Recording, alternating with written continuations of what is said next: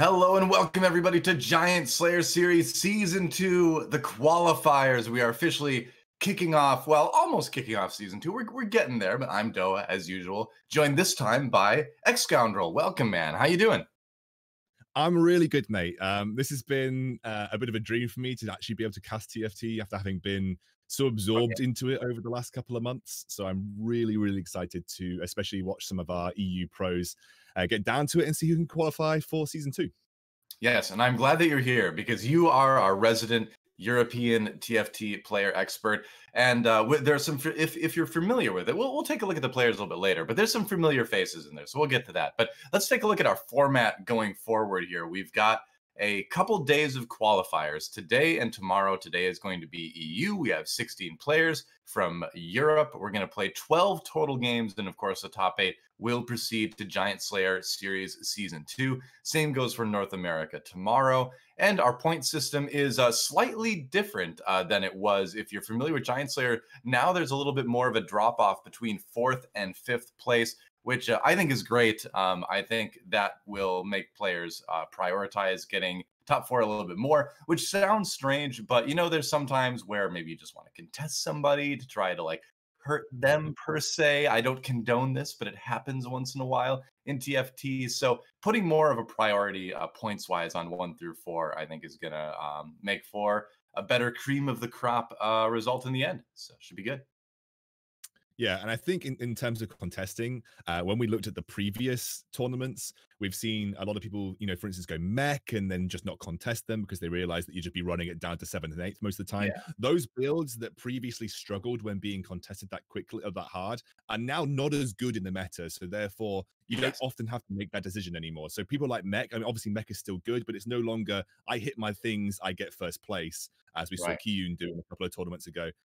So I think that we might see a bit more flexibility in terms of what people are building, but also, you know, having that ability to not have to think about contesting people just to try and stop them from taking first place with having an overpowered build. There's going to be an endless amount of stuff to talk about with the meta of these games. I can't wait to get started. But for now, we have to take a look at our prize pool. Our prize pool, 200 for first this time around, 100 for second, through to 4th gets 50, a little bit for 5th through 8th as well. So players taking home for some change, but again, it's about the prestige. It's about being known as one of the top TFT players out there, as the esports scene for TFT grows, as players make names for themselves, as things get rolling even more. It's important to kind of get your name out there as one of the best. Yeah, I think also it's nice to take home the cash, but most of these players are interested in qualifying. Most of these players are looking at establishing themselves as those top tier names in both their respective regions. So I'm excited to talk about the players as well, because speaking of them, we have our list here, Doa, and you'll probably recognize the majority of these guys on the list. I watch almost you know, a significant portion of these guys' streams on the daily. So people like Raiko Mastery, aka Wonder, Gunmay, Fluffy, Salvi. We've got Liduck. We also have Dasic. I mean, there are a lot of recognizable names on this list here. And I'm excited to see players like Dark Hydra, who I recognize from StarCraft 2 way back when, a German player that was pretty solid. And so it's cool to see some of these familiar faces. We've got, you know, like Polton NA. Now we've got our European StarCraft representative in Dark Hydra. Yeah, and we have Hearthstone players as well. You know, we've got a lot of really big Hearthstone players having moved over, like aka Wonder. You'll recognize him from the professional Hearthstone tour. Fluffy Hearthstone is in his bloody name. You know, so these guys are players who have moved over from other games as well. And I honestly, I'm just really excited to see these players in a really high level competitive lobby as well. I think with meta, it's going to be exciting too. Well, it's I think the sad part immediately is that not all of these players are going to make it through. Half of them will not actually be in Giant Slayer Series 2. So it is cutthroat today. It is do or die. 1 day of qualifiers to try to make it into the tournament that's going to last for like a month. So hopefully, you know, well, best of luck to all these guys, but we'll see.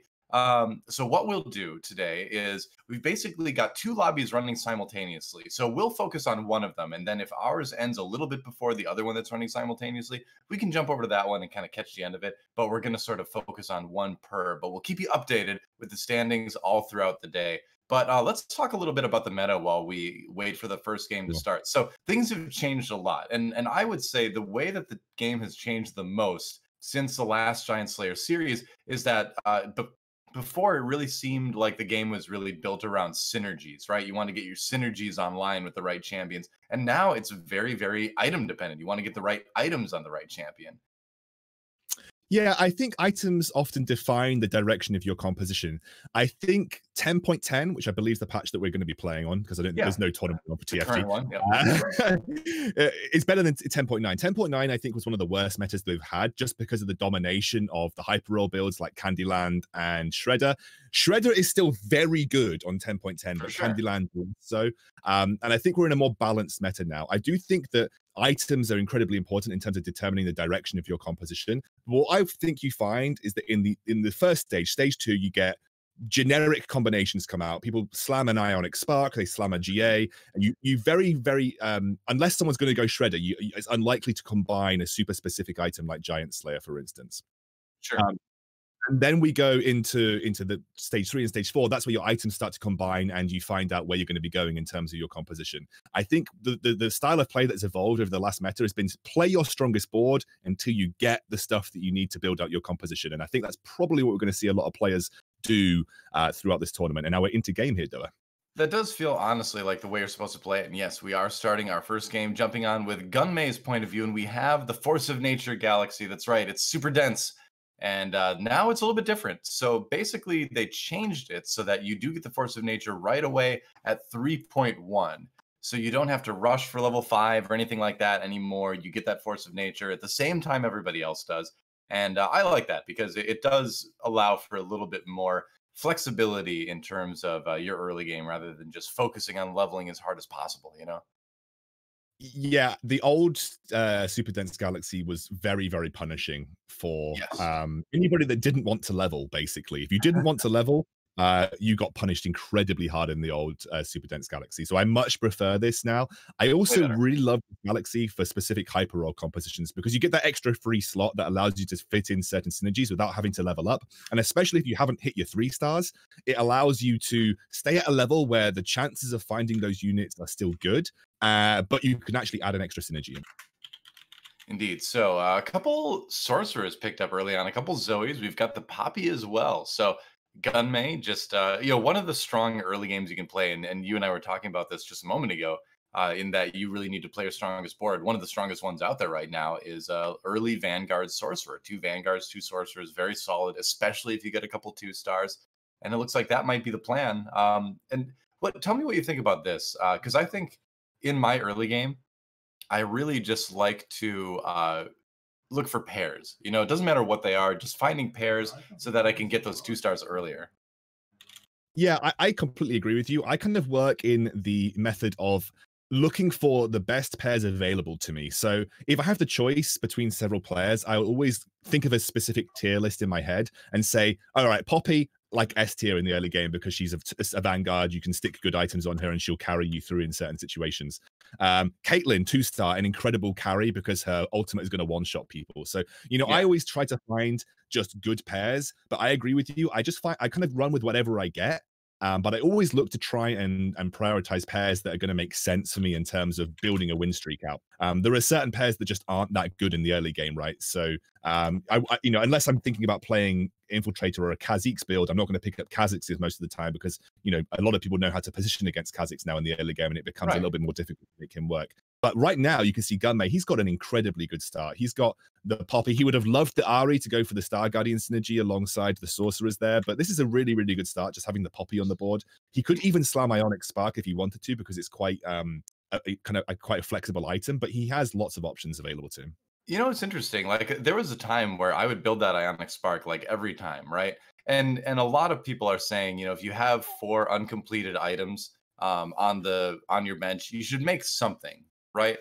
Um, but at the same time, it seems like there's higher priority stuff out there, right? Like Morel Nomicon is really important if you go for a sorcerer's build. Something like QSS is really important, or maybe even Runins. So the priority on Ionic Spark, despite it still being like a really, really good item, I think has fallen like a little bit, which is weird because I used to slam the thing with no hesitation. I think it depends on what we're going to see Gunmay going this game. I think the problem with slamming Ionic Spark is if he does indeed want to go a Poppy Sorcerer build, so the Poppy Sorcerer build, I'm sure as a sorcerer expert yourself, though, and know, it can go into things like the Gangplank 6 Source build. You end up selling Oh the yeah, Poppy and transferring those items to a Jace or Gangplank. So he might want to save that rod for a Rabadon's, which is like a core item in that particular build. And like you said, he's got a belt on his bench. He might want to make a Morello's for his TF. He might want to use that rod in another way. So maybe slamming the Onyx Spark is not the ideal scenario for him. Plus, he has a 2-star Poppy with a rod, right? That's just a yeah. good unit. It's going to get a huge shield regardless. So he Well, probably doesn't feel the need to have to do that. well, I think what we're seeing here is Gunmei leaving himself open to a couple different strategies. He could also build a red buff right now, which is insanely strong early. So I Mhm. think he is kind of choosing between two different things right now. He's deciding if maybe he can go Brawler Blasters. If he finds like a Lucian, that would be really great. Otherwise, if he finds something else, and there's a Malphite too, if he finds something that forces or pushes him towards sources a little bit more, he's got the option to build into that. Looks like he is selling his Brawlers. Interesting. So not opting to go Brawler Blaster at the moment anyway, and Yeah, focusing more in on the Vanguard Sorcerer. Okay. I think because he's got the rod and he's got the vanguards now, he's going to try and commit to making the 10 gold Yeah. threshold at round 2-3. There are a couple of strategies that you can take at round 2-3. The two most common are I hit 10 gold, start off my eco real hard to Krugs, and then I have a good economy by the time that we get to Krugs. The other strategy, which was kind of popularized by Polt, and has been now flooding Master Diamond games, is that you pre-level. You put 2 rounds of experience in at round 2-3, and then after the first carousel round, you come out at level 5. So the Right. refreshed shop you've got has got the chance to find an important forecast. I've Yep. had several games where I've pre-leveled and I found a bloody jinx, and I've been like, wow, this is great because now I can either win streak or build my composition around this particular unit. Yep. So those are the two strategies that I think are kind of evolving from round 2-3. It looks like Gunmei's essentially saying, I want the 10 gold. I'm going to win this round. I get it. And we're committing to some kind of Vanguard based or Poppy Sorcerer comp. So that looks like the play. I wouldn't be surprised to see him try and go for the rod off this carousel to find the GA or to Yeah. find the The death cap. the Yeah. And so he does grab the death cap, and we're gonna jump over with. I didn't hear if it was Salvi or Sunny Lou. We'll find out shortly, though. But either way, oh, Sunny Lou. Okay, here we go. And what's he playing? He looks like he's got the 2 vanguards at the moment. And I think the funny thing is, like right now, just having 2 vanguards on your board early is just one of the strongest things you can do. I don't think there's any other 2 synergy that is as strong as 2 vanguards in the early game. And he also has found a Poppy 2 as well with the chain vest, so he can go a couple different directions with this. Let's It see. looks like based on what he's building, he's going for the Xayah Shredder comp because he's just committed the Last Whisper to Xayah. He's got the Jarvan 2 there, which acts as a Jarvan 2 is actually much better than Jarvan 1 just because he acts as a mini chrono buff, essentially. Like Yeah, Jarvan gives you a mini chrono buff. He's a kind of a useless unit if you don't have protectors, but he gives you a mini chrono buff to your Xayah. He's committed the Last Whisper. I think we can safely say that Sunny is going for a hyper Xayah right now. Shredder is still very good in the current meta. So that's the kind of the area that he's looking for here, and I think it's quite clear that he's already established that this is going to be his build. right. So we'll see if he hits it. I've never been a fan of hyper rolling. I just feel like it's feels like gambling too much, where it's like if you hit it, you feel great, and if you don't, you're like, well, now what do I do? And there are ways to transition out of both Candyland and out of Shredder if you don't quite hit the units you need to, but Really. I don't like rolling down on my gold like that. I don't know, man. I'm kind of a Scrooge. I'm kind of miserly with my gold. I want to save it. I think well, believe it or not, Dilla, if you're Scrooge with your gold, there is a strategy that's opened up with these hyper roll compositions that allows you to save your gold. A lot of high elo players are now starting to slow roll these hyper roll builds where they get to 50 gold and they just slow roll like they would do a normal like mech build, for instance. And Yeah, the you chances definitely of can. finding the one costs are just as good. Now, if someone decides to hyper roll before you, they remove a lot of those one costs from the pool. It does get a little bit harder, Mhm. but people are starting to do that because the problem is, as you said, if you don't hit your stuff, you damage your economy significantly, Oh yeah, and it's that makes like the it very hyper roll predators in set 2 and well, really yeah. any hyper roll build that you're if you do that, you're taking a big risk, right? Exactly. Yeah, I do like that you said that you can transition out of these builds quite nicely though, because the totally. Last Whisper is actually the Last Whisper is actually quite a universally applicable item. It's good with Irelia, it's good with Brawler Blaster. Like a lot of people are running Jinx Deathblade with Last Whisper as her second item now. Mhm. So you know you can transition out of a Xayah if you don't find your stuff. But if you hyper roll at 3-1 and you don't hit the 3-star Xayah, you don't hit the 3-star Jarvan, Wow. you're not in a good spot. Do you see that you need with the early Vel'Koz actually, and a couple decent items on. I think you had Morellos and Shojins, and Shojins is not your typical Vel'Koz item, but in a pinch, if you're trying to push in the early game, it can certainly work. We'll see what Sunny Lu gets off Krugs right now, but the slow rolling, the slow hyper roll kind of thing that you mentioned. Um, I've been doing that kind of thing with sorcerers lately, Vanguard Sorcerer, and there's a lot of games where you'll find that Poppy 3, that Zoe 3, just kind of naturally over the course of the game. As long as you hold on to stuff and you roll a bit slower and keep some money going, you can still find it. And the synergies you can build early enough in the game right now are strong enough that you don't need those 3 stars. Mm, I Yeah. agree. I think let's have a look at the items he's picked up. He's actually got a QSS here, which, in my opinion, alongside Last Whisper, are the two most important items that you need on your Xayah. Because if you, I think he's got a Negatron cloak up there. I can't quite see it. It's just checking out. Yeah, But I think he's Negatron Cloak and Tier up in the top part of his shop there. But I agree. I mean, QSS is vital, right? Because if your Zaya stops attacking, then you just lose. So you definitely want yeah. to get the QSS on her. He's got an opportunity for, well, let's see, he's got Redemption as well. What do you think about, if you combine the other 2 items that he's talking about, what do you think about Redemption right now? I love this item personally.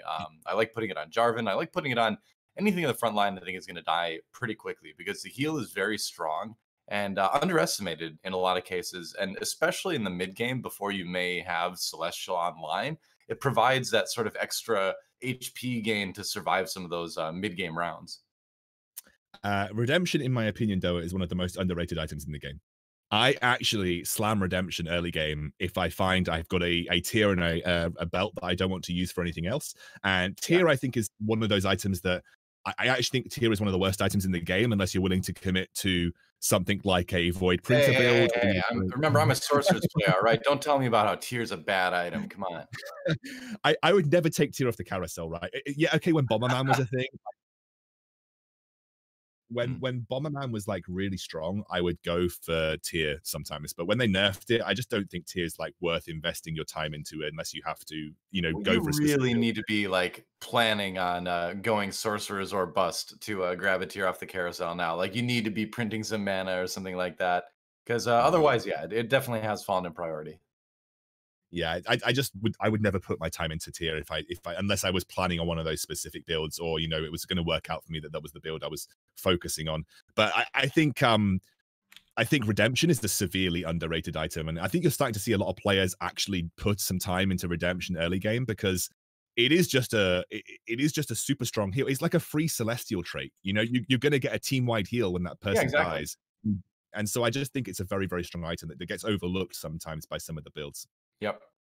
So I'm checking out Uni's board. He's picking up sorcerers. It looks like he is planning on going for something like that. He's got the pretty typical Morel Namicon on TF early. No, that's on Vel'Koz, actually. He did just lose that round. Sorry, things are a little bit jumbled here. But he is, what did he put in?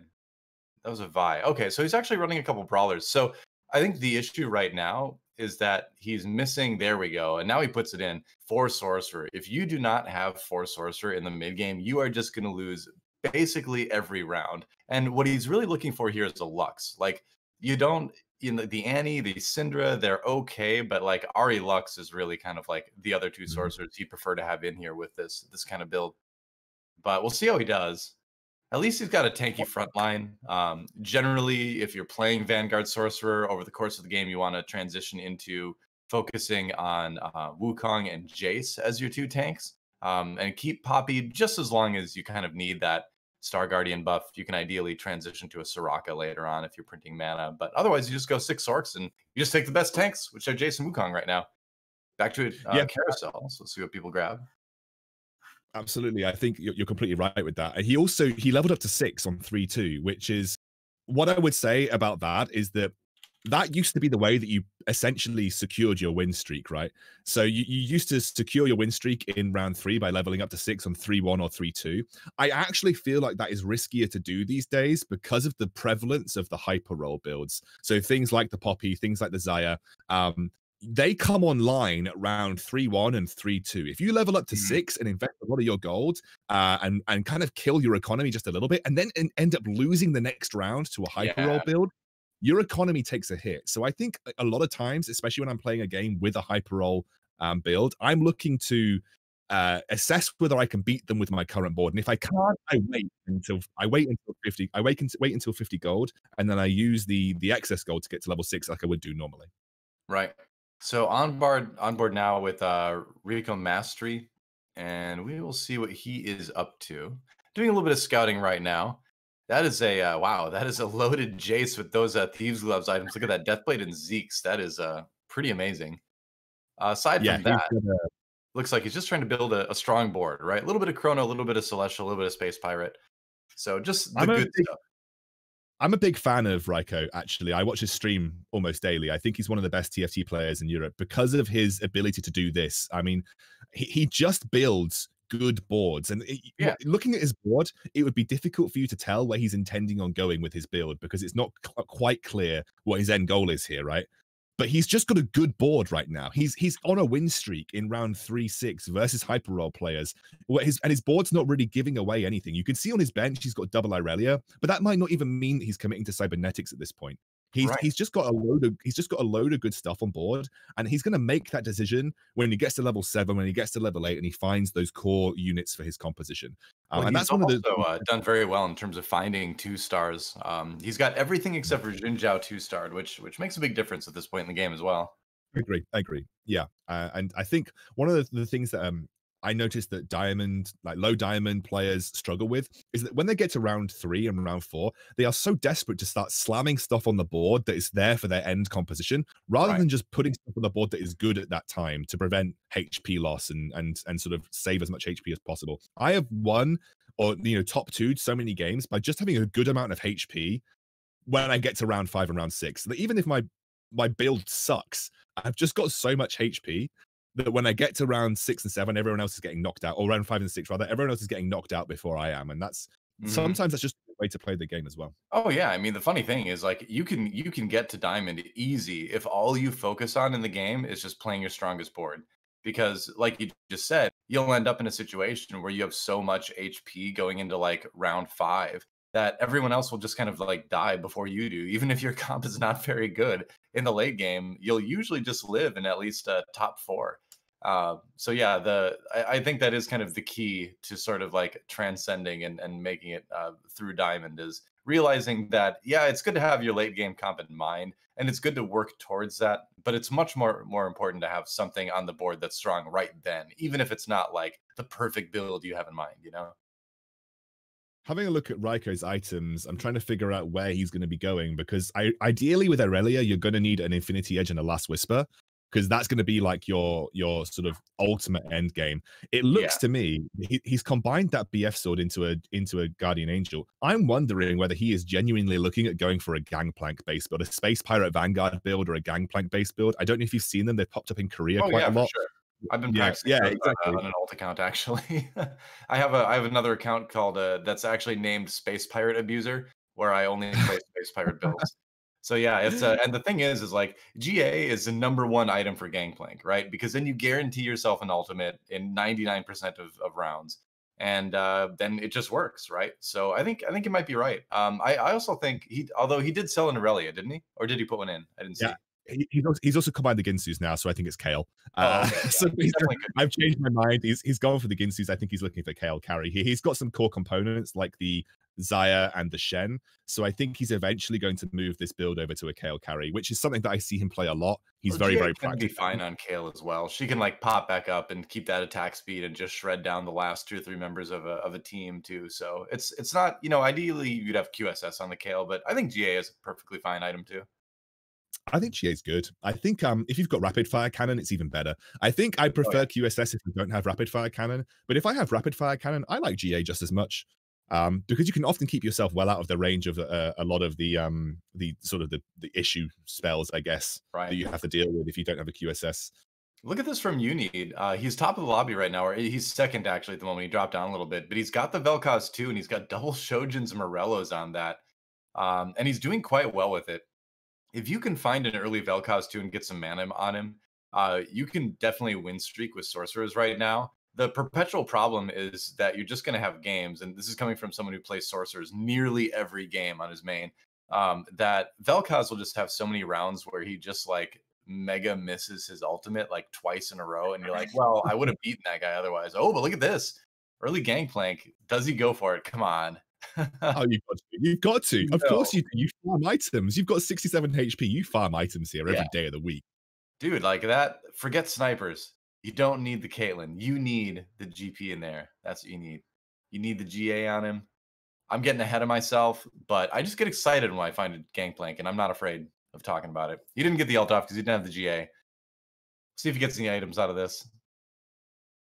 Yeah, I think he needs to kill something with the Jace. Yeah, he did, but he didn't get an item. Oh, he did. He did. All right, got a cloak. Sure. Come on, Graves. Get the killing blow. Oh, kill stolen.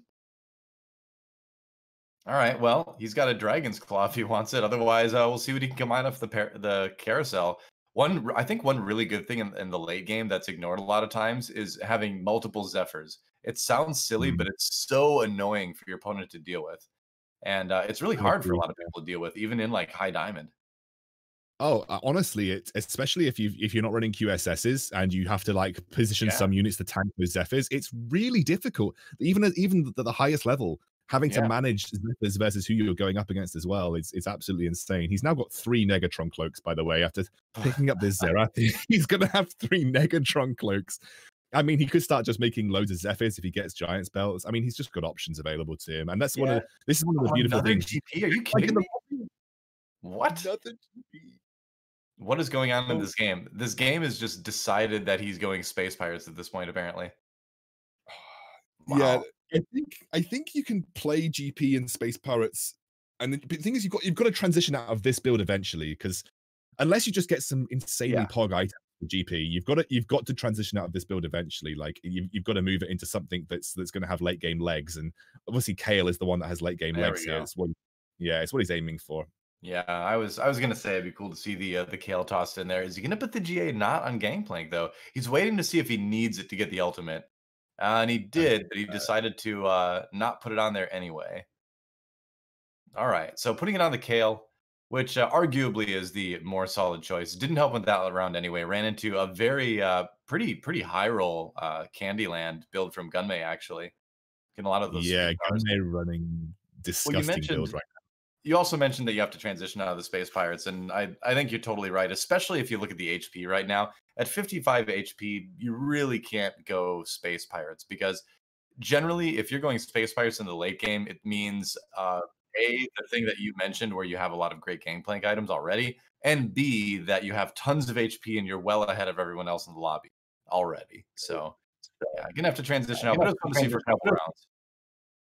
Yeah, I think I looked at Gunmei's build just there, and I'm just thinking how unbelievably disgusting that Candyland build looks now for him.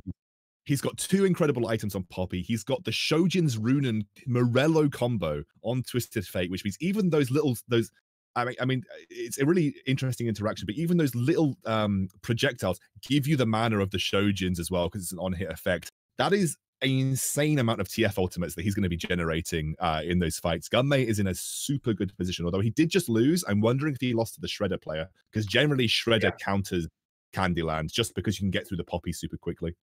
Right. The thing that kind of beats Shredder late game if you're playing Sorks like that is having those items on the Vel'Koz instead of the TF, which at some point, even if you are playing that hyper roll, you probably want to move those items off of the TF, because TF3 does kind of fall off late game, whereas a Vel'Koz 2 will just be destroying teams. And that's the only thing I found to kind of like combat Shredder. Now, on board with Salvi, as we take a look at what he's going for, a little bit of everything. He's got 4 blasters in right now, but also just some generic good stuff. Vanguard, Cybernetic, Brawler, Chrono, probably transitioning, you'd think, into Brawler Blaster eventually, but, you know, why do that? We talked earlier about how it's just strong to play the strongest board you have, and that's what he's doing. And he's got a lot of gloves on his bench too, doesn't he? He's got a lot of gloves. I mean, he could make Oh, yeah. a trap here, Yeah. which would be really good. He's looking for a Jinx too, I think. He hasn't managed to hit it just as of yet, but he's actually also thinking about transitioning into Kale carry, I guess, with the items that he's got here. Yeah, you could, You know, you know. yeah. Or a hybrid. Like he's looking for maybe a hybrid between Blaster Brawler and Kale, which is really interesting. Well, this is one of the things that I feel is great about TFT in its current state is that you don't necessarily even need to play like the traditional good comps to win a game anymore. You can just put something together like this, right? Where it looks like he's going to lose this round unless Kale totally pops off. But you can have just strong stuff like 4 blasters and then throw in like a beefy Kale with a little bit of a chrono to make her attack faster and win a lot of rounds that way too. I've Yeah. won games in Diamond where I did not have anything that looked like a traditional comp, you know? I just had a lot of strong stuff and a lot of good items on it. Yeah. I think it's pretty I think it's healthy the way that the meta is kind of evolving in that respect as well. He has now found the Jinx too, by the way, so I imagine he's going to eventually transition his Lucian items onto the Jinx. Yep, Interestingly enough, probably. I don't know what you've been feeling about, but I told this build that I've been playing recently, where it's basically 2 blasters with 4 brawlers plus the Mystic Karma. So you add the Karma to the Jinx to give her the massive attack speed bonus, and you have the 2 Mystics in there with the Sona. Sona gives you Rebels with the Malphite for Jinx. It's a little Yeah. bit of a hybrid build that I think works really well. A lot of people have been trying different variations of 2 brawler 4 blaster or 4 brawler 2 blaster, like you said. And people are finally realizing that with the massive buff Karma got, she's like really, really good right now. I was actually because I'm me. I was on stream 2 days ago practicing or trying out Karma sorcerer builds. So I was just trying to put like a Karma with a Vel'Koz or a Syndra or something and seeing if I could just get a ridiculous amount of cast. But Karma's really good right now. Gunmei slowly beating his opponent to death with a giant poppy, and he is still pretty high up in this lobby, a third right now. Yeah, he's healthy. He's got he had a really good mid game because of that hyper roll came through. He's now got the 6th sorcerer Yeah, added as well. So, you know, you're in end game state now. It's just about finding sorcerer upgrades and improving your build overall. He did right. just beat out, I'm gonna butcher this name. Siavor Curvor. I don't Oh, know how to Curvor? pronounce it. Yeah. Yeah, Curvor. We always He just say Curvor. Yeah. Yeah, let's go with Curvo for the moment. Curvo had to go to Mech, and I don't know how you feel about Mech right now, but Mech is always one of those builds right at this point in time where I go, "Oh crap, I haven't got anything to play. My items have been garbage. I have Yeah. no good units when it comes to the second round. I'm just going to go 6 and hyper roll Mech if no one else is going it." So that's been my game plan when it comes to Mech for the most part. You know, I think ooh, that was a close one, but Poppy comes through again. But I think as far as mech goes, it's similar to where it was before, where if you're totally uncontested and if you hit the demo spat, you're gonna do well. You're probably gonna top 4. You're not quite as guaranteed to just straight up win as you were in the past. But I think you can still do quite well with it.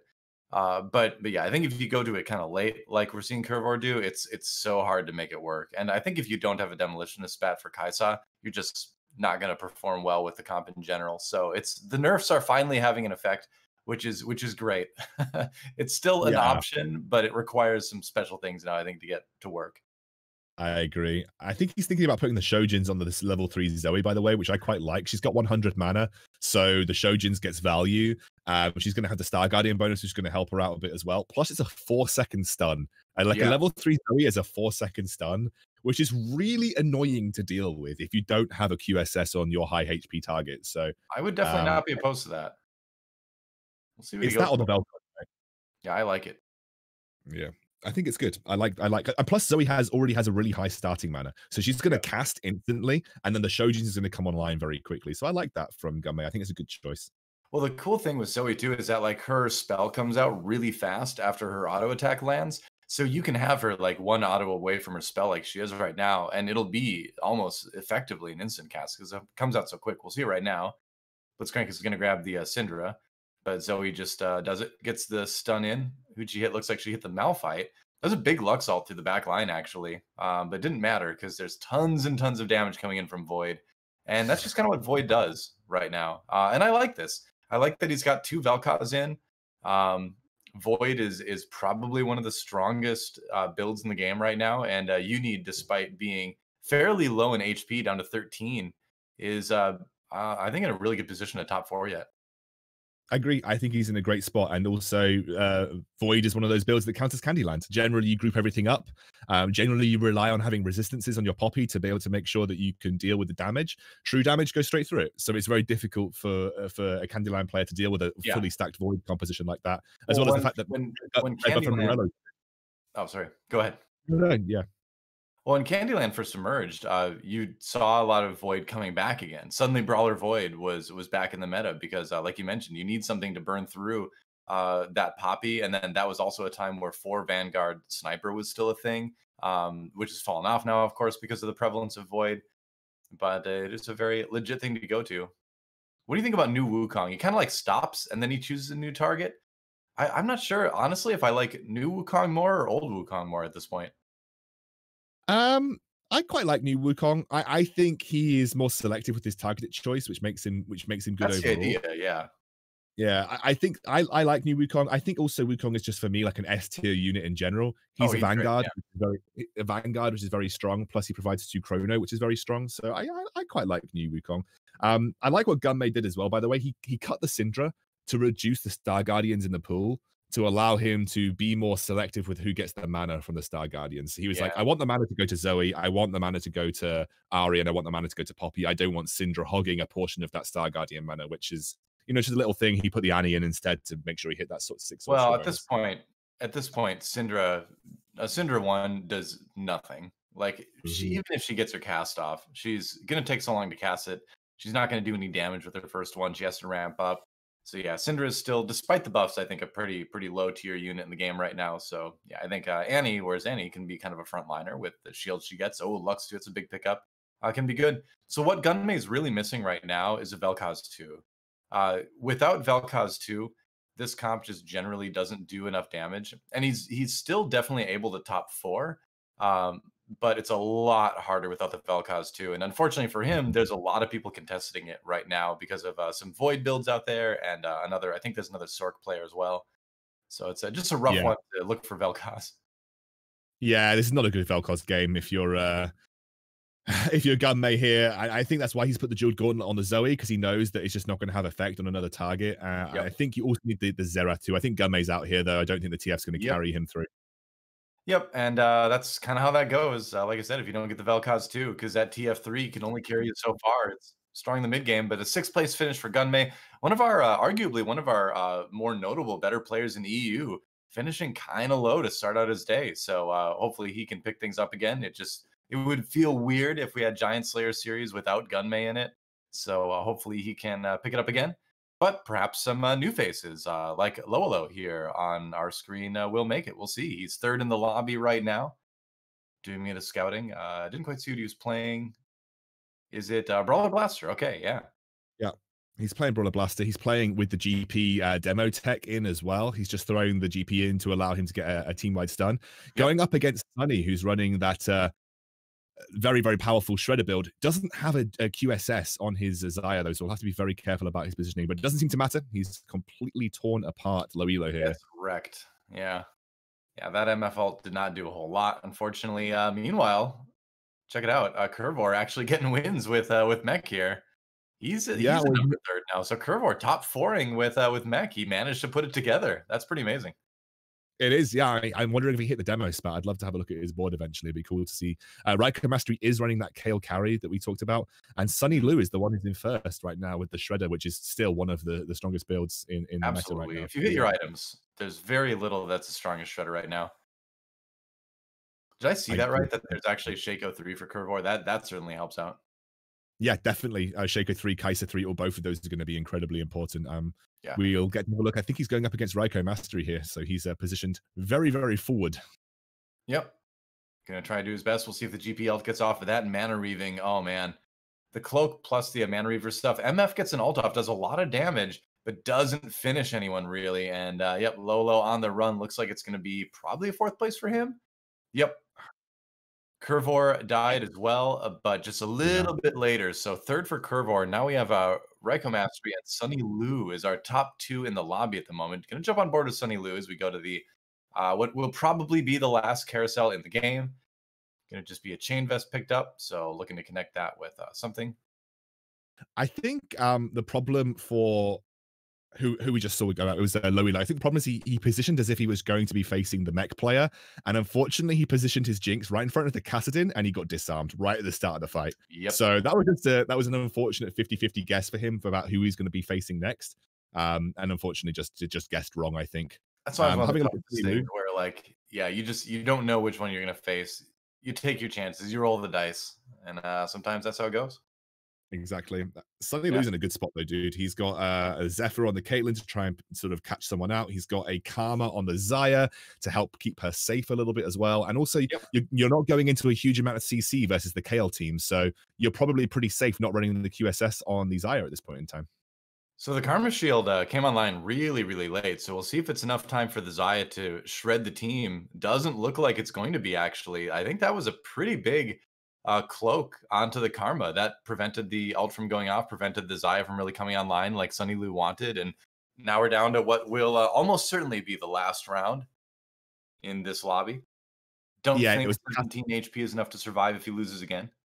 no, I think both players. This is the last round for them. I think unless Sunny Lu gets like a one, he gets like a 1 unit loss, he might survive, but I think it's going to be pretty close. The Kassadin was the problem for him there. The Kassadin disarmed his Xayah halfway through the fight, so the Xayah just stopped attacking. So that's where the QSS would have come in useful for him. Use that last sort of like game of chicken in the 1v1 where it's like, all right, I'm going to move my guy at the last minute, but what if he does it, and there's a cloak hitting the Xayah and the Karma again. Xayah gets the ultimate off, though. GPL comes in. Big stun, actually, for Raikou Mastery. Wukong swinging through, but it doesn't look like it's enough this time, and Sunny Lu actually manages to keep the Xayah safe. Like you mentioned earlier, the Kassadin didn't get the disarm this time, and Sunny Lu wins our first lobby. Oh, don't worry, it tells you everything when a hyper roll composition wins the lobby right now. Hey, I have my own thoughts about hyper rolls. They're not good ones, but Shredder is good for a reason at this point in time. I think I think I like a meta that at least has room for hyper roll comps. I agree that like 10.9, 10.8 were like a little bit too hyper roll heavy, but 10.10 so far anyway. And this meta, like this patch is like brand new this week, right? So everyone's still figuring it out yet, but initial indications would seem to suggest that hyper roll is maybe in a better place in general as a strategy that can win lobbies, as we just saw from Sunny Lu, but also not something that's guaranteed to top 4 for you, right? So so I like it. My initial feelings are pretty good about where hyper roll is better right now.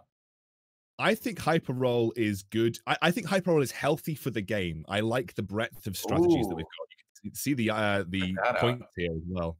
Yeah, Dark Hydra, former SC2 Terran extraordinaire from Germany, the winner of the other lobby that was going simultaneously here.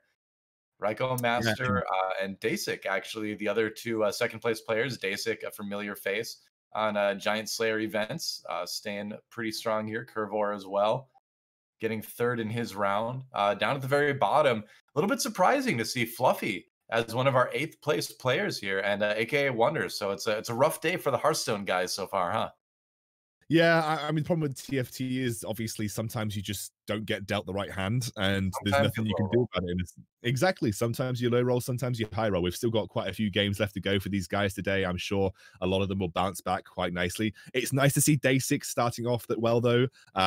His stream always cracks me up. He's one of the saltiest players I've ever watched, but he's a very, very good player. So I'm glad to see him doing well as well as the playing well nicely there as well. Yeah, I think I want to continue that little train of thought about hyper roll compositions though, Doa, because I think hyper roll is healthy for the game. I think it's important to have a breadth of strategies. I don't think that if your only decision making process throughout the game, or the major decision making process for you throughout the game is on 3-1, I roll to 0 gold and see if I find my 1 costs, and then you top 1. I feel like that's unhealthy. I feel like if the compositions just hit your 3 costs, or if you just hit your 3 stars and then you win the game with them, I feel like that's unhealthy because I feel like it undermines some of the really important high level decision making that goes on beyond round 3-1 that you saw someone like Raikou play in that last game where he was swapping units in and out. He was trying to find a way to pivot into that Kale comp the best way that he could, and he got top 2 next to a guy who rolled down at 3-1 and found all of his units and just won the game. Right. So I think hyper roll should be a strategy that if you get it, it should be good, but it should the power level should fall off as the game progresses. You should be strong in the mid game, and then you should fall off as the game progresses. That's just my personal opinion. I don't know if that's the correct opinion. It's just my personal opinion, but that's the way Hey, they see the game anyway. I think TFT has a lot of room for a lot of different opinions right now. So I would say hold that opinion and then judge it against the evidence you see in game over the weeks, and we'll see what happens. It's a treasure trove galaxy as we jump in with Dark Hydra, mixing up the players here as we go into round 2 of the European qualifiers here for Giant Slayer Series Season 2. Again, just to reiterate, Doa and Excoundrel with you here as we check out what Dark Hydra is up to. But just to kind of touch on your point you made before the game began with hyperroll, right now hyperrolling feels to me a little bit more like it did in set 2, where if you take Predators for an example, you generally couldn't ride hyperroll Predators all the way into the late game. You had to make a transition at some point. A lot of times you would add on poison or something like that, but it wasn't like you mentioned where you hit your one cost 3-star, you hit your one cost 3 stars and you just win, right? You have to have another plan beyond that. It seems like Shredder is strong enough to win lobbies as we just saw, but something like Candyland, you really do need to have a late game plan other than LOL, I have 3-star one costs, you know? So I do like that it is feeling a little bit more like where it's a Mm. strong mid game plan, but you need still the ability to transition late game. Otherwise, you'll fall off pretty hard. So with I Candyland, completely at agree. least we got that. Shredder, I'm okay if there's a build where if you really hit everything perfectly like that happened, you'll win. That's fine. But it's definitely not guaranteed like it used to be. Feels a bit more No, moderate, you know? well, we saw a gun mate. He had like if you had that build on 10.9, you won the game. Like if you had that build on 10.9 for gun you probably Or won you the game. lose to like the other person that had it slightly better. Yeah, or maybe that, or maybe a shredder build at the Last Whisper would get through your Poppy too quickly, right? But Sure. but without a QSS, the Zoe would constantly stun your Zyra, and that would be your undoing a lot of the time versus the Candyland build, right? So Right. I think that I think we're in a good space in 10.10 where most of the hyper roll builds you need to have a late game plan. You know when you had Bomberman, when the Bomberman, I think what other build is it being called? The Shaq and Kobe build. People were calling it Shaq and Right. Kobe and Bomberman, right? But I Uh-huh. think that's in a good space because you can still play that build and it's still viable, but you need to have that late game plan of the GP coming in. You need to have that late game plan of an alternative carry beyond the Ziggs, which is what I Yeah. like. I find that fun. The thing with Shredder is if you just hit Last Whisper and something, like your Zaya is just good. Like, and there's a lot of options for your Zaya beyond Last Whisper, right? And Yeah. we saw in that last game, he didn't even need QSS. He just used some good positioning. He didn't even need QSS to win the game there. He just had the Last Whisper combined with a couple of other items that worked out for him. Right. So yeah, I think if Shredder came down just a touch in power level, I would be slightly happier. But I do agree with you where we are in a state where most of the hyper roll builds are not game dominating.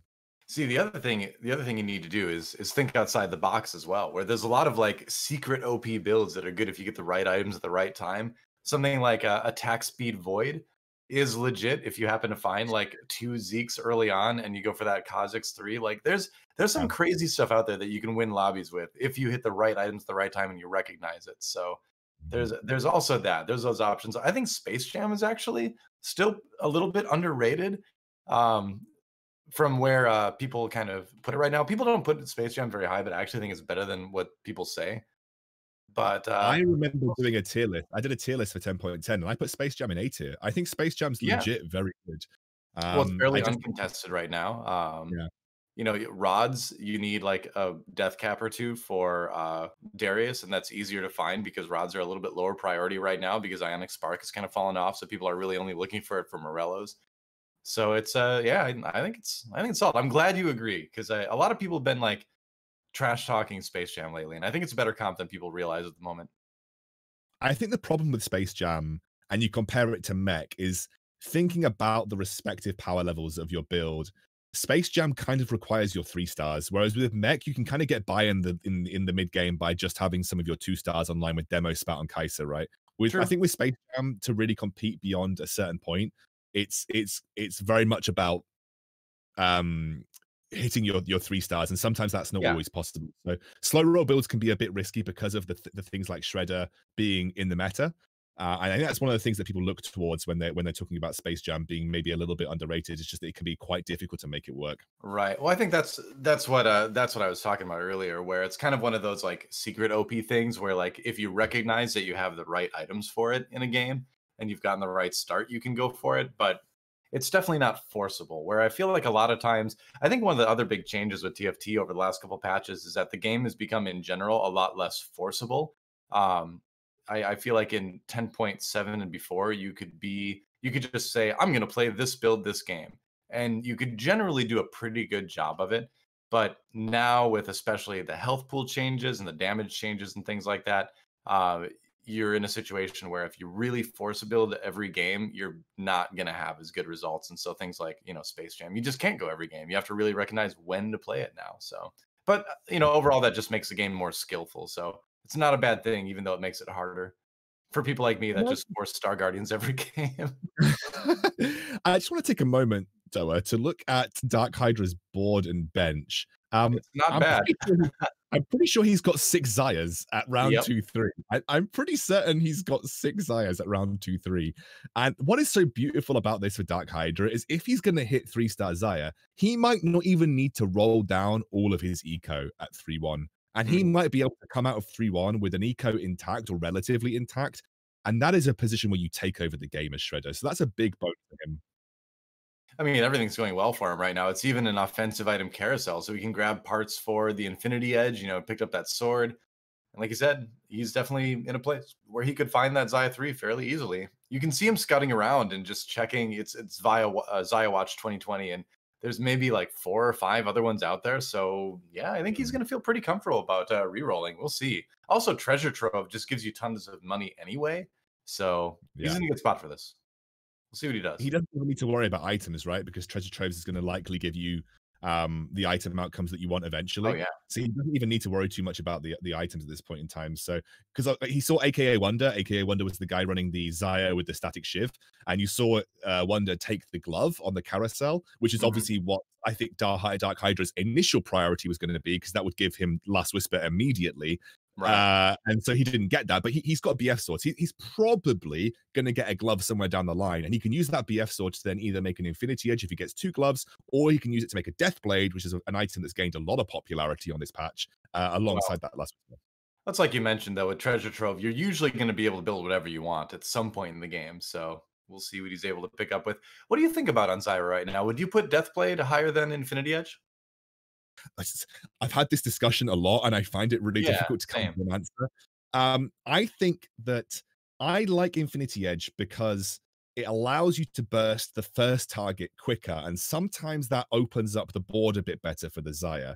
Right. I also think if you combine it with a QSS and a Last Whisper, you've got 3 Brawler's Glove items, you're going to crit quite a good amount, right? So you're going to be hitting the highs of a crit a bit more readily. So you're going to burst through squishier targets a bit more effectively, I think. All right, that's good to hear, because I've been prioritizing Deathblade a little bit more on blasters lately. I think they benefit a little bit more from the effect. I agree. So I'm on board with the idea that the Zaya still benefits the most from Infinity Edge and Last Whisper over Last Whisper and Deathblade.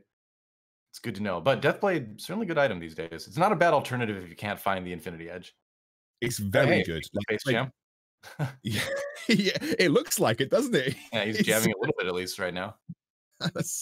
I don't think Dark Hydra will be too bothered about that loss, because he's got a great eco going into the Krugs, right? So he's already in a good spot. He's only got 1 Jarvan, which is going to upset him a little bit, but he's got 7 Zayas. So you can't really complain at the fact that you've got 7 Zayas coming into this particular stage in the game. I love that debate, though, Doa. I really love that debate, talking about that item choice between Deathblade and Infinity Edge, because it is really interesting. Because quite clearly, if you get 2 or 3 stacks on Deathblade, I mean, more specifically said, 1 stack on Deathblade is going to give you an average higher damage output than Infinity Edge. But I feel like that was in a vacuum of just one item, right? When you combine it with the extra Brawler's Gloves and you combine it with the extra crit that you're going to get from those items, I think it becomes a little bit more difficult to make that calculation. But quite clearly, if you get 4 or 5 stacks on Deathblade, you're going to be hitting really bloody hard. It's just, for me, it's just about, like, I value that first kill so much more, and especially versus a bramble vest, because your Xayah is going to get locked onto a mech, or versus a poppy. I value that first kill really highly, and that makes Infinity Edge good for me, right? Right. It's kind of a matter of like what gets you that first kill quicker? What's going to burst quicker? Because I think in TFT, it's really important to do as much damage up front as fast as humanly possible. And it seems like IE Last Whisper is going to do that for you a little bit better. Whereas Deathblade on blasters, like you regularly see that Deathblade saying like 300 AD, in a lot of fights, which is great. But that is one of the fun things about TFT is arguing items. I like it. But we're moving over to Fluffy, who finished a little bit of a rough finish. I think he got an 8th in the last game. Now going for just a strong early game with some Cybernetic Vanguard Space Pirate Blaster. This is one of the best synergies out there, but it looks like he just doesn't really have a lot of the items or the 2 stars to make this work. Even with the GA on Jace, still losing that round. But that's one of the most frustrating things right now is where, you feel like you have a strong board and you've got good synergies, but you just don't have the damage items compared to a lot of the people in the lobby. He does find a Jinx though.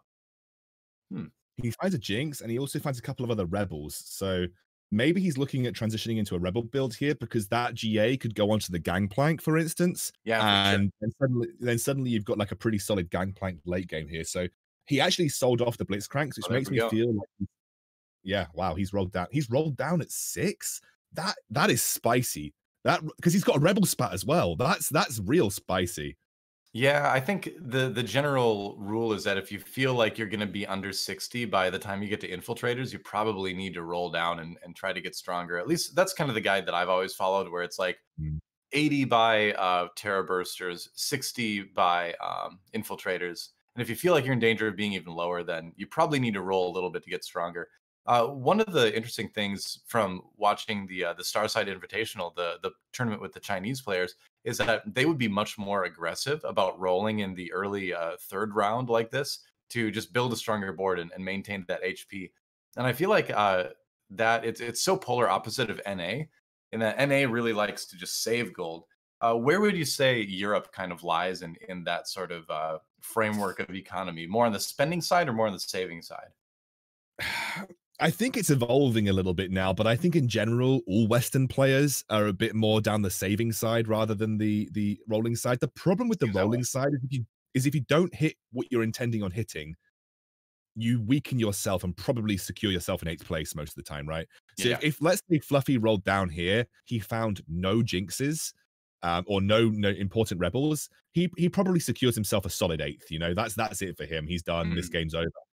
So I think a lot of the Western players in general err on the side of caution and only roll when absolutely necessary, or roll with a specific goal in mind, right? So like you roll down when you feel like you've got the best chances. Like I would never roll down on 6 unless I was desperate, right? I would never roll down on 6 unless, especially looking for 4 costs. Like I wouldn't be rolling down on 6 looking for 4 costs unless I was desperate. So actually Fluffy hit the Jinx, 2 Jinxes there, which I think is a big hit for him, because you get, like, I think Treasure Trove, it's a very high chance you're going to hit a Nikos, right, at some point. So even if you don't find the Jinx, you can probably Nikos it at some point. I think a big part of it too is that if you're just lacking those 2-star, 2 costs and 3 costs at that point in the game, you're just going to keep hemorrhaging HP. And so if you find a couple of those, great. If you find the core 4 cost, even better, even though it is unlikely. We'll see what's up here. Just rolling a little bit more, gets the gloves off the Vel'Koz. What can he do to make this board stronger right now? He's still got the Leona in for Cybernetics, but he's going to give it up now. And yeah, it might be time to just transition over to Rebels, like we were saying. And that's going to be the key there. So I would imagine, what do you think about this? I would imagine the solution is going to kind of be an item holder for Misfortune at this point. Or perhaps the Jinx if he finds a Jinx too as well. With the items, it looks more like Jinx, I suppose. Although move the Rebels somewhere else, obviously. I think you can transition that Rebel medal over to Misfortune or over to Gangplank. Yeah. The DA would be good for Gangplank as well. I think with the Negatron Cloak, you could be looking for a QSS for the Jinx, for instance, at some point in this game. I do think he's made a good choice here to transition over to level 7 and get the Rebel comp online, though. I think this was a good move to make, although I would say that he's going up against Shredder. Oh, and this is run into that Xayah, though. Exactly. Oh, man. Did you see the Xayah items? I actually love that, because we talked about Deathblade earlier on Xayah, And one of the problems, one of the reasons I said, "Oh, it's better on blasters," is because you spread the damage more around, right? You get the benefit of being part of Mhm. more kills, and he had Deathblade and Runin's Hurricane on that Xayah. So effectively getting that same sort of, conclusion where you're hitting more people, you're being part of more kills, and you're stacking that Deathblade really fast. So I think that's a great way to build Deathblade on Xayah, is you pair it with Runin's Hurricane, because then you get that, That's you get that actually participation.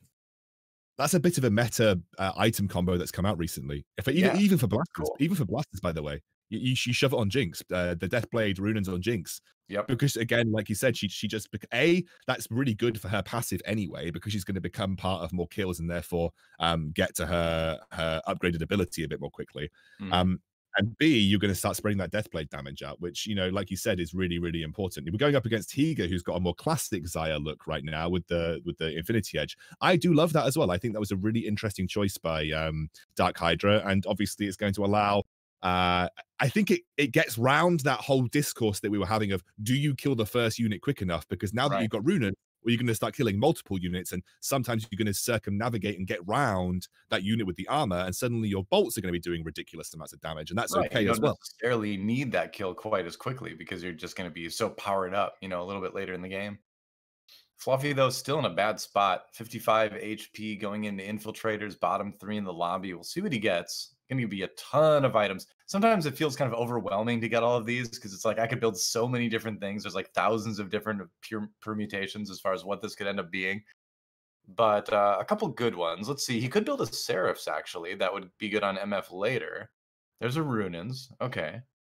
Just kind of I think arranging things, figure it out. He's obviously got things like mm, Declaw and Ragefire Cannon.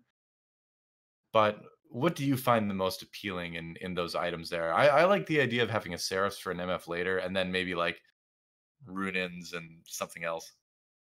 I think you need Runins. I think you just take the Runins. You could also Yeah. take the Rapid Fire for Jinx. Rapid Fire for Jinx is also quite good. Um, but Runins, I think, is just the best bet in this situation. It's going to immediately give you the most impact. And Hmm. I think right now for Fluffy, you need the most impact. Like it's you just need that to get this build rolling. It's he's in a really rough spot right now, and I think the Runins is going to help him stop hemorrhaging HP.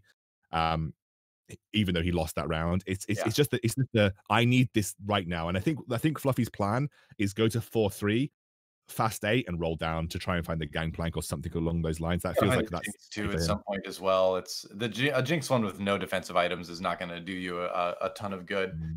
Mm. And it's rough too because you're going to find a defensive item for that Jinx in general. But I wonder, he's got the ability to make a sword breaker as well. And sword breaker and runins, I'm actually becoming like a bit of a fan of because it disables front lines so well. So I don't think he's going to build it, but it's something I've been kind of playing around with, which I've had kind of interesting results with. So I'd love to see Yeah. better players than me try that out. The thing about Swordbreaker and Runins is that my issue with that particular build is that it takes 2 item slots. Like, that's the Yes. problem. Like, it just and unless you're playing it in Blaster Brawler, which I think Swordbreaker is one of the few items that I would consider decent in Blaster Brawler, right? It just takes 2 item slots, and it's like I'm committing 2 items to what is essentially a chance of disabling some of the other enemies when it might not even have that much of an effect. So yeah, Right. I I just think that I love the thought of the combination, but it just takes 2 item slots, and there are just better items I think you could combine with those item slots, right? Mhm. Let's see. We're on board with AKA Wonder now. Ended up with a 7 in the first game, but a very, very strong looking Shredder build here in the end. He ended up with the static Shiv over something like an Infinity Edge. He does have the Infinity Mhm. Edge on the Fiora, which he also 3-starred. So you've got some strength in there, but maybe not the items exactly where you want them. But I think Fiora 3 is one of those slightly underrated units at 3 stars. She can be extremely annoying to take down. Yeah, I mean, because her stun just gives her so much immunity, and then it's a 4-second stun. Yeah, The problem is she's quite low HP, so she gets burst down outside of that quite as heavily. you can see. Um, yeah. So, Yeah, and also you're seeing the problem with Xayah with no QSS right now. Like, she just got blown up, and this is yeah. by Fluffy, Fluffy did hit the 2-star Jinx, by the way. And actually, Blaster Brawler in general, I think when you've got a strong Blaster Brawler comp, it's a bit of a counter to the Xayah comp Mhm. because the high HP of the brawlers, you're not relying on armor, so it takes a bit longer for the Xayah to get through that front line, and that allows the Jinx to ramp up. And once the Jinx starts ramping up, she starts to tear apart the things like the Xayah on the back line just through the brawler extra auto Well, if you attacks. sort of look at the way damage is done between those two comps as well, you've essentially got area of effect damage versus single target damage, where the Shredder Mm. comp does a lot of single target damage, Brawler Blaster pretty much always hitting everybody. And so, yeah, you're just going to have a lot more damage coming in across the board from the Brawler Blaster player. I would even wager to say that an ideally built Brawler Blaster comp is the strongest comp in the game right now. That's a bold statement. What do you think? I mm, When it I hit, think when it hits, yeah, I agree. I think if you get Jinx 3, yeah, I'm down with that, right? I think if you get Jinx 3, I'm 100% down with that. I think for me, Brawler Blaster has always just been like a solid top 3 comp, where if you hit your stuff, I'm almost guaranteed to get top 3 almost every game, right? sure. Um, I think it's very strong. I just think there are some builds that outperform it in the late game a little bit. Like a really well built cybernetics comp is going to be an issue for you. I think mech infiltrator can sometimes be an issue for you because of the positioning. And for instance, I think this is AK Wonder in a tough spot as well. Is this Yeah. actual Space Jam that we're going up against, or is it a KL carry? That looked like what was intended to be Kale, but it didn't look like it was totally online yet from what I saw. I mean, he has so much HP. Dasik has got so much HP to work with right now. Well, this It, is like the meta for him. We talked about this earlier, where uh, Dasik has always been a player that's just kind of been on the train of like player strongest board. He's always trended towards Kale quite a bit as well. So I think this is a meta where Dasik is going to be really really good in. I completely agree. I think Dasik is whenever I watch his stream, what I'm most impressed with about Dasik is his ability to transition. Like he's just Yeah, very good at finding transition points and understanding when he is strong and when he's not strong and when he needs to step up and when he can sort of let that sort of that build transition over a bit as well. So this is the kind of meta that I think suits players like Dasik and Raiko Mastery totally. really, really well. And it's the kind of meta that people like Kiyun, for instance, from NA might struggle with because it's not about just being able to play the same build over and over again. With the strength of those individual builds being a little bit lower now as well. Right. Well, the funny thing, we talked about this earlier as AK Wonder squeaks through another match, but we talked about this earlier where it's just harder to force comps in general in TFT right now. And we had players before that were just really, really good at forcing one comp like Kiyun. And the funny thing is the more you force it, the better you get at like finding every little advantage, min-maxing it to the point Yeah. where you really can find success with it every single game, no matter what items you hit, no matter what champions you hit, but the game just doesn't support that style of play in the way it used to. So I think you are going to have to see players like Q and sort of start to adapt a little bit. Um, but Well, we'll I see. actually I remember writing a Reddit comment about Kiyun because someone asked, how is it that top players are able to one trick the same build and do well? Mhm. And you kind of mentioned it there, and I kind of wholly agree with the statement that you made in the sense that Kiyun knows the ins and outs of mechs to an incredible degree, in the sense Right. that he knows at what point he is strong, he knows when he needs to roll, he knows which items he needs to wait for, which items he doesn't need to wait for, and that's a really, really it's a really, really important skill to have. Um, I think in general in TFT. So I think that Kiyun does that really well, right? Yeah. But I think the problem is that when that build becomes less strong, it's harder to make that work consistently. And I think that's one of the problems that you're going to run into with mech right now as well. It's just harder to make that work consistently.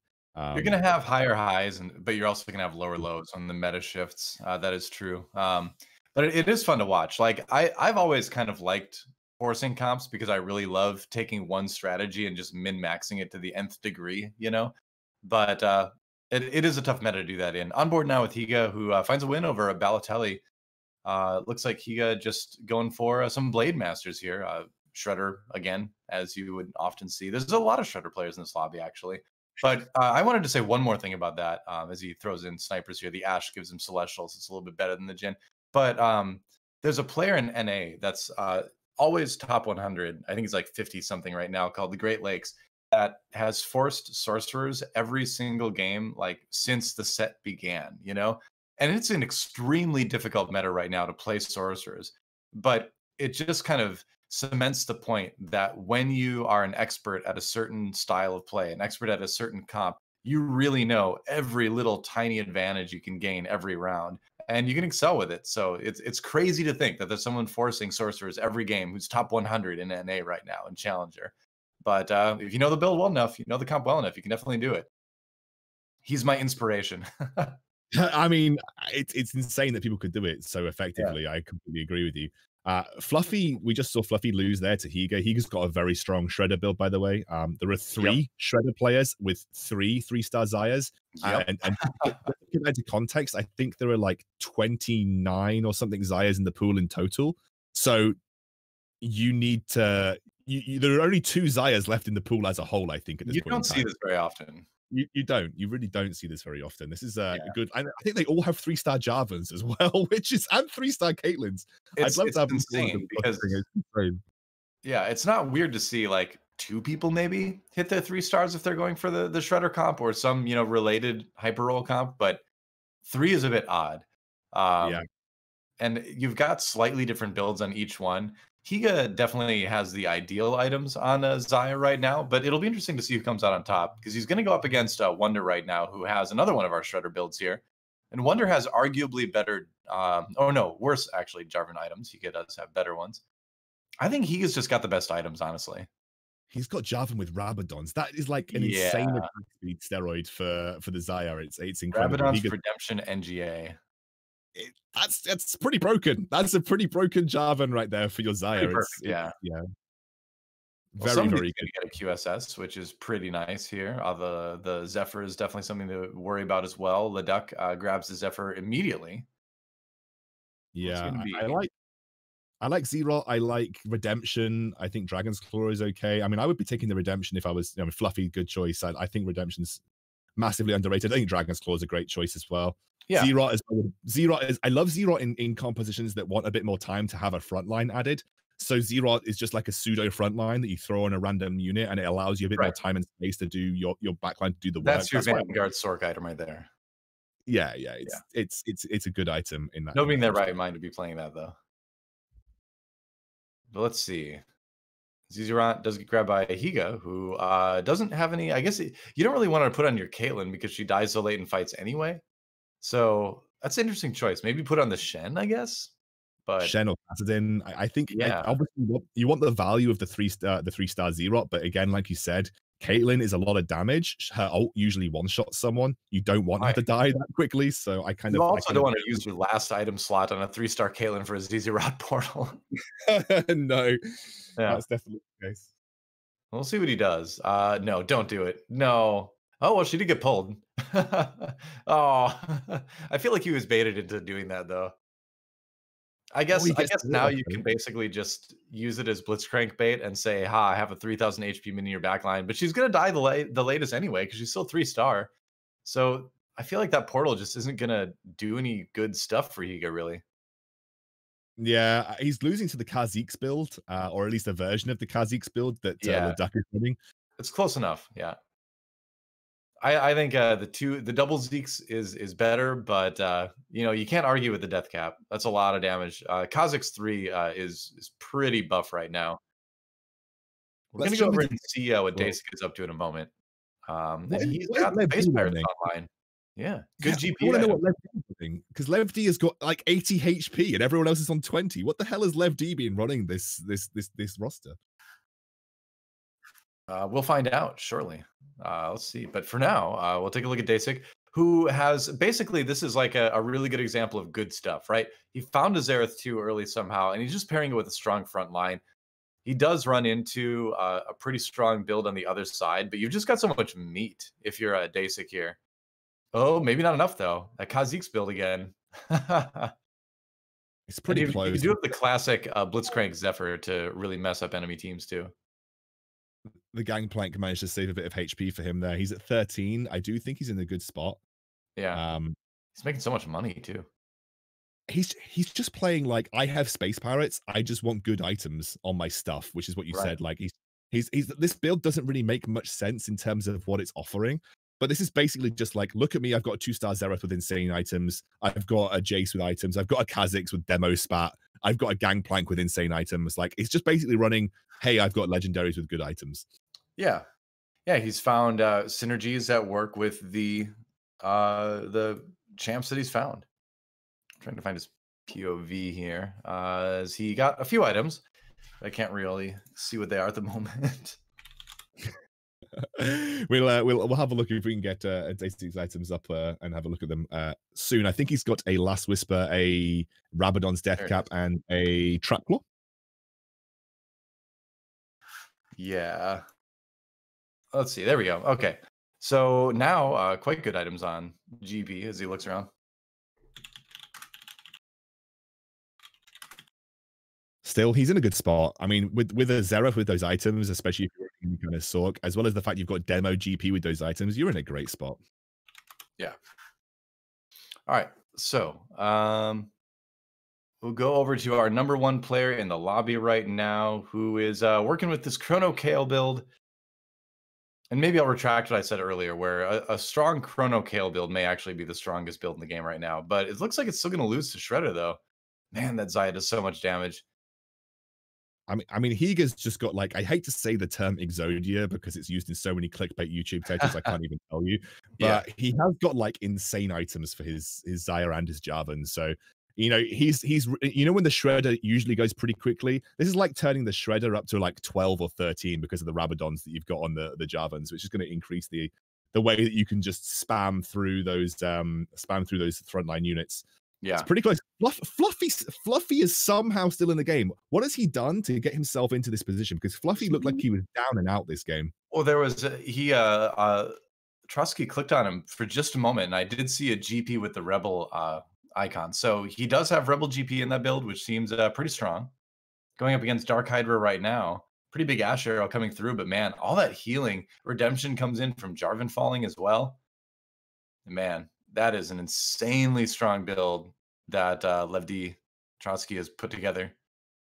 I your statement on Chrono Kale, like a well put Chrono Kale build being the strongest, I completely agree.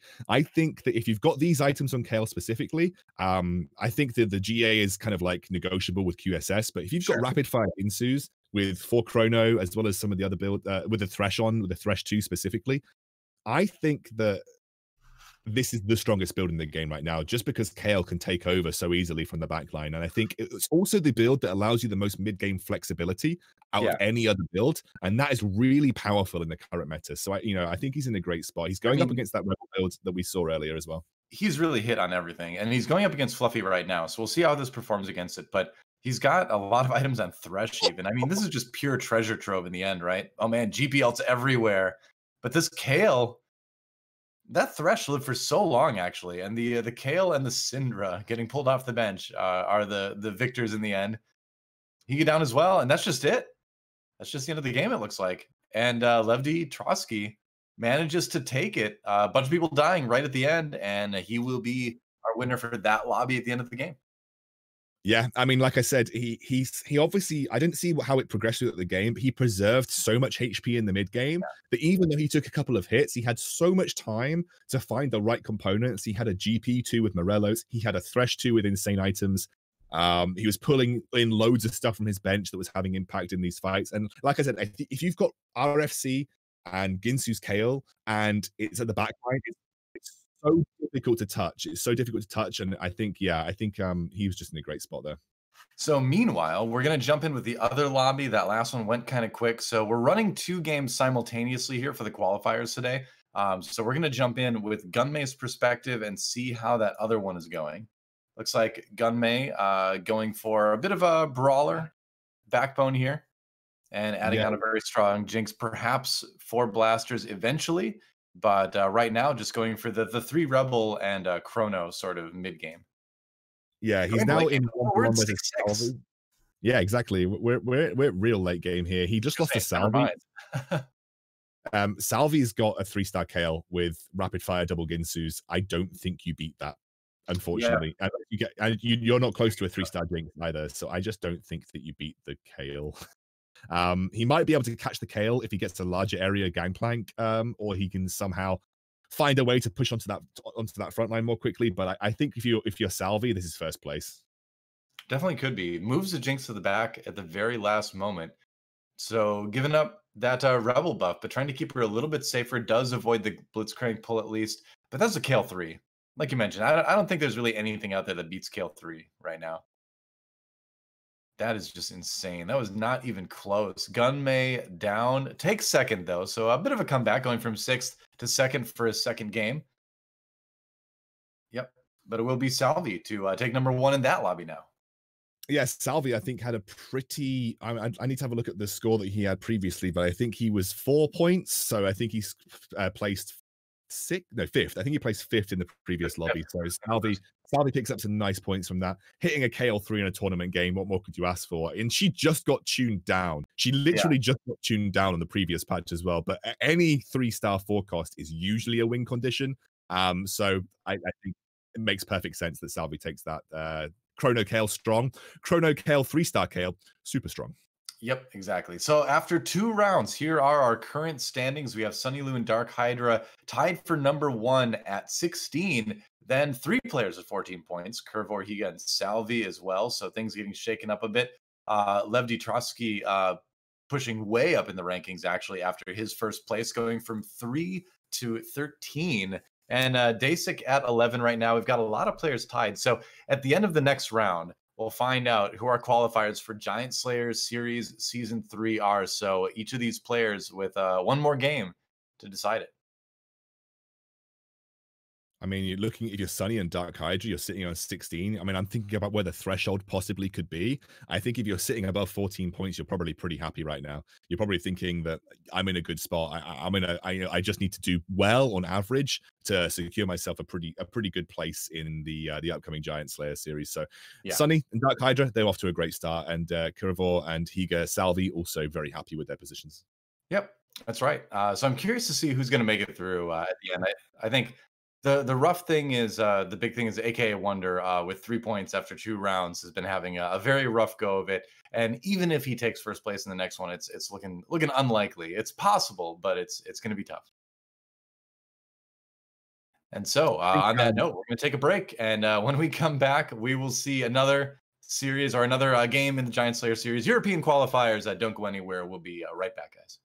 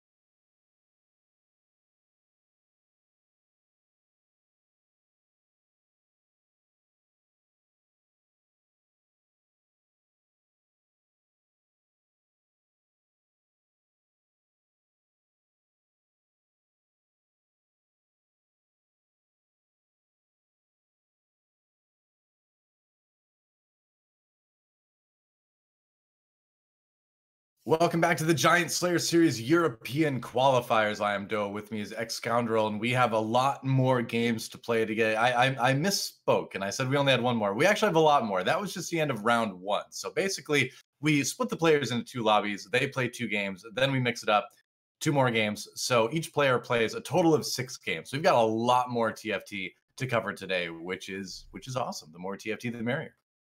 Yeah, I think also over 6 games, you're really going to start to see who can be most consistent over those. And TFT is, and with all auto battlers, the name of the game is consistency. So we'll really have, I think, the top tier players making it through. I really wish we could qualify everybody, but obviously we need to just separate the top 8 from the bottom 8, and obviously the top 8 will be going through to Giant Slayer Series Season 2.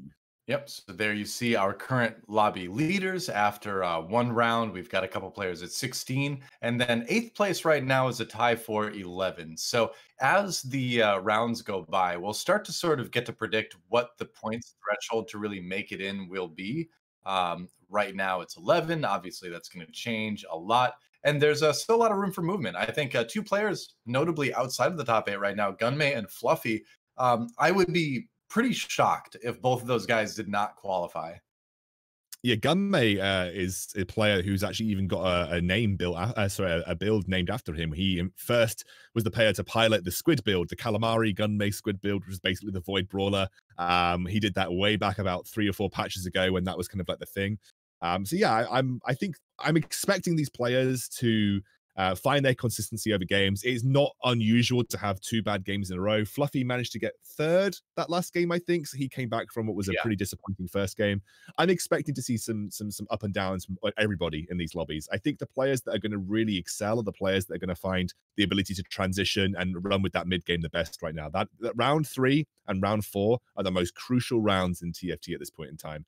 And the players that manage those rounds and their HP the best during that time, as well as their economy, that little juggling act between all of those crucial components, are the players that usually end up doing really well across numerous games. Yep. So just a few minutes or not long until we move into our next game in the series. And so it seems like so far the big winners are kind of what you'd expect. You see Shredder doing quite well. You see things like Chrono Kale doing quite well. But there are other builds out there that we've seen get a lot of wins on like ladders and stuff that we haven't really seen pop up just yet. Things like Brawler Blasters, which has performed well, but no wins just yet as far as we know. And things like perhaps Void, I think, is one of the sort of like sneaky first place comps that you can see take a win once in a while. Yeah, I think it's difficult because some comps on ladder may perform because play isn't optimal, whereas in these lobbies, you're probably expecting all the players to play at like really high level optimal plays. So sometimes you just need to kind of play with what the game gives you, and sometimes maybe these guys just haven't found the jinxes early enough. They haven't found the ability to transition into that Brawler Blaster comp as quickly as they would like. So yeah, I'm very much looking forward to seeing what kind of comps crop up. I'd love to see an analysis of these games afterwards to see which ones took the most consistent top 4 spots. But I do believe that Shredder is probably going to be one of the most consistent, mainly because it is very easy to play. That's one of the biggest things for Shredder. It's just a very easy comp to play because it doesn't require much thinking beyond round 3-1 when you roll down. You just look for your 3 stars. If you don't hit them, you're in a bad spot. If you've hit them, great. Right. And with the, abundance of one cost champions in the pool too as well, I feel like honestly Shredder, we talked about how forceable certain comps are right now. I think Shredder is probably one of the most forceable out there at the moment because it's unless you've got like 4 people rolling down for it, you're usually in a pretty good spot to hit at least one of those 3 stars and come close enough that you can sort of sustain until you naturally pick them up later. And even an incomplete Shredder comp can oftentimes get you a top 4. So it's in an interesting spot in that it's extremely strong if you hit everything, and even if you don't, you can still solidly transition out of it or just solidly play it. Honestly, couple sides in the shop right now for Leduc. See if you find I think he's interested in playing the Zaya comp because he has the BF sword, right? So that's what he's thinking about. Interestingly enough, I completely agree in that respect because we saw in the last game. It was quite clear that Shredder's forceable when 3 players can end up with a fully upgraded Shredder comp. Yes, okay, the items differed hugely between them. We found that the better items came out on top. But if I'm Leduc, I'm saying, wow, I've got either Infinity Edge, I've got some components of Last Whisper right here. I'm probably forcing Shredder. Plus, Well, the Reroll Galaxy is insane for hyper roll compositions. I was about to say, yeah, we hadn't even mentioned the galaxy yet. It's trade sectors, so you're going to get an even better chance to perform with some of these reroll comps. That said, maybe it's going to be even more contested than usual. So you do need to be a little bit careful and do a lot of scouting early, I think, to make sure you're not rolling into like 3 or 4 other people. But we'll see. He's got a really good chance to put this together. Picking up a couple Vanguards because it's just always something good to pick up in the early game. But waiting to It's just see if he finds more Zayas naturally first. exactly, yeah. And obviously, he's now got 2-star Shen, which is incredible. Wow, Like, I would take that every day of the week if I were that's him. so big. Um, Either I think he's just going to go for it. Like, that's just such a big upgrade. 2-star Shen gives you so much time, and now you've got the 3 Blade Master start as well. The 3 Blade Master start is a massively underrated start, I think, in terms of what it can do for you. So, if I'm Leduc, I'm thinking about I'm probably going Shredder right now. It's one of those things too where it's like the 3 Blade Masters early on, you can really only make it work, I think, if you've got at least 2 2-stars. If you have only Mhm. 1-stars, probably don't go 3 Blade Master in your first PvP rounds. But this, especially with the Shen being 2-star, I think it should work pretty solidly. I would actually go even further than that. I would say I think it can work if you've got a 2-star Zaya and you have an item on her. I Really? think Full item, yeah, full item. I think with Leduc, he felt the pain here of not having the Last Whisper combined. If he yeah. had the Last Whisper there, he tears those Vanguards apart. I think the Blade Master start benefits when you've got a Blade Master that's going to make use of an item that makes use of those extra basic attacks. And I Very think true. the 2-star Zaya is important because she's a very, very good early game carry. And then having that either Last Whisper or Infinity Edge on her is important too. But I understand why Leduc has done this because it is more important to look for your Last Whisper on Zaya than it is for your Infinity Edge. Last Whisper takes precedence over Infinity Edge every time, Oh, and Infinity Edge absolutely. isn't going to help you a huge amount versus Vanguard. So I understand why he's not making that combination as of yet. Right. Yep, that's definitely true. That's the thing you have to think about, right? Is against things like mech, against things like vanguards, you need to be able to shred that armor. Otherwise, you're just going to get smacked by a poppy 3. Speaking of poppies, here's one again. And so, like you mentioned a moment ago, you might feel the pain of not having any way to reduce the armor of that poppy. Half of Yeah, Last Whisper on the other side as well, too.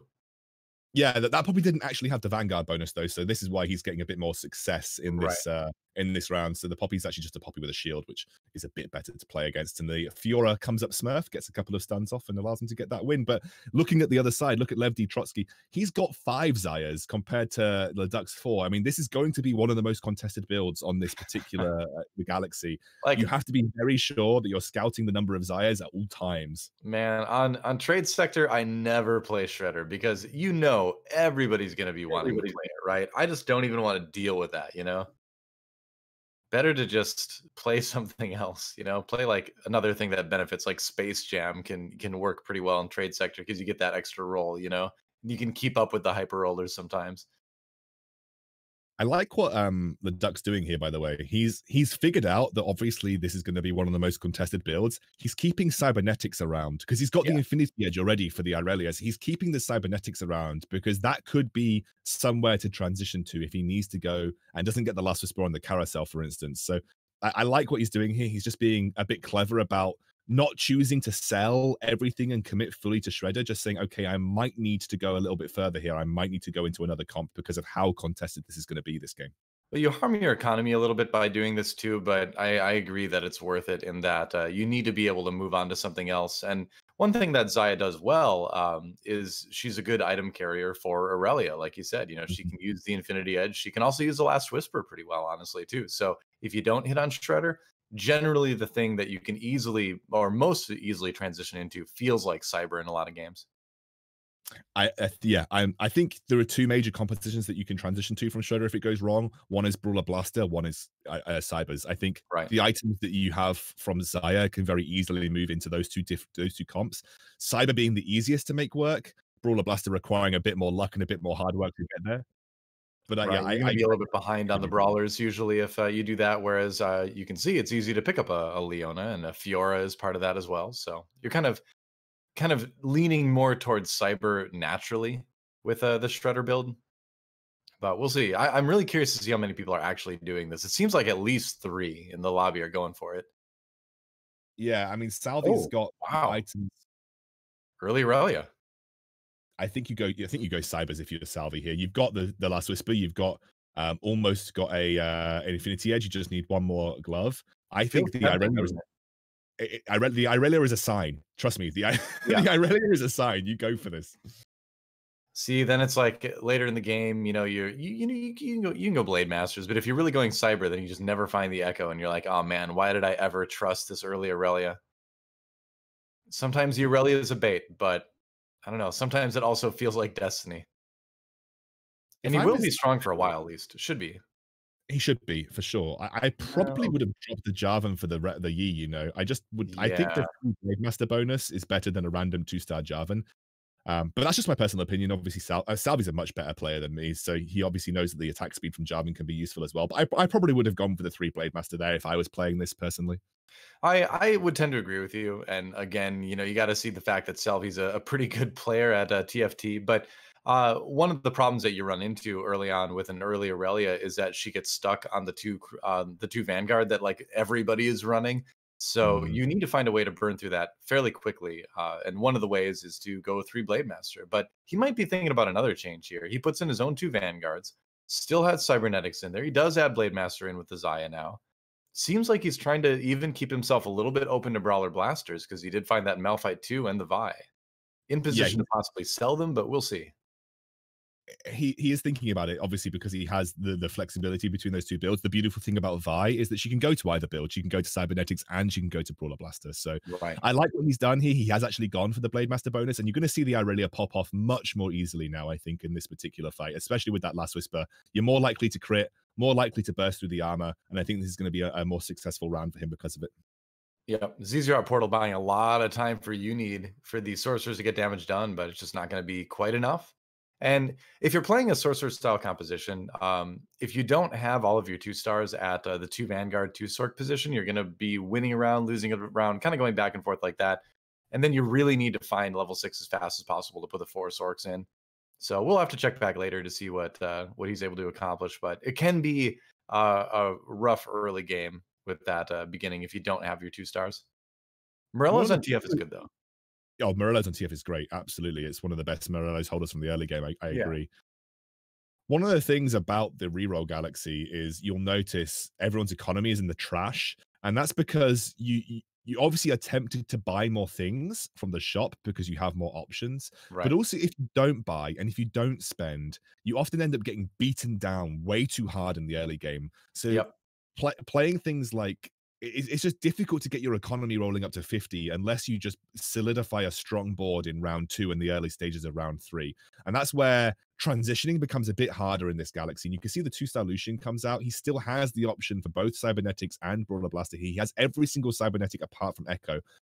So now he has to make a decision. Do I just sell an Eco and then commit to the Cybers? Because like, he's got the Death Blade and the Last Whisper here. That's a great set of items to the Irelia. Mhm. And then just say, okay, cool, that's it. That's what I'm going for, right? I'm going for the Cybers. And now I eco, I look for 8 because I'm going to have to go to 8 to find Echo. Or do I keep my options open and keep the potential to find a Jinx there? You know, I mean, he's hit more 2 stars for Brawler Blasters than he really has for this build right now. You know, using the Aurelia because she's a 4 cost, but I don't know. It's a tough choice. I'm curious to see what Salvi's going to do because this is a spot that I do not envy him being in, right? Because it's almost worse when you have 2 good options, right? Because then it's like I know one of these is going to be worse, but it's so hard to figure out which one is going to be that way late game, and it requires such a good knowledge of what people are trending towards in your lobby and what items you're trending towards. So I definitely don't envy this position. He does find a Blitzcrank though. He sells the Irelia. He's going for it. He's going straight into Brawler Blaster. The selling of the Irelia Yeah. tells me that that's it. Time to go to Jinx and time to go Brawler Blaster. Well, He it's like has we were this big saying, he had more items for that, so why not? Yeah, I mean, I think the items that he had for Or more champions, I meant. Yeah. yeah, the thing about Cybers is I don't think that you need that many 2 stars for Cybers because they get an insane amount of HP from the cybernetic bonus anyway. So the I only think 2 that stars falls off really fast though. yeah, the thing is, it's all about Irelia, right? It's all about Irelia and Echo at the end of the day towards the late game, and the Sure. other side is just there to buy time for your Irelia to pop off. But I think the decision that he's made is that it's going to be more consistent with the units that he's got to build a strong mid game with the Brawler Blasters. And I agree because I think Cybers start to fall off as you get towards the end of stage 3 and 4. If you don't hit the 2-star Irelia, it can be really difficult to make that comp work for you. So he's gone into Brawler Blasters. I'm guessing he's scouted and said, okay, that's what I've got to deal with. And he's looking for the Jinx. And I love the 2-star Right. Darius as well. That unit is so good. He's even keeping the Space Pirates around in case he finds Gangplank. I think if you find a Jace too, that's an easy thing to swap out the Poppy for, because then you get that Space Pirate bonus. Jace does a lot of damage early on. So yeah, if he finds that Jace too, I think that's going to just put his board, make his board even stronger. So looking at other stuff, he's just doing a bit of scouting here. Did see another player with some early Space Pirates. There you go. So early Mana Reaver as well with this, which is kind of annoying for that front line to deal with. It's a lot of big disables actually on Salvi's board. And the stun from the Zoe, I believe, onto the Lucian is going to cause some problems too. But it looks like he should. Well, I don't know. I think the Lucian's in trouble. I think That this Poppy with the protector, item is pretty funny. I think the most underrated unit in the game, for especially mid to early game, is Kassadin. I think Kassadin is so underrated by a lot of people as a splash unit, even in the mid game. Yeah, I think Kassadin's good. I genuinely think people underrate him though. I almost never see. I think high challenger players love him, right? Obviously, but I think when you're playing an average diamond or master tier level game, very few people actually run Kassadin as like a splash unit in the mid game. Kassadin 2 is super relevant, even if you don't want to fit into your composition, all the way up until the end of stage 4. I think Kassadin 2 is super strong.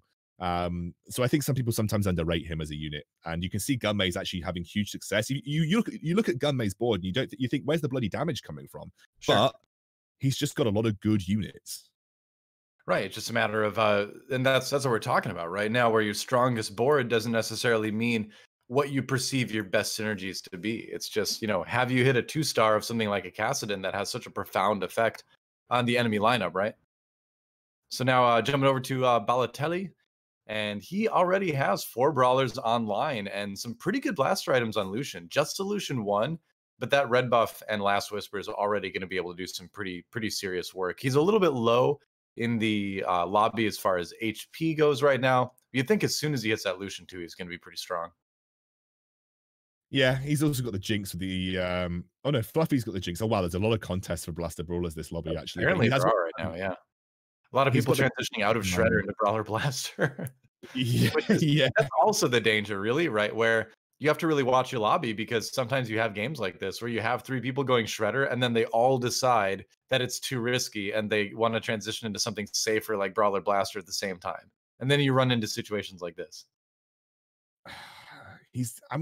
I think he's got he's on the cusp of just really excelling with this Void build. Like if he gets a rapid fire cannon like Kha'Zix, like you don't need to play the Kha'Zix version. You can play the rapid fire cannon Infinity Edge version, and it's still very good. Yeah. So that one more Kha'Zix, if he finds a rapid fire cannon as well, he could be in a really good spot. Even a Ginsu's, sorry, not Ginsu's, a Hurricane. Even a Hurricane, I would put on my Kha'Zix, and I'd probably be moderately happy with that, right? Possibly. So he's in a good spot. I think he can get the Kha'Zix 3 now if he really wants to. He has a lot of options available to him as well.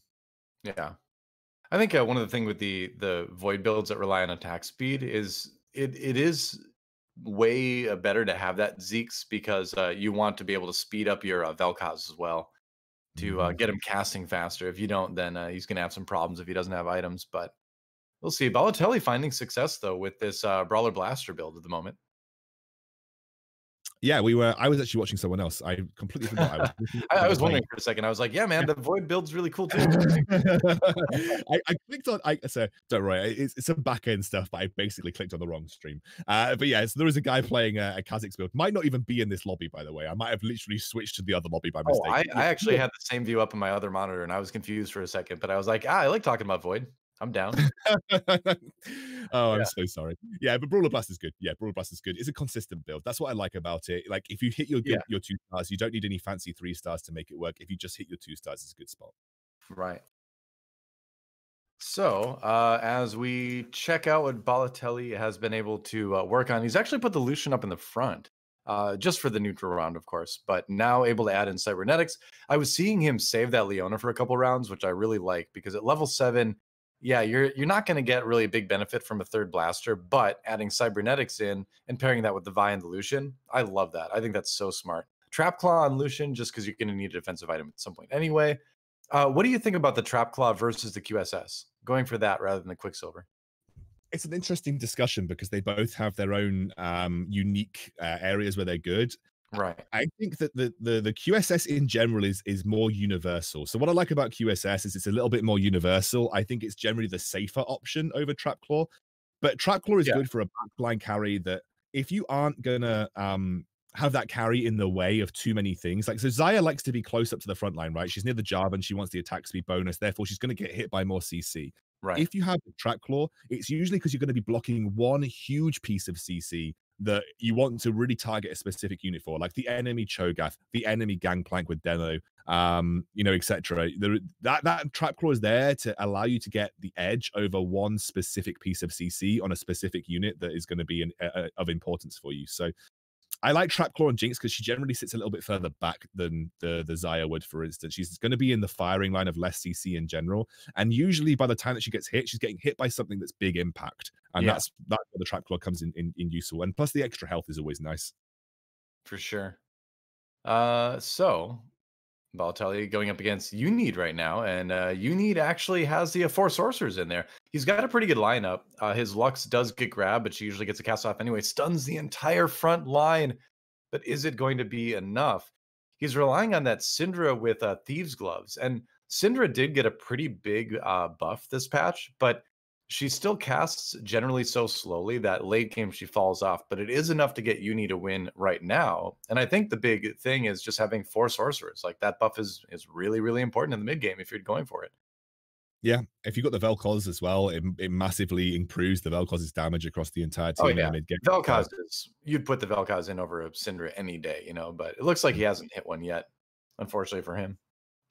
Rebel buff now for Jinx at level Yeah. 8. So he's got cybernetics and he's got rebels now. Or no, he does not have cybernetics anymore. My bad. He transferred those Lucian items over to the Jinx. Oh yeah, he's actually moved it. He's now taken the Leona off as well. I Yeah. really like this. I really like this from Balotelli because I think the rebel buff, especially 3 rebels on a Jinx, is really important. It does increase her damage by a significant amount, and also there is a version of the Blaster Brawler build that I actually was talking to you about, though, where you add the Karma in, and then you have Yeah. the Sona Karma, which allows you to have the both the a rebel buff and the mystic buff, as well as the huge attack speed bonus that Karma gets. So Right. I'm wondering whether he keeps it or he just uses the Sona, because some people use the Sona at level 7 or before they find the misfortune or their 4th blaster, for instance. Some people use the Sona for that, and that's often what the Sona. Ooh. So Yeah. the Cho'Gath ultimate came up clutch there. Gave Lucian just enough time to finish off the Jarvan. It's a close call. But yeah, I really like the new Karma build you're talking about, where it's the Mystic and Rebel buffs added in rather than going for 4 blasters. Everybody running for the Trap Claw, but I'm curious to see that one develop. I haven't actually played that one yet myself, but I've ran into it and I've seen it in a couple high level games, and it seems really strong. But I wonder if like these qualifiers today, these players are going to be playing what they absolutely think is the best, most consistent way to play the game, and so we probably aren't going to see a ton of experimentation today because everyone just wants to get into the tournament, right? Once you're in, then you can kind of maybe bring the secret strats and play a little bit more boldly like that. But for qualifiers, I think we're going to see players prefer consistency. And check this out. So we saw Gunmei pick up that protector chest plate early, and he's actually got 2 of them. And being able to hit 4 protectors with Space Jam is so strong. He doesn't have the best items on the Darius right now, but we'll see if he can pick up a death cap later. And all he needs is 1 more rod. This thing could get really strong. Yeah, I mean, he's not close to the Darius 3-star right now, but he's got 5 Jaces and 5 Cassidins. They're also really strong. And what Darius will lack in damage here, he's going to make up in survivability by having that extra shield on top, as well as the Celestial bonus. Right. So Darius is known for just whamming on the heads and just killing people instantly. But if he can survive longer, he can get more dunks off, and sometimes that's important as well. You know, your Yeah. Jace can bruise him up a little bit, and then that your Darius gets the finish off. So I think he's in a good spot. I am a little bit concerned about his late game damage output, especially versus a lot of 3 stars and a lot of high HP targets. But for now, it's serving him well. He's got a good economy going, and he's got a really strong mid game with that Xin Zhao 3. Well, he'll need to really hit either the Jace 3 or the Darius 3. Because it's like you mentioned, the Jace 3 can provide enough damage that Darius can finish people off. And if you hit the Darius 3, then he's just one-shotting people if you have the death cap. So you're okay there. But we'll see. I mean, the one thing about this comp, and the one reason I really like Space Jam in the meta right now, is that at the very least, you're going to have a fairly good chance of win streaking in the mid game and just setting yourself up for a very high HP late game, which at least can grab you a top 4. So I think if you know how to play it well, if you're positioning well, the consistency can be there in the meta right now. But it doesn't look like it's going to work out for him this time. That's always how it goes. When you start to talk about how good a comp is, then the player loses. Well, I mean, Balotelli's gone for the Swordbreaker from the carousel, which we talked about has specific uses, and especially versus compositions that have good into this. Exactly, and especially versus compositions that have low number of units on the board right now, like Hyper Roll 6 compositions where the blasters are going to get more basic attacks off versus more important targets. That actually comes in clutch sometimes. He did manage to find his edge there. If I were Gummy, I'd probably be looking to roll down some of my economy over the next couple of rounds. He's at 59 HP, but he is going to start falling off, like you've seen. A lot of people hitting 8 now, people going towards 9 as well. So he's probably going to have to very quickly look for that 3-star. Check this out. So we do have the 4. So we have the 4 Sork 2 Vanguard and the GP build actually going for what was that? You need, I think. I couldn't see who the player was, but either way, if you get the GA, then suddenly that Gangplank is going to be doing enormous damage, and then late game you add on a demo. I think. What do you feel about adding the Gunblade to Jace here? Because I feel like Jace is one of the few units in the game that uses Gunblade well. You're not going to get another item components now. We're at stage 5, so you're going to get completed items from this point forward. So I would be tempted to just slam the Gunblade on the Jace. I think you do it now. I think you do it only because you're so close to hitting that Jace 3. I think if you were closer to the Darius 3, you'd put it on him instead. But there's the Jace 3, so now absolutely I would. Yeah. So I kind of think it depends whoever hits 3 stars first, right? But I do agree that since you're not going to get any more individual item components, most likely, might as well just build it. Jace is going to put that to good use between the protector bonus he's going to get and the damage he does. He's going to be full health with a shield after every ult, as you can see. Yeah. He's just, I mean, I love Jake. Jace is one of my favorite units because it's just so satisfying to bop people on the head. Like, it's just really satisfying. Even more so than Darius, because I just like AoE stuff. And you got the multi-dunk going on. Exactly. It's like a multi-dunk. It's great. So I think there's a fairly good chance for him to hit the Darius 3 at some point in the game. And he's got that Jace 3 to sort of sustain him. So this could end up being pretty strong as the game goes on. We'll see. He's almost level 7. And with level 7, you can add in Sniper, which is a minor buff, or Vanguard, which is a minor buff. Maybe not as minor now that you have the Jace 3. But either way, you're not super concerned about hitting 7 with this as you are hitting your 3 stars. But he's made okay progress. That Jace 3 is so big. He's also got Shojin's Morello's Rakan, which is huge as well. Like, that's a really, really sort of underrated mid-game carry too.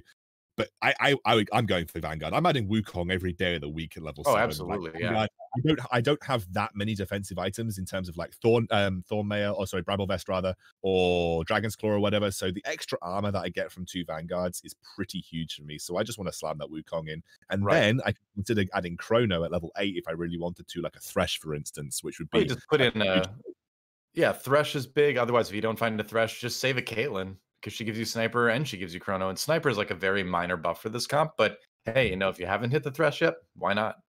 Agree. No, I completely agree. Also, Blitzcrank, you can pull an individual unit over to the Jace and allow him to start off really well. He's one Darius away from a Darius 3 here. I think he's going to utilize the fact that he has the slightly higher chance of finding 2 costs at level 6 until he absolutely feels like he needs to level up. But he's the highest HP player in the lobby right now. I don't think he's worried at all about sort of having to move very quickly onto level 8. That Jace damage, though. Oh, but things are getting torn through a little bit. The Rakan ultimate came a little bit on the late side. So that Zaya got a lot of damage off, but it looks like it might still be enough. They've got the Xin Zhao 3, they've got the Darius 3, so it should be fine. And yeah, I'm glad we're seeing Gunmei play this because I've been saying for a while that I still think Space Jam is quite good in the meta if you find the right time to play it. And we talked Mm. about at the very beginning of this game actually that this is one of the better galaxies for Space Jam. So it's cool to see Gunmei having success with it here. I would just take either the Ludens or another Hextech Gunblade here. You can see Gunmei actually Oh hovering yeah, over totally. both of them. They're both really important items. Not, I mean, Ludens is kind of subpar, to be honest with you, but it works for Darius because he's going to cast so much, and that's going to allow him to. He loses. Oh, well, it would have been nice because yeah, you get the rod and you get the tier at least, but I don't know. I guess Chalice. The funny thing is I've put chalices on characters in Space Jam in the past just because you do have a lot of people with big ultimates, and the faster they're casted, the better. Chalice is pretty nerfed right now, so it's not the greatest. But out of the choice between Chalice and Red Buff, I guess you go with the Chalice. It's a little bit I rough. like this on Rakan actually because he has the Shojins, so he's going to cast more Yeah. often than not. It's also good on. I think it's good on a lot of characters here, but I like the Rakan. He's going to give it Mm. to the casting, but I think either work. You know. So he's really basically what he's saying here is he's really prioritizing the disarm from Kassadin higher than, Mm. maybe one extra ult in a fight from the Rakan, right? He wants to disable the front line. And I think there's definitely a lot of room for debate over which choice is better in this case. And it's so hard to know because every game is going to be different, right? But getting that disarm early is certainly going to help him. It's definitely not going to hurt. And he is going to win this round easily and knock Leduc right out of the game in 8th place. Oh, full of duck. He's not had a good series so far. I don't think he's had many high place finishes. I'll have to double check. He's at 6 points right now, so Yeah. he's struggling. He's not having a great time across our first 3 games, and you can see he's desperately searching for that last Where Darius. is that Darius? Oh, it's not finding it. That's agony because if you're Gunmei, you know you're on a knife's edge here, right? Where your comp is strong now, but after Kane, when you go into round 6, people are going to be hitting some more power spikes, and your comp is probably going to fall off a little bit. So where he's looking really powerful at the moment, he's still kind of thinking, "Man, I hope I can top 4 this." Yeah, things can turn very quickly when you're playing a build like this, like and I think he's like he knows that the Darius is such an important upgrade for him. I think the thing is like this is just my personal opinion when you're searching for just one particular unit. Mhm. I feel like you can probably in this stage just naturally try and find your way into it. Like, you just let the shops reroll, build up a bit of economy. That's my Yeah. I think it's like I'm not a big Space Jam player. I love Space Jam, so I don't know exactly how important the Darius 3 is right now for him. But I guess also if you want to continue to secure your win streak, Oh, there he it is. finds he finds it. There we go. Oh, Hand of Wow. Justice is a nice item Hey, for him as well because that's actually great for Darius, the Hand of yeah. Justice. Yeah. Wow. All right. So that's a huge round for Gunmei. Finds the Darius 3 naturally. Like you said, he doesn't need to even roll down now for it anymore.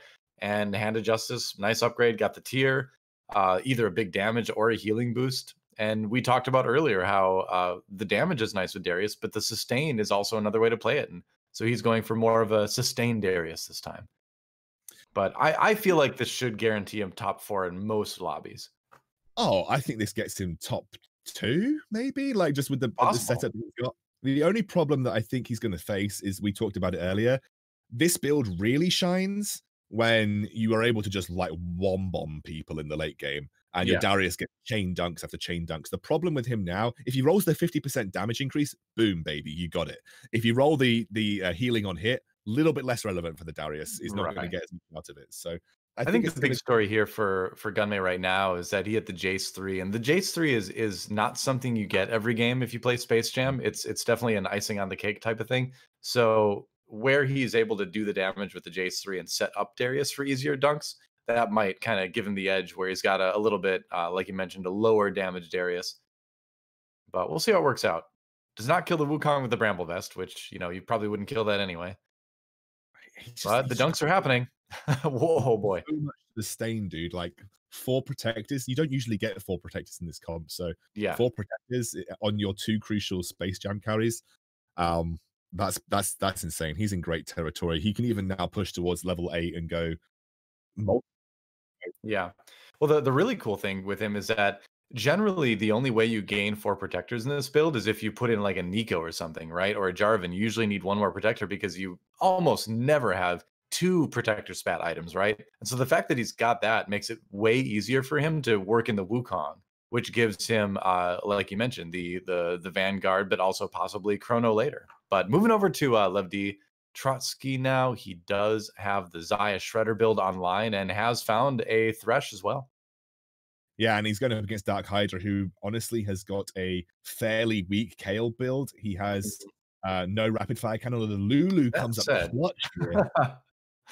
yeah, Lulu, I feel like Lulu is like the ultimate comp Band-Aid. Oh no, and Levdi Trotsky drops out in 7th. That's so rough. He took first last game. He had taken a what, a 6th, I think. So now it's 6-1-7 for him. So rough roller coaster of a day for him. But going back to that round, the Lulu is the ultimate band-aid, right? You can have an inferior comp, and if you hit like a Lulu that can ult for some reason, or a Lulu 2, you can just win, because they just don't have a team at that point. Lulu 2 is very, very strong. So I think I think, yeah, like you said, it's the ultimate band-aid for anybody. Let's have a look at Unid now. He's running the 6 sorcerer comp, so he's Yeah. got the GP as well. He hasn't got GP2, but he's got almost a Syndra 3. Now, Syndra 3 got a pretty significant buff on the last patch. Yes. I actually think Syndra 3 is strong, and you can play her in certain comps. But again, finding Syndra 3 is quite hard, and you have to commit a lot of resources to do it. So it's not something that you're going to hit most games. Yeah, it's interesting because if she does hit, she can be strong, but she's generally just going to cast so few times that you're going to see a lot of rounds like this, right? Where that Syndra just unfortunately did not really make much of a difference in the round. And he ran to a very strong comp as well. But um, yeah, I've been playing a lot, trying to experiment with Syndra. I basically played an entire game of or entire day of games of Syndra's, and I was just not impressed. And that was like high diamondish lobbies. So definitely not grandmaster, but still high enough where I feel like I could get a pretty good sense on where she's at in the meta. There might be an opportunity to work her in later. I'd love to experiment in war with straight up Star Guardians again, but Mm, it's unless you're going for some sort of mana printer build that gets her to cast a lot, you're probably not going to get a lot of benefit out of it. Whereas I would take a Zoe any day. I would take a Zoe 2 over this Syndra any day of the week, honestly, because the CC he- is just going to be more helpful. And you can see he's he gave up on it right now. Like the GP upgrades are definitely more important. But agree. no Guardian Angel on GP is really going to be a problem for him. He's got a lot of defensive items though, so he might actually survive long enough to be able to cast. Yeah, The 2 strikes is one of the most important upgrades that GP can get, so I like for that. sure. Also, positioning him next to the Poppy means that he's going to split aggro across Poppy and himself, so he might get enough time. Although I often find that this is the worst matchup. Like your GP ults on the mech, and none of the infiltrators really get sort of bought out by it. Like this matchup is so bad for Oh yeah, sorcerers. yeah, he's dead. Yeah, he even got lucky there in that the GPL did kind of hit some of the stuff. But I think the other issue is that if you don't have if you don't have demolitionist in, then the GPL at 4 sorcerers doesn't do enough damage to generally be worth it. I think 4 Sorc, you need demo to really make the GP be effective. Otherwise, you need 6 sorcerers, and then the GPL just does so much damage. All But right. we're gonna move on, I guess. Yeah, it's Gunmay again. He's fully Yes. win streaking with this build.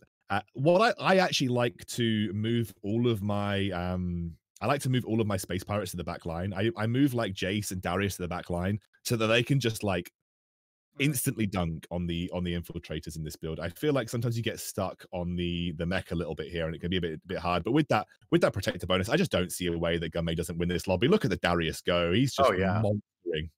Every time he ults, he gets that shield too, So unless he gets stunned for a really long time, he's perfectly fine. And even with the demo coming from the Ziggs for Curvor, it's not enough. And that turned out to be a fairly easy Space Jam win for Gunmay in that lobby. Yeah, I think it also speaks testament to the power of Space Jam. I think Yeah. Space Jam is a very, very strong build still. And Yep. I think I we will agree. see a bit more of it, and especially good in the reroll, the trade sector galaxy because you get those rerolls. Yeah. Interesting talking point from that game though is Curvor. I'm going to keep calling it Curvor. I don't know if I'm saying it wrong or right. He's That's now what at we've always said. He's never corrected me. I don't know.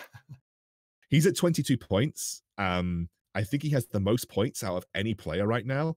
And I'm pretty sure I've seen him force mech almost every game. So, I was talking a little bit about the forcing mech at the show, maybe not being as powerful. Yeah, I'm wrong. Mech's still good. Mech, the, po- It's the, I think, you do need Demolitionist, and he didn't get it from the spat, but he added it in from the Ziggs, and we're in a meta where you generally can roll high enough to add that in now, while you're going. But yeah, I think uncontested mech is still a strong build. But like you mentioned, Curvor, number one in the lobby right now, 22 points. Gunmay right behind him at 21. Sunny Lou, 20. Dark Hydra staying in the top four with 20 points as well. Higa Disick moving up as well. Bellatelli, one of the players shooting up in the rankings after that one, as well as Ryko Masters. So we're seeing things get shaken up a little bit. Now Salvi just on the outside looking in, but we've still got a lot of games left. So this list is going to change a lot. oh, Doa, I'm just laughing because I had that whole talk with you at the start saying, the players that can pivot and play the mid game really well are the ones that are gonna, I think, succeed. No, just force mech every game and you're gonna get a top four finish. Yeah, I mean I think it's still, oh, well, the strange sort of perpetual problem with mech can never really go away until mech is basically taken out of the game. Like, and that's not what I'm necessarily advocating to. I think mech is a really cool synergy, and I love that it's in set three, and it's really fun to play and watch. But it's in a weird spot right now because specifically mech infiltrator has a situation where you have the mech, which really only pairs well with infiltrators. You can try Sorks, but doesn't work as well. And then you've got infiltrators that really generally only pair well with the mech. So you kind of have this one comp that includes these two fairly important synergies that only work really well with each other. And the other odd thing with that comp too is that it's very reliant on three-starring a two cost and finding a four cost fairly early to bring your mech online. So because of that, you have a situation where it's really difficult for multiple people to run that comp and succeed in the same lobby. So which leads to a lot of situations where it becomes uncontested because people don't want to contest it because there's such a high chance you'll just bomb out with it. But then if yeah. it's not contested, it just gets whatever it wants for free, and it's very, very strong because of that. So I think no matter what you do to nerf the mech, you're still never going to be able to get rid of this situation because of the way the synergies exist in the game. It's a very interesting issue with set three, and I think the mech has been nerfed a good amount, but man, there you go. There's my treatise on mech and the state of TFT right now. It fascinates me, it horrifies me, and it delights me at the same time. You hit the nail on the head in every point that I was really wanted to talk about when it came to mech. It's an obnoxious build to have to balance because at the end of the day, you're building a safe house for 3 units, which on their own are useless, but together are relatively good. And that basically gives you like an insane way to prevent a huge amount of your units dying early on. And then when Rumble comes out with demo, he's still moderately useful.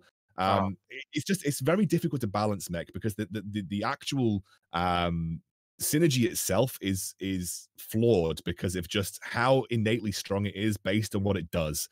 sure. And like you said, the pairing of infiltrators, no one contests infiltrators, so it's impossible for you to lose if you're going to be able to have all of your units completely uncontested. And those individual units from mech are useless outside of mech, so no one's ever going to take them from you. Right. And so you end up in a situation where, like you said, it's one of those builds that it's not like Shredder where you can contest it and still do well. If you contest it, you know that you're holding hands to 7th and 8th most of the time. And in a competitive lobby, you don't want to do that because there's no point griefing someone else unless it makes sense for points, right? So there's no point griefing someone else in a competitive lobby because you're just going to commit yourself to the dustbin as well as the player trying to go for that build. Yeah, it turns out to be a lot of the excess of minor synergies on both mechs and infiltrators. Where mech pilot, you have like demo and infiltrator, and infiltrators have like demo or Valkyrie. Like there's a lot of minor traits attached to those two ones specifically. So it kind of forces you into playing it that way. So yeah, it's kind of a it's kind of open sort of like a Pandora's box of balancing nightmares, I'm sure. And it's been interesting to see it develop. I don't think it deserves all the hate that it gets, but it's definitely a weird spot. I like this. I like adding in the as we move into the next lobby. I like adding in the infiltrators early for Wonder here because that will be pretty strong. The Graves can be a little bit of a tank, and then now because the infiltrators get their speed buff back after every kill they participate in, it can work a lot better in the early game. I think double infiltrator starts is a little bit of an unexplored possible good route to go in the early game right now. I think if you can land Morello's Kai'Sa early game, it's an incredibly strong synergy to work Sure. with. I think I do think it's underrated, as you said. I think it's a very very strong style of early game carry that not a lot of people like to go for. Yeah. But I think Kai'Sa is a massively underrated 2-cost carry in the early game as well. Just even as an initial 2-cost by herself, she's actually very strong. Yeah, I suppose we should mention as well that we're in the Galactic Armory, one of the new galaxies to come out in 10.10, and it looks like it's a Giant Slayer and a Zephyr that are the two items that everybody got here, which is interesting. It leads to a double Giant Slayer red buff Lucian already online for Snoopy Doo, and that is disgusting.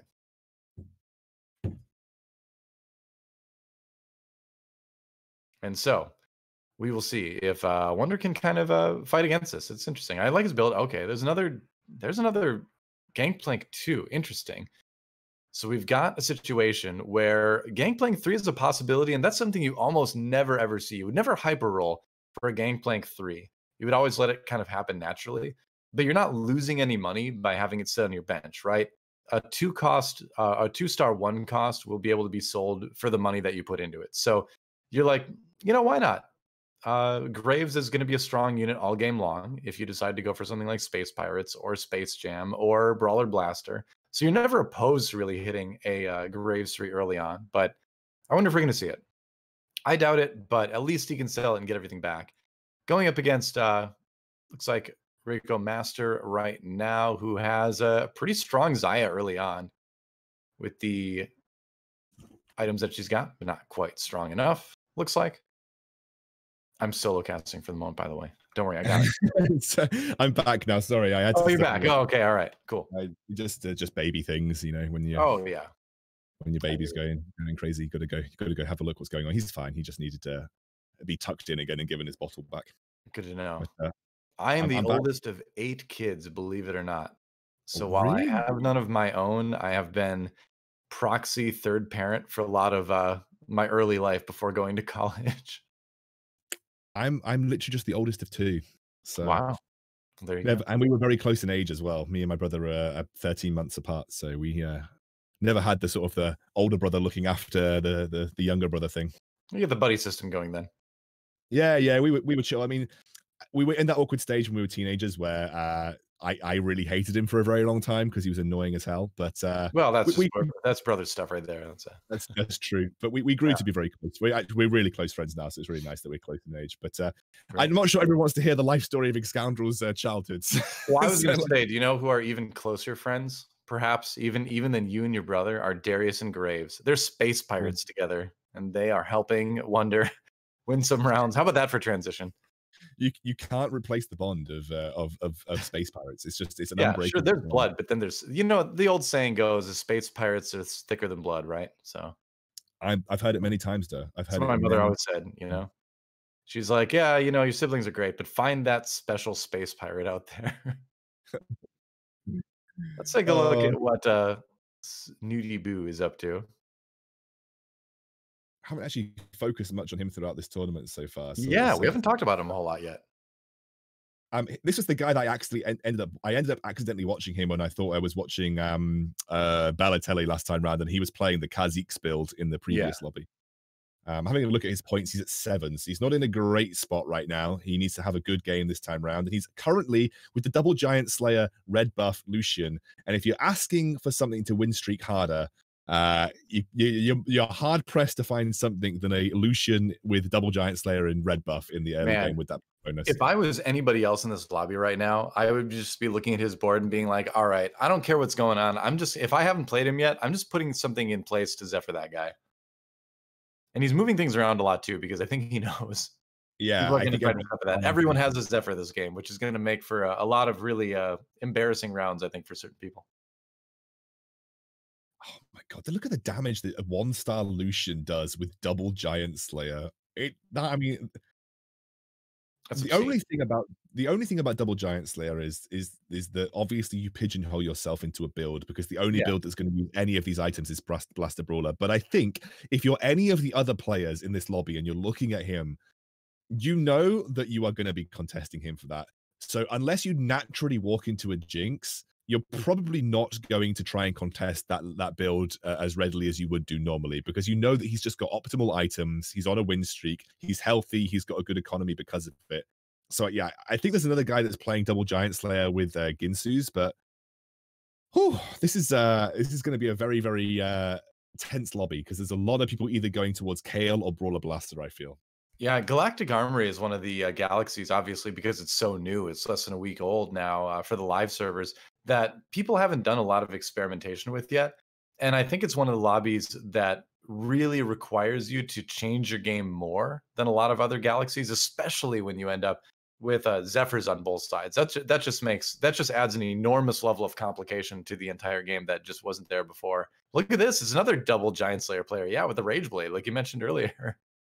But Yeah, I think I wonder because when you go Galactic Armory, you really feel that you want to play around those items yet, right? But my question is, do you? They're free items, so it's not like those items are taking away from what you're going to get in the game. So I think you might fall into a trap sometimes with Galactic Armory, where it's mm, good to play around them in the early game, but you don't necessarily need to consider them as your late game comp right away. If you hit on something better with the rest of your items, you know? So it's something I, kind I of interesting to consider. I intentionally ignore the items. I intentionally ignore the items and play my game as I would do normally. Because if I'm thinking that this is the optimal items for a build, everybody else in the lobby is thinking these are the optimal Yeah, items. exactly. And look, if the rest of my items point me towards that build as well, great. If they don't, I just use them as an extra item that someone's going to be like someone on my build is going to be able to use those items in some way, shape, or form. So Yeah. I play my game normally and then just see what I end up with. Yep. So finds a tier, finds a bow. So you're really kind of almost looking for defensive items at this point because he's already got like all the offensive items he's going to really need in the game. There's a Last Whisper is obviously nice. Puts the Seraphs and the bow onto Master Yi. So just kind of getting the most power he can out of that. And if you're going Brawler Blaster in the late game, which it looks like Snoopy Doo is planning on doing, that Seraphs is going to be really useful on the Misfortune. So I think this kind of further cements that that's what the plan is for Snoopy Boo. I think Brawler Blaster is definitely there. He's got the options now. He's keeping Rebels as well. So I would not be surprised to see Oh, him potentially move into Rebels. Although he has just lost his Lucian, which is he fell actually into the trap of putting your ranged carry on the side right there, Mhm. and it's a little bit farther away than who is supposed to be your Blitzcrank bait, and so it's going to get pulled. Also, the Zephyr factors into it too, but yeah, that spot is a dangerous spot to put your carry in for that reason. This is pretty grim if you're Snoopy Doo, because if you're Snoopy Boo, you've just lost all of your economy. Like Yeah. you have no economy left right now. And you've now no longer got a win streak. That win streak usually was generating him plus 3 gold per round. So it was like he had 40 gold already because he was getting the win plus the 3 gold interest. He like he had a base 30 gold at that point. Mhm. Um, Now he doesn't. Now he has to build his economy back up from scratch. And I don't think he's going to tank too much HP. I still think he's in a very strong spot. But it kind of alters your game plan a little bit, which makes things a little bit different for the way that you want to play the game. Yeah, I agree. It is going to be tough to recover from here. He is finding a fairly good round right now, although, yeah, the funny thing is that Rumble too. It looks like AK Wonder is going to be going for Mech Infiltrator this game. But the thing with that Rumble early on is that a lot of people don't realize the Rumble ult kind of gives you a Morello's-esque effect, which can be really, really beneficial in the early game. Not to mention if you pair it with Demolitionist, but still just like a Rumble 2 in isolation is actually a pretty good unit. Yeah, I think Rumble 2 is a good unit. I think the only problem with Rumble 2 is that you never buy it unless you're going mech. Because Yeah, for sure. like you never I think it's not I'd be hard pressed to say, yeah, let's add a Rumble 2 to my comp and then I not think if go you mech. go for the like Ziggs carry build, which funny enough, we haven't seen any of the Ziggs hyper roll yet today, which I'm kind of Mhm. shocked about. even despite the hotfix. I think it's still very strong. But that's a build where you maybe build a Rumble too early because he kind of is a demolitionist placeholder for a Gangplank. But aside from Agree. that, yeah, you're really not using it unless you go mech. I think one of the things that you mentioned earlier on was talking about hyper roll builds needing some kind of late game plan. The Mm, issue with the Ziggs hyper roll build is your late game plan is Gangplank.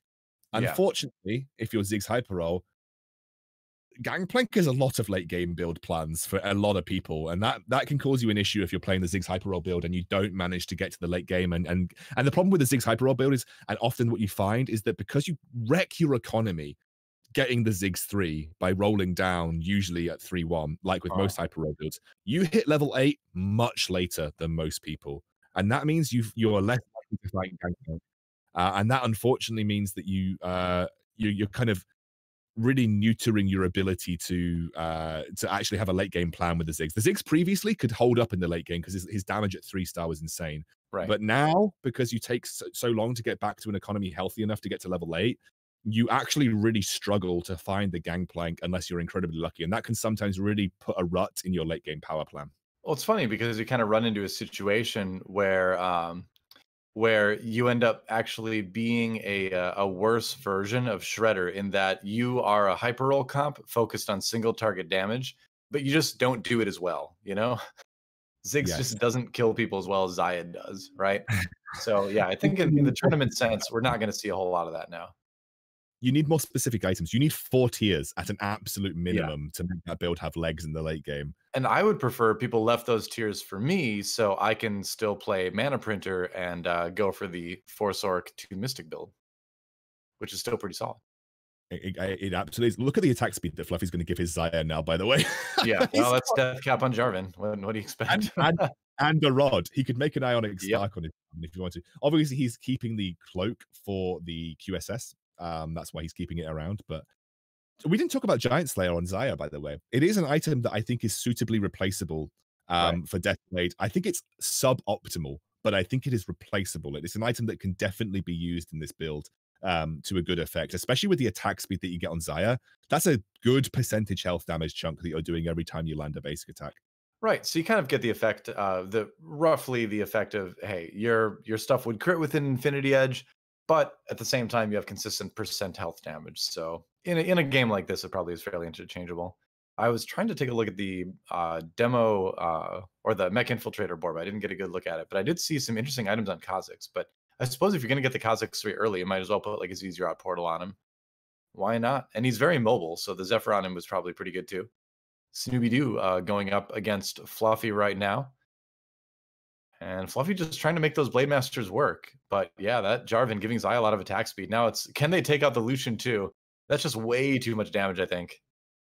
Yeah, Wow. the thing with the Zaya ran into melee range and Yep. just started like face tanking the comp from Scooby Boo. But yeah, It I still hurts. think that Fluffy's in a good spot this time round. Like he just needs one Brawler's Gloves and he can get the QSS, and I think he's in a pretty solid top 4 scenario, just based on the units and the items that he's got. Right. And you talk about like using your health as a resource as well, and sort of different sort of litmus tests as far as what HP you want to be at. So he's at 63 at infiltrators, and generally if you're above 60 infiltrators, you've had a fairly good mid game, so if he doesn't lose that much more, if he comes online after this, which he does have the QSS now, so I would say that qualifies as coming online, he should be in a pretty good spot. Yeah, and he can actually either make another Zephyr or he can make a Redemption Ionic Spark for the Jarvan. Yeah, I Redemption would Ionic slam that in a Spark, heartbeat, but I don't think so it's good. a bad thing to necessarily wait and think about it a bit. No, yeah, I agree with you actually, but I think Redemption Yeah, Ionic Spark would be the play that I'd go for in this scenario. it's really good. It's hard to. I mean, those are fairly ideal items for Jarvan. So yeah, I think he's thinking the same thing. Or Well, The Shen redemption mana on is Shen really is good. okay. Yeah. Yeah, Um, because the thing with redemption on Jarvan is a lot of times he doesn't get to use it. So mm. Shen is not a bad redemption holder either. The thing about giving Shen a tier is that his ultimate goes off that much quicker, and the Shen Right. ability is really important. Plus the fact, the way I like to think about it with Shen Redemption is that by the time that your Shen has died, your team has usually taken some kind of damage across the board, and therefore you're going to get value out of the redemption, which is Yeah. always nice to think about when you're using that unit. So I like I like the idea of redemption Shen here. I do like the fact that Fluffy's thinking about it though. It's showing that he's giving cause. He might even give it to the Kassadin. Yeah, I mean, a Kassadin 1 is certainly going to make use of it. Kassadin 2 as well. I think either one is a perfectly fine use because, like you mentioned, Shen ult, good if you cast it earlier because there's a tier on there. Same goes for Kassadin ult. And I feel like people are starting to prioritize the Kassadin a little bit more in this build because of the frontline disable that gives Zaya more time to come online, truly. Yeah, and plus the Celestial is so important to this composition. Absolutely. Getting 4 Celestial or even 2 Celestial online is super, super good. I actually prefer, unless I've got 3-star Caitlyn. So the way that I think about it in my mind is if I've got a 2-star Caitlyn, I go for the Kassadin. If I've got a 3-star Caitlyn, I go for the Ashe because the damage buff on the Caitlyn in the back of the comp with the Ashe is actually pretty strong when she's 3-star. Like her ult does something like 4,500 damage. Yeah. If you've got the Ashe online with her as well. So I think that's the way I think about it when I play Shredder. But Kassadin is you can't overstate how useful Kassadin is. And Yeah. Sunny Lu has already got a gangplank. Oof. Yeah, we'll see how that works for him. Gangplank this early is always going to be good, but without items and without being a GP2, it's going to fall off pretty hard when like round 5 starts, probably. We'll see. Going up against, looks like some Brawler blasters in the back, but he's also got Caitlyn holding what kind of looks like either Jinx items or like Jhin items, I suppose. So just kind of a awkward build right there. A little bit. For I think that was Sunny Lu. His name was covered up. Yeah, it was Sunny Lu. Okay. Yeah, that's interesting. Huh. MF early actually on that board as well. So let's actually take a look at what Sunny Lu is doing this game. Besides a little bit of scouting here, we'll see what he gets to when he's back to his board. He is 4th in the lobby right now with 61 HP, so still fairly strong, all things considered. Opts to And he's go gonna for get the sword. Yeah, I think he's working towards a Kale build for sure, just based on the units that he's got right now. But I just don't think he's picked up the Kale. So he's going for. Well, I think he's going to wait until the next neutral round. I think ideally he would love to have a defensive item for the Kale. So I guess he's taken the BF sword to go for a Guardian Angel. Yep. Seems likely. He's also keeping brawlers around. I mean, there is a way that he transitions into Jinx, Brawler Blaster here if he wants to too. This is what I like Yeah. about the mid game right now. Is just that flexibility that you have for the build. Yeah, you've only gotten Ezreal once. You can easily move those items onto a Jinx at some point. Question is, what's going to be, the least contested? What's going to be the most effective? He doesn't have a red buff anywhere on that board. Rageblade instead. So, like you mentioned, it really feels like Kale is possibly going to be a stronger way to go. He's been stocking up on Chronos, but just not hitting the Kale all the way into 4-5 is pretty rough. Yeah, and you need the Kale too, like soon Yeah. to make this build work. He is obviously still got a pretty strong comp right here, and you will take these losses. Like taking a 4 loss at the stage 4-5 is good. Sunny can probably make use of this. He's selling the Cho'Gath. I think there are too many Brawler Blasters in this lobby to effectively commit to a Brawler I'd Blaster. be inclined to agree. Yeah, I think the Kale is the better way to go. He's only got 27 gold though, so what I think he's going to do is he's going to wait until after the neutral round and then probably roll down to 0 and look for the Kale that way. He's rolling a little bit here. Looks like he's feeling the pressure. I mean, there's another GP. You're so unlikely to find a Gangplank 2 here. But I think he's just feeling the pressure. I mean, look at his face right now. He's like, oh man, no Kale. What do I do? How do I build out of this? GP2 is an answer for sure. But I think it is probably better to just take some losses, like you mentioned, and build up a little bit of economy. But it just doesn't feel good. This is just a really bad feeling state of the game right now for Sunny Lu.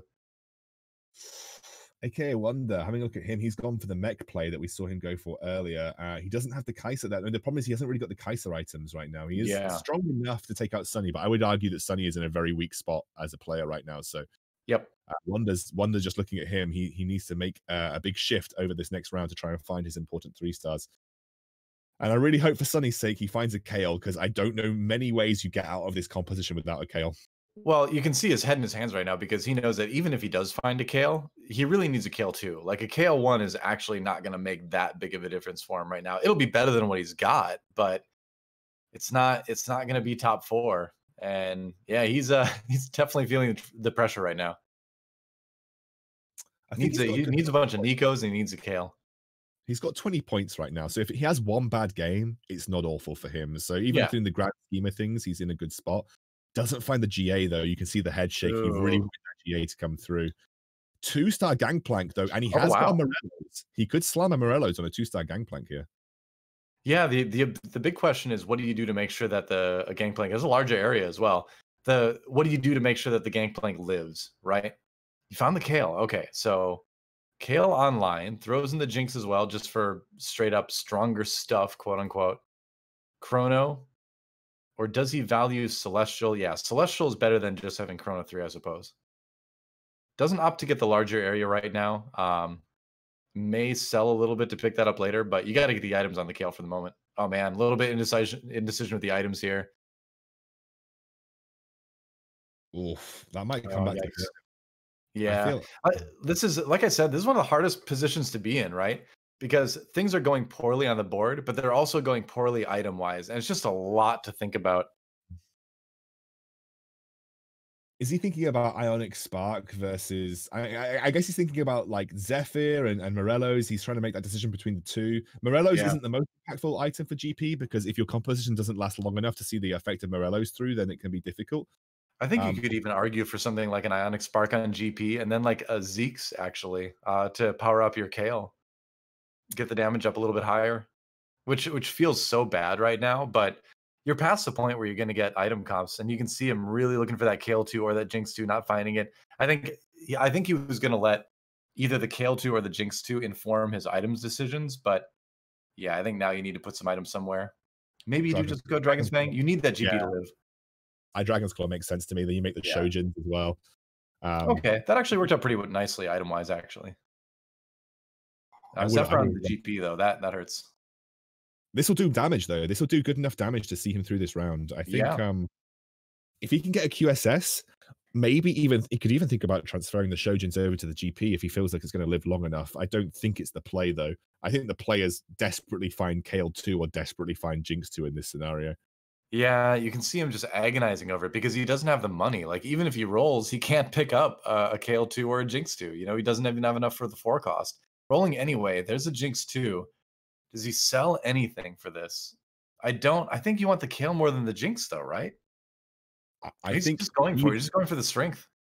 I think either one in this comp can work, and this is the beauty of this set right now, is that you're not playing traditional Brawler Blasters, but you are playing Chrono Jinx, so that still works with him. I wouldn't say it's optimal, but it does still work, and he can still make use of it. That's such a big GP ult as well, but oh man, MF in the back. Getting damage done, but not enough. So he's actually going to take another round, it seems like. All right. So maybe a little bit of a sun coming out from behind the clouds right now for Sunny Lu as far as his prospects in this game goes. I mean, this is the adaptability of this current patch on set 3 anyway. I mean, you look at this comp, you'd be like, what, this can't work, surely. But it is. And if he can, like, I think if he goes into this and gets a top 4, he's happy. Even if he gets a 5th, I think he's happy with this scenario, right? This is making something out of nothing, which is one of the very, very important skills, I think, for this TFT set in particular. Well, I mean, this is one of those situations that really kind of like separates the good players from the great players, you know. And so if he can salvage this and make it work, you know, that's a very high level thing to do in TFT, and that's a very good case to make it to Giant Slayer Series Season 2, isn't it? Mm-hmm. So we're going to hop over to Dasik for now to see what he's up to. Speaking of consistent players that have always been fairly good at hitting top 4s in lobbies, playing what they find that's good, going for something almost a little bit similar in that he's got all of those same synergies online as far as Blade Master, Chrono, 2 blasters, a little bit of cybernetics because Lucian is his carry right now. So a little bit short on 4 cost minions, but still seems like a solid board, but maybe not quite strong enough this game. Yeah, I feel like this is one of those situations where you're clutching at straws. Like you're just trying to Yeah. field the strongest units that you can. You're going to hope that your units can get you through to the top four. But I feel like Dasic's definitely in a struggling position right here. I guess his last game resort is like, if I can get an Aurelia 2, can I move it over to a cybernetic composition? But he's definitely in a poor spot. Right. He's more or less on 1 life remaining now as he goes down to 8 HP. The next round he loses will be the end of things. So it's going to be a rough game regardless. I don't think he top 4 out of this.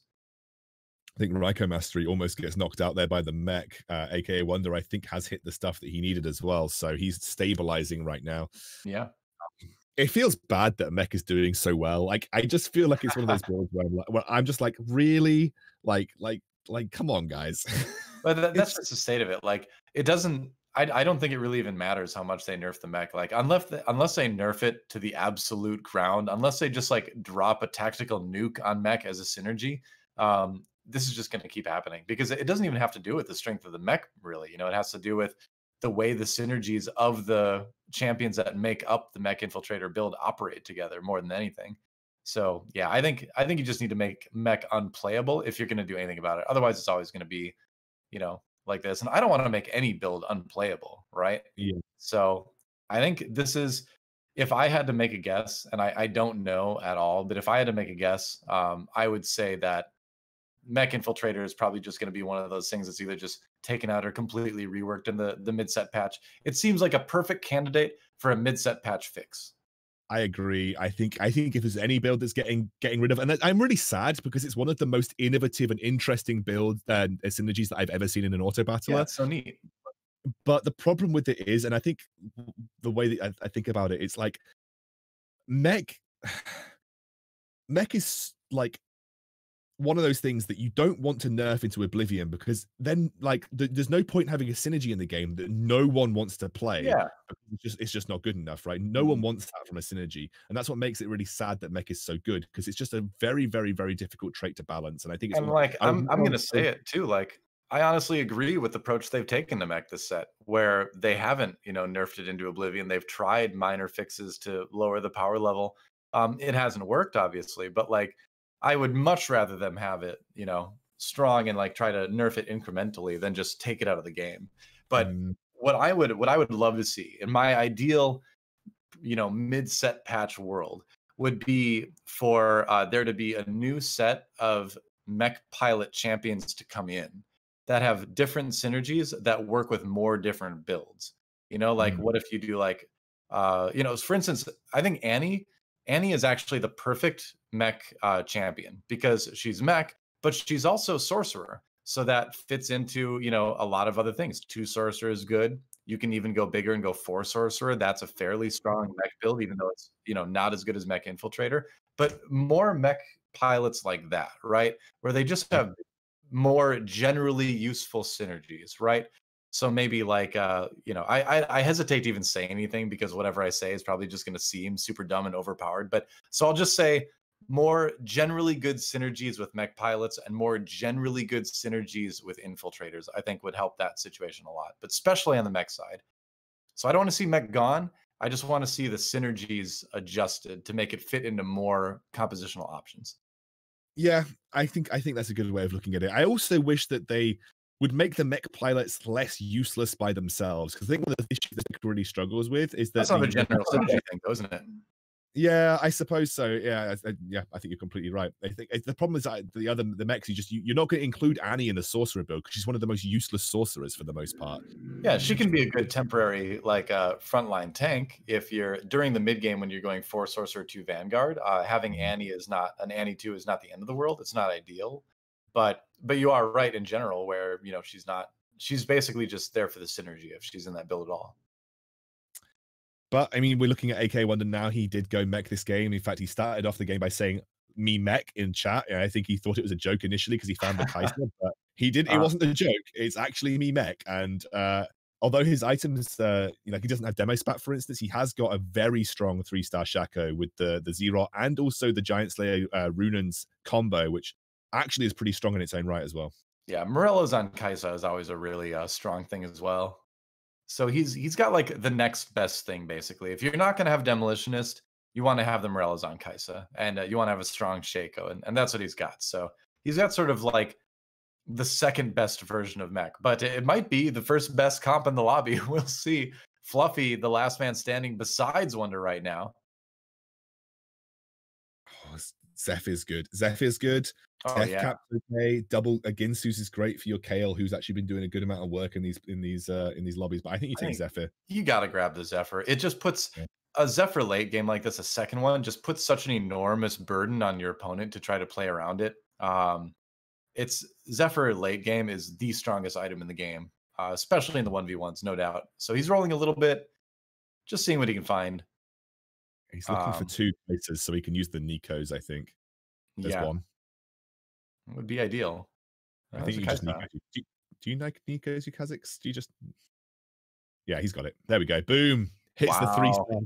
star. Might be the win right here. We'll see. It is a strong Shredder comp on the other side. Not ideal items, Giant Slayer instead of IE, but we did talk about how that could be better with the attack speed. Big Lulu ult though, and that Lulu ult may actually be the difference maker here. We'll see. Ooh, he's gonna get the Shaco. I think if the Shaco goes down here, that's huge. Yeah, that's right. That Zaya gets hit with the Fizz ultimate, and that's going to pave the way for a mech victory here. So probably one more round remaining. Yeah, not enough to kill Fluffy off just yet, but it's looking pretty good for Wonder here. Looking good for Wonder, I will say, despite not having the ideal items. I think the Zephyr helping a lot.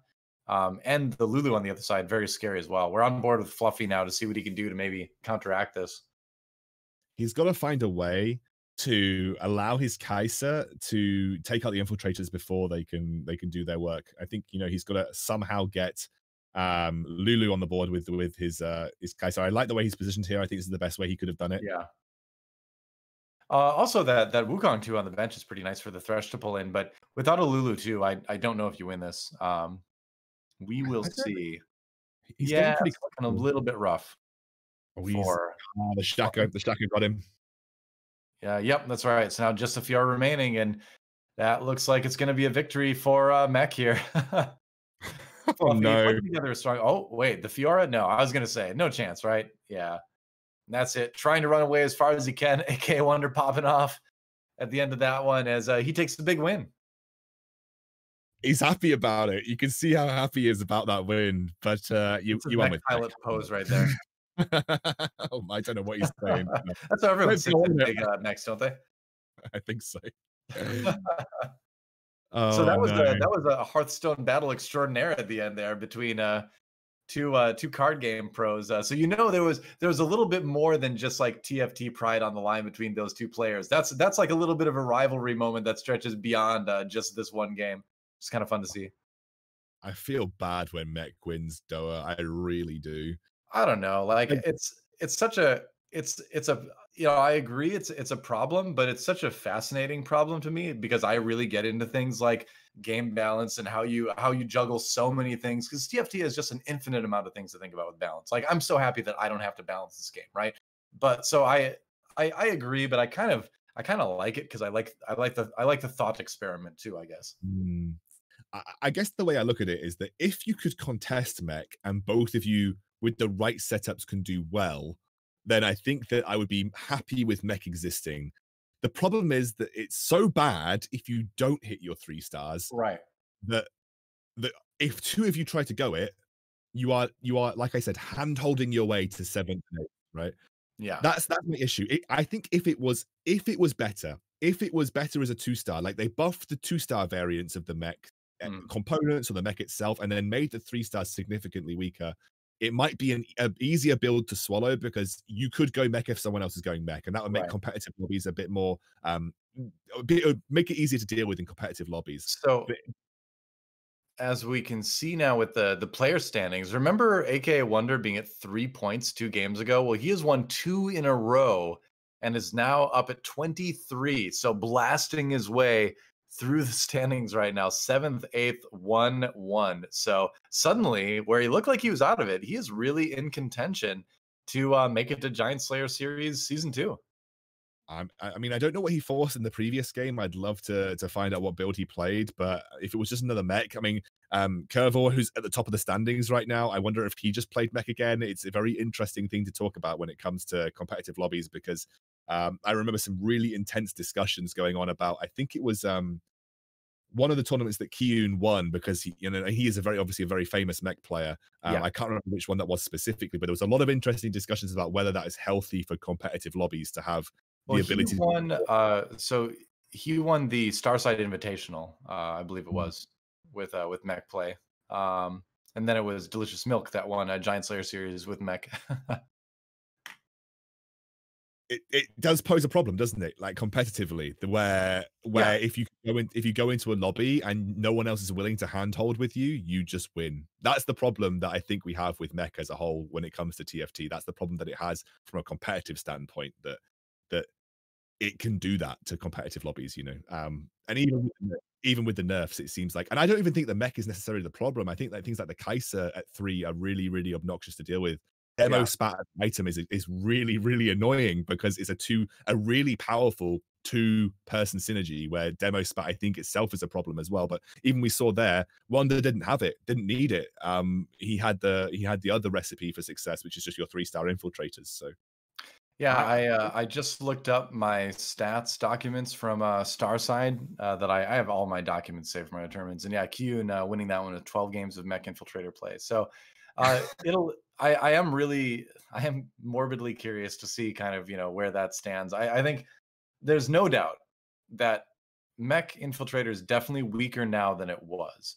agree. That said, I think the game has actually changed in a way that you can get to level 8 easier as a mech player, weirdly enough.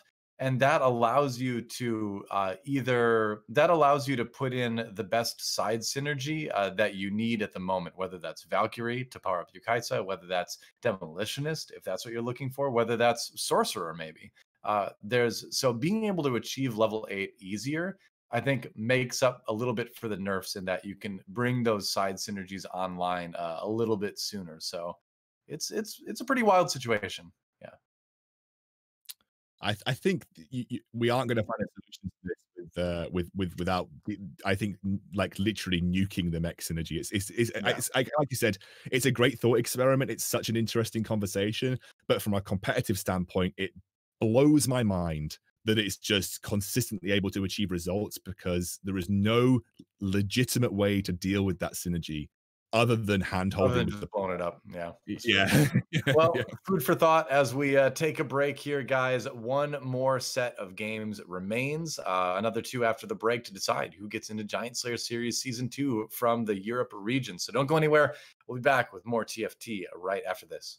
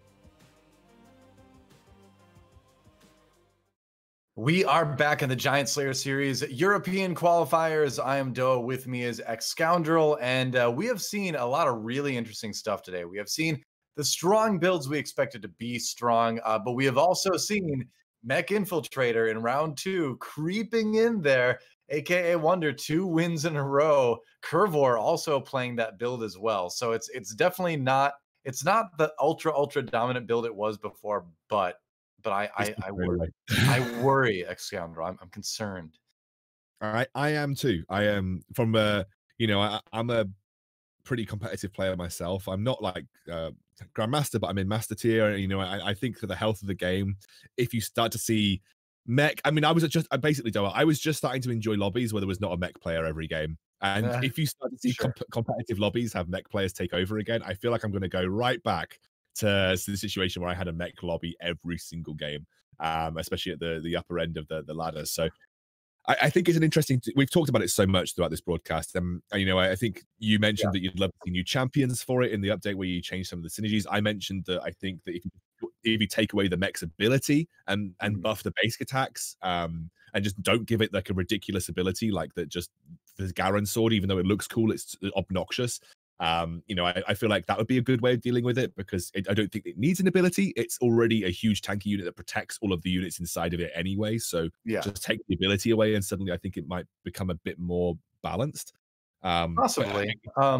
It's difficult. It's really difficult because I think it's almost an impossible synergy to balance. I genuinely think it is. It's just a really cool synergy. So I don't think anyone really wants to see it go away completely, or at least if they're saying that, they're not saying it because they don't like the mech. They're just saying it because they don't like what that synergy is doing to the competitive scene, right? Mhm. But yeah, we'll see. I mean, to a certain extent, I feel like it's a horse that's been like beaten to death and then like beaten into like horse pulp for like months now. But it's still worth talking about because it is one of the major defining things of the competitive meta of TFT. So it's like, if you don't want to hear about mech, sorry, it's very impactful right now, and you got to talk about it. But I hope that after the mid set patch, there'll be some changes in some form coming through that will make us not have to talk about mech all the time anymore. But it is too bad because I love the synergy personally. Not a big fan of what it's doing in competitive, but it is an exciting thing. Speaking of exciting things, Star Cluster now for our next game. So yeah, moving into the final round of the EU qualifiers, on board with Curvor himself, and we will see how he decides to start this one off. He's already in a really good spot. I think with 2 games left to go, it would have to be a complete uh, disaster, I think, with some other players doing incredibly well to see him knocked out of a top 8 position at 32 points. I think he's in a great. I mean, he's averaged 8 points a game so far. That's a second Yeah, place average across every single game, which is incredible, right? it's pretty I amazing. think it's 8 points for second, right? I believe. I think there's a big It jump. is, yeah. Yep, there's a drop from first to second, and then there's a drop from fourth to fifth. Yeah. Finds the Yasuo. So he found 2 gold there. Not the greatest early round you'd really want, but hey, if it helps you pick up an extra 2-star early, there's nothing wrong with that. I think Poppy and Leona are probably my favorite pair to see pop up in an early shop, just because getting that 2 Vanguard bonus online is so strong. It gives you options as well because you Yeah, can transition the Leona into the cybernetics. You can transition the Poppy into, like you said, like Vanguard sorcerers. So it's I think there's lots of options with this particular setup, and I also agree. I like the Poppy Leona. Just it's a good front line, and they both reduce damage naturally. So they're 2 Vanguards that just naturally reduce their damage that they take, even alongside the Vanguard bonus, which right. is always really nice as a front line in the early game. There's a very long lasting duo for sure. Finds another Leona, finds the Ziggs, which will probably get turned into 1 gold. Another Ziggs. So if you've got the chance for a Ziggs too, that is a unit that can still perform pretty well in the early game. So you kind of consider it. What do you think about this Mordekaiser? I love just immediately replacing one of my tanks with Mord because he's great. But do you invest the 2 gold? What's your take on that? Uh, I don't think Mordekaiser, but it's about where you want to spend your gold, right? I don't think Mordekaiser offers anything significantly better than Poppy and Leona do, especially if you can 2-star either of them, because I think Mord at 1-star is worse than Poppy and Leona at 2-star. And so they're easier to hit that particular threshold. But if I didn't have a significant or if I wasn't building up gold towards other pairs, I would probably just slam it in over the Leona, for instance. Yeah. And I found one of them at 2-star. But yeah, I think Mod's fine. I just don't think he's insane. Doesn't have to pick it up because he wanted to hit the economy there as well. So another reason not to grab the Mord. There is also the other factor to think about that we mentioned earlier, where Mord doesn't really build into a whole lot on his own. Dark Stars isn't a very strong direction to go right now in the game, and unless you're going for Vanguard, he really doesn't lead to anything else. So there is that. But Curvor just trying to keep his options open, but more than anything, seems like he just wants to focus on staying in the economy game. I mean, getting a good economy like this to begin with is a really like 10 gold at that round is insane. Like getting 10 Yeah. gold into the first PvP round, because this is going to allow him to accelerate to 50 gold really quickly, which is going to allow him to play a multitude of compositions. But most importantly, if you're accelerating to 50 gold that quickly, you're usually going to be able to get to level 6 and start re-rolling for mech, which is probably what he's Yes. thinking about given the items that he's picked up. He's gonna take a lot of damage early though, because a Poppy Leona board is not gonna beat anything. So he's gonna be taking like max damage from every round unless he finds a 2-star fast. Mhm. That's the only kind of big concern right now. And he does look a little bit concerned if you look at his face. So we'll see. He's just thinking. He's just thinking. He's got Zaya there. He's got Kha'Zix. Kha'Zix is nice Oh, because there that's you going to go. build towards his later stage game. But yeah, he's just keeping his options open right now. Yeah. But I do think he's probably thinking like when you've got a like this board, like you've got a rod, cloak, a vest. Especially if you're a mech player, you're thinking Bramble vest, QSS, Morellos. These are things that Yeah. are just popping up in your head, and I think that's especially when you hit economy so early on, you can almost force out other potential mech players just simply because you're going to be able to start re-rolling before them. Yeah.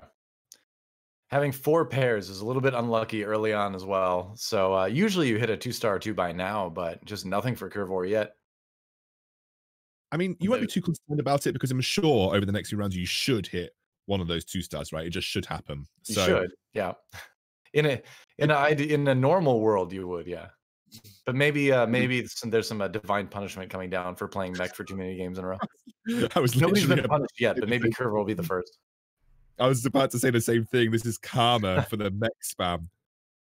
It's somebody needs to take it at some point, you know? All right, so he finds the Fiora too. So this might be an opportunity for a mech start if he stumbles across a Lucian or something like that earlier, a Vi. Yeah, yeah. If you can get a cyber start, that's really good. You can just slam the components on them, and then it becomes just like a really easy way to either prevent HP loss or start to pick up wins Right. as well. You So just hit I people will with say, numbers, basically. and you don't have to commit actual full items to make cybers work, which is one of the beautiful things because sometimes you feel bad committing a suboptimal item when it could be used later on to make something better for your comp. So Right. just by committing individual item components to a cyber build, it feels much better because you're going to start to use those components in the way that you want the longer the game goes. The Yeah. other thing that we didn't mention as well, and I think we haven't really talked too much about during this tournament, is that when you're losing like this early on, it's carousel priority, and for mech, which is so like so item dependent, carousel priority means so much to you. And this is going to be such a good loss, I think. For oh, it might even win actually, and it's going to be close. No, it won't. Yeah, well, looks like it was going to be close, but it'll be a loss here. But yeah, that's what you always tell yourself if you're losing in the early game, especially if you're already like nearly, 85 HP. You're like carousel priority. Oh no, it's a full item carousel though. There's a bramble vest, so maybe you grab that. GA is an Yeah, alternative. I'd showed. be I'd be okay with the GA here. Yeah, if you're going mech, Yeah, yeah. you give it to your Shaka, right? I mean, mech. I don't Oh, that like too. Yeah, GA. Yeah, I don't like GA mech for the reason that if your mech dies, suddenly that your infiltrators get focused, where you would rather the mech pilots start to absorb the damage or whatever. So I like it for Shaco because I think it's a good Shaco item in general. And plus they fixed the Shaco GA bug now. So actually he doesn't get stuck when he's in GA or actually start attacking. I all think I right. think it's a good item for Shaco, for instance.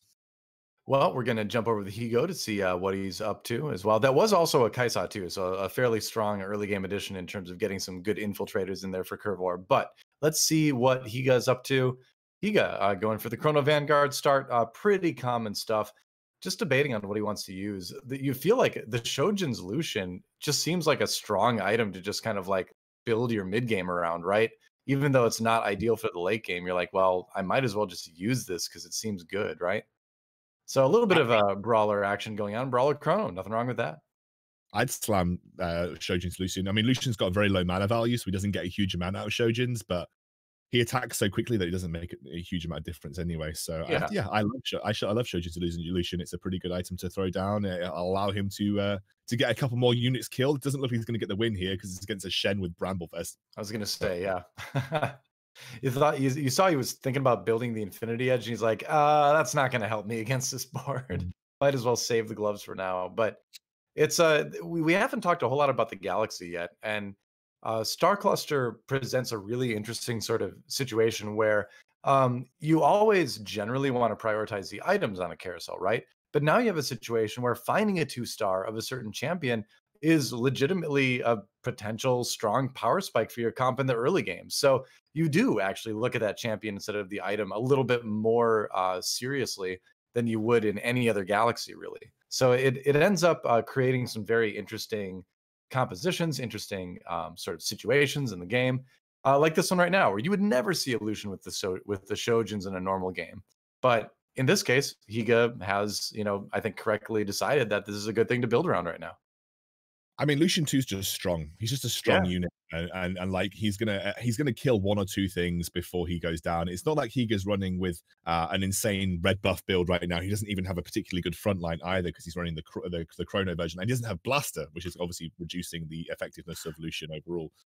But it's just a good 2-star unit. He's going to sell it eventually. The yeah, interesting conundrum that this galaxy throws up is that um, obviously you're looking for I would say even if you get like the later you go, you're looking for items over the 2 stars. Unless you're going to get a 2-star that finishes up a 3-star and then the item gets released naturally or whatever. right. Well, that's another thing to consider. If you find like a 2-star Darius on a carousel with a pretty good Darius item, suddenly you're like, oh wow, well suddenly Space Jam is really possible. So Exactly. yeah, The thing that you're looking for is primarily like, is this unit going to A, be good for me, but B, is this unit got an item that I can actually use for that mhm, composition? If you get the wombo combo of a unit that you want with an item that you want, I mean, you've hit the jackpot in this galaxy because it's going to allow right. you to get a 3-star much more effectively. Some interesting item options for Higa now. He's got a chance to build 2 Infinity Edges, which is a fun thing to put on Aurelia from time to time, or at least it was. It's not quite in vogue anymore. But you've also got things like a GA. You've got the yeah, well, there's a GA is the obvious one. You've even got something like a jeweled gauntlet. You've got the Thieves Gloves, which is still good. So a lot of legitimate things to consider right now for Higa as far as how he spends those items. Double Infinity Edge Last Whisper is still good on Aurelia, but you need to hit 6 cybers, otherwise it's just going to be an issue for Yeah, her. But you always feel a little bit uncomfortable not having a defensive item on Aurelia too, I feel. mm, But it he's depends going on how for it. quickly it Wow. depends how quickly she pops off. I think it really depends on how quickly she pops off. If she's Yeah. like starting to pop off and killing everybody really quickly, she's never going to get locked down anyway because she's literally flying across the map 95% of the time. But yeah, I think you have an issue with Aurelia is that sometimes if you don't have that defensive item, it can be really hard to make her work. Yep. You don't want to get her stuck on like a Poppy with a Bramble Vest either, because then suddenly she just has one item. She might as well just Yeah, have 2 BF swords at that point. But it looks like yeah. Cybernetics is going to be the play. He does find an early Kale, jumps up to 6 to include that, wants to get the Cybernetics buff active, which I think is probably a pretty good idea. Hmm. So I like Yep. this. I feel like this is a pretty strong looking board right now. Infinity Edge Kale is not bad to play either, by the way. It's not. I don't think it's like super optimal, but I don't think it's bad either. I've played some Infinity Edge Kale games, especially when you're running with QSS and you actually have the extra Brawler's Glove in there. It Yeah. can work. I just think it's again like a suboptimal version, but it's like one of those things that if you have to play it, you can play it. Right. Just drops a rod on Leona for the stats via the cybernetics buff. There's a Darius starting to slam. He's got the Rage Blade, so I wouldn't imagine this is going to be Space Jam. He's also got a Jinx as well, so probably not going to be that initially. But that Darius 2 is still going to carry you through a lot of rounds in the early game. Yeah, absolutely. And you can use that Rage Blade for numerous things as the game goes on, right? So Right. it's he's in a great spot. He can definitely transition that Jinx into. I reckon that Jinx is placeholder. I don't think he's going Brawler Blaster. I think he's going Kale just with the items that he's got, but he can still Yeah, use Jinx generally that. doesn't benefit as much from Rage Blade. So Yeah, exactly. Because she speeds up so much with her passive, ability anyway that it doesn't matter a huge amount. But I yep. think Rage Blade still works on Jinx. It's not the worst thing in the world, but it's just not like ideal. I think Rage Blade generally signifies that you're going to go towards Kale Yeah. most of the time. At least it should. That's what you want anyway. So now Balotelli is going to be the player he runs into. And yeah, just kind of trying to interesting build for Balotelli right now. Has the Space Pirates going, has a Darius 1 with a rod. Just it's surprising to see this comp win. It's a lot of meat in the front line, but yeah, I don't know. I guess it can't. Oh, it can win. Weird. That was a strange round. That felt like a really weird round to me. I think Huh. Higa's loving this though. Higa's getting really good losses through stage 3. Like he's losing to Yeah. between 1 and 3 units every time. You This you is your take it. Aurelia. Yeah, So he's it's not gonna gonna get grabbed right away. yeah. But what does he get to choose here? Just takes the BF sword, right? So he's taking the Yeah. BF sword. I'm guessing to make another GA. Uh which could be used on a number of targets, really. But you could put it on the Irelia, for instance, if you really wanted to. The Yeah. only issue that I think he's going to run into is that he doesn't have the Last Whisper, and if he's going up against Bramble Vests or Vanguards, Irelia gets stuck on that one unit forever, and Yep. you just can't. That's always the big concern, right? Is you never want your Aurelia to get hung up on the tanks in the front line. We're gonna see what Gunmei is up to right now, and Gunmei with a possible well, it looks like, I mean, with the Rage Blade, you always do kind of think Kale, but he's got a couple options here. He's found some early brawlers. He's found some early sorcerers too, actually, which I kind of like. Mm, Uh, this is Sork this is 2 is just such an underrated buff, but it helps so many different comps in the mid game. it's definitely a Kale though, surely, because he's holding the Should be, I Kassadin, think. he's holding the Ezreal, he's holding the Kai'Sa, so that speaks that he's probably wants the Valkyrie buff in at level 7 or level 8. Yeah, Um, but he's just playing a strong mid game, right? Brawlers are just good as a front line, like 2 brawlers, 2 vanguards, or 2 brawlers, chrono. Like these are all just good variations of a strong mid game comp. So he's right. probably going KO at this point. But he's going up against Snooty Boo, who's also looking like he's going KO. There's quite a few people playing KO this game. Yeah, there's a lot of Rage Blades out there. And that GA, is it going to be enough to save him? GA with the Jinx? Yeah, it will be. Wow, that was close. I was going to say, because if you're going to put 2 sorcerers in like that to buff a comp, TF and Lux are generally going to be the good ones. TF's going to get a lot of good area of effect damage in, and Lux with the crowd control is very strong. But time to switch now. But just kind of piggybacking off of what you were saying a little bit earlier, I do wonder if there are too many Kale players in the lobby. You know, somebody's going to end up being disappointed, but that just kind of happens sometimes. Kale is like one of the most difficult comps to play because if you don't stabilize your mid game with whatever you're given until you find Kale 2, you're just going to bleed like crazy. And that's one of Right. the major concerns. I mean, you can already see that Higa has also picked up a Kale here. Whether he's deciding to go Kale or not, you often use Kale in cybernetics anyway because you're going to play the Misfortune and the Kale towards the end of your cybernetic comp regardless.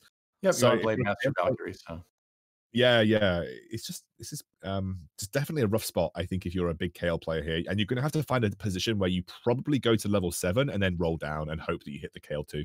yeah.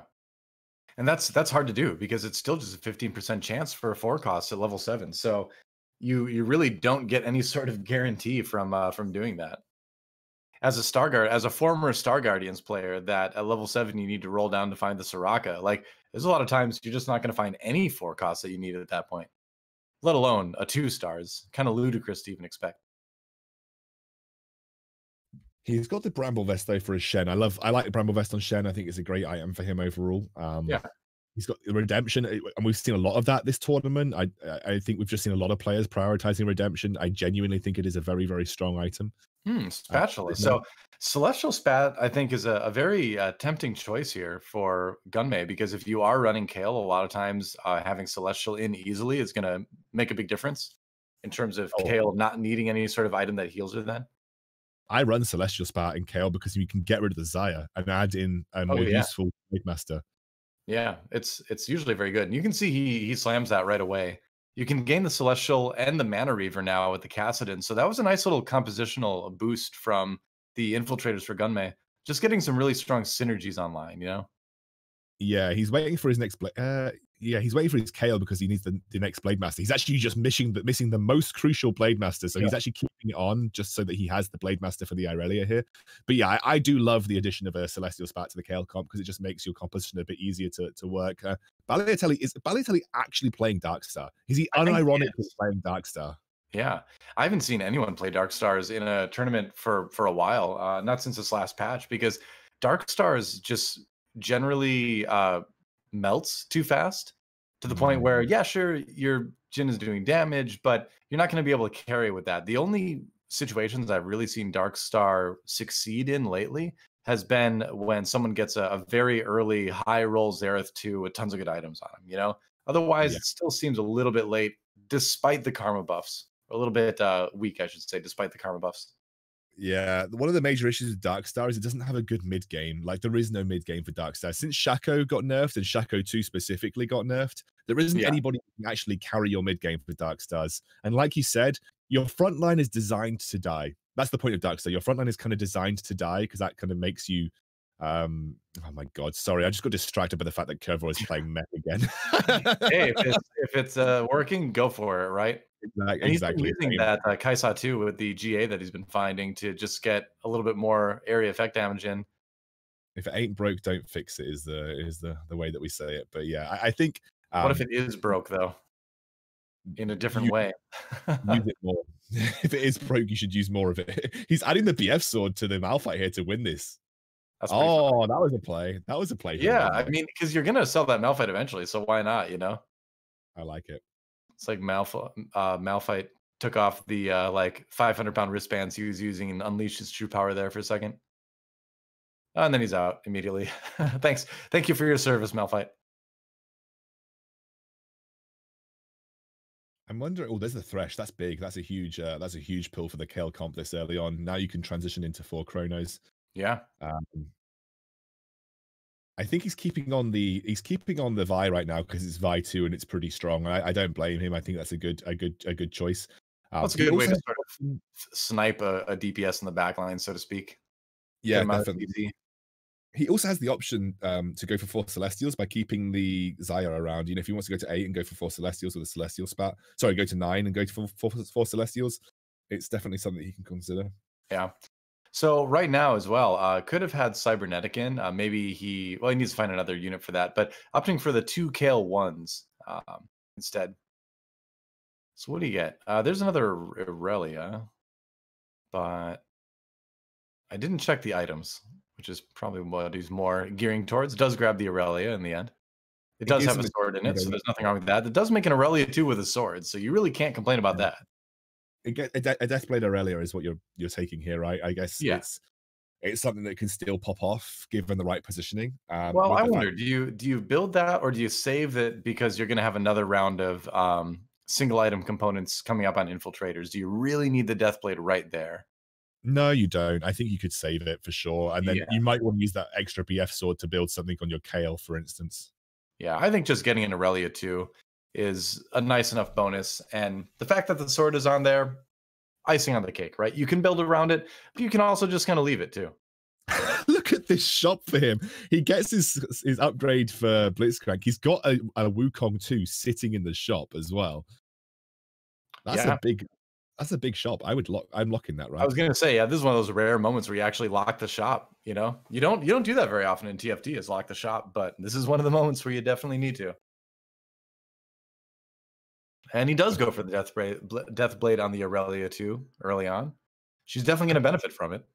Exactly. Like as an individual unit, she can definitely pop off with the Death Blade. You just need to make sure that she doesn't get bopped right at the start. And you can see it paid Yeah. off for him because I think it actually genuinely helped him win this round versus Snooty Boo. Yeah, I'd agree. And one of the nice things late game, if you're playing the Kale comp, it's great if you can have Aurelia be that second carry. You know, just kind of put a lot of items on her that you don't really fit on Kale. Aurelia, as far as like attack damage characters go, Aurelia can use a lot of the items that Kale doesn't use. You know. He needs to get the 4 Chrono online, which I guess is moving over to either the Thresh, which he sold, or going over to an Ezreal. But we're going to move over to Balotelli and see what he's doing. Doing a bit of scouting at the moment, looks like. going back to his board. Looks like Blade Master is the play. Does he actually have? No, just 3 Blade Masters right now. Trying to open up his stream here. Oh, Balotelli is running the 6th Dark Star at this point in time, so he's got He's got 2 Jin 2s. So the problem is that, and I don't know what your thoughts are on this in terms of Jin. If Jin does not have Ginsu's Hurricane, Ginsu's Hurricane, I really feel like he struggles in terms of overall damage output in a team fight. Absolutely. Like, these are not ideal items for Jin. I mean, the IE and the QSS, sure, but Bloodthirster doesn't do you a whole lot of good. The Celestial buff is there to give the Jin some sustain, right? Because with those big damage junks that Jin does, he'll be healing a lot. So the Bloodthirster is just an unfortunate item on him right now. And like I said earlier, I really don't see Dark Stars succeeding often unless they get like an early Xerath 2 that's really buffed up, right? He's working towards a Jin 3 though. I mean, Jin 3 with these items could be very. I mean, you'd have loved the Deathblade on Jin over the in a heartbeat. Yeah, I wonder though, honestly. I wonder if having 2 Jin 2s in right now is actually better than the Xerath. And obviously, he would need to put in another Dark Star to make that happen. He would need to find another. What's he missing? Well, either way, he would need to put something else in. But because a lot of times while you're waiting for that Xerath transition to happen, you'll just run 2 Jin 2s. He can't do that right now, but something to think about if he runs across another Dark Star, like a Shaco, basically. Yeah, I think Xerath 1 even in Dark Stars is fine, but I do agree with you that 2 Jin 2s might actually be the better play here. Right now, that's what I'm talking about. Yeah. I kind of want to watch this Jin with Bloodthirster right here because I actually saw it clutch out versus the Curvor's mech in the previous engagement. If you just watch how much healing he gets in the Bloodthirster, if you can survive the burst, I mean, just look at the healing that he gets. Yeah, he gets some, but it just doesn't seem strong enough, you know? Right. Whereas like a Last Whisper is always preferable. And I think you can look at that and say, well, there was probably some reason he ended up with the Bloodthirster on Jin. Because I don't think a lot of people would intentionally put Bloodthirster on Jin as their 3rd item. Yeah, I think I agree. There's another Xerath, which is pretty big. Yeah, I'd just lock here.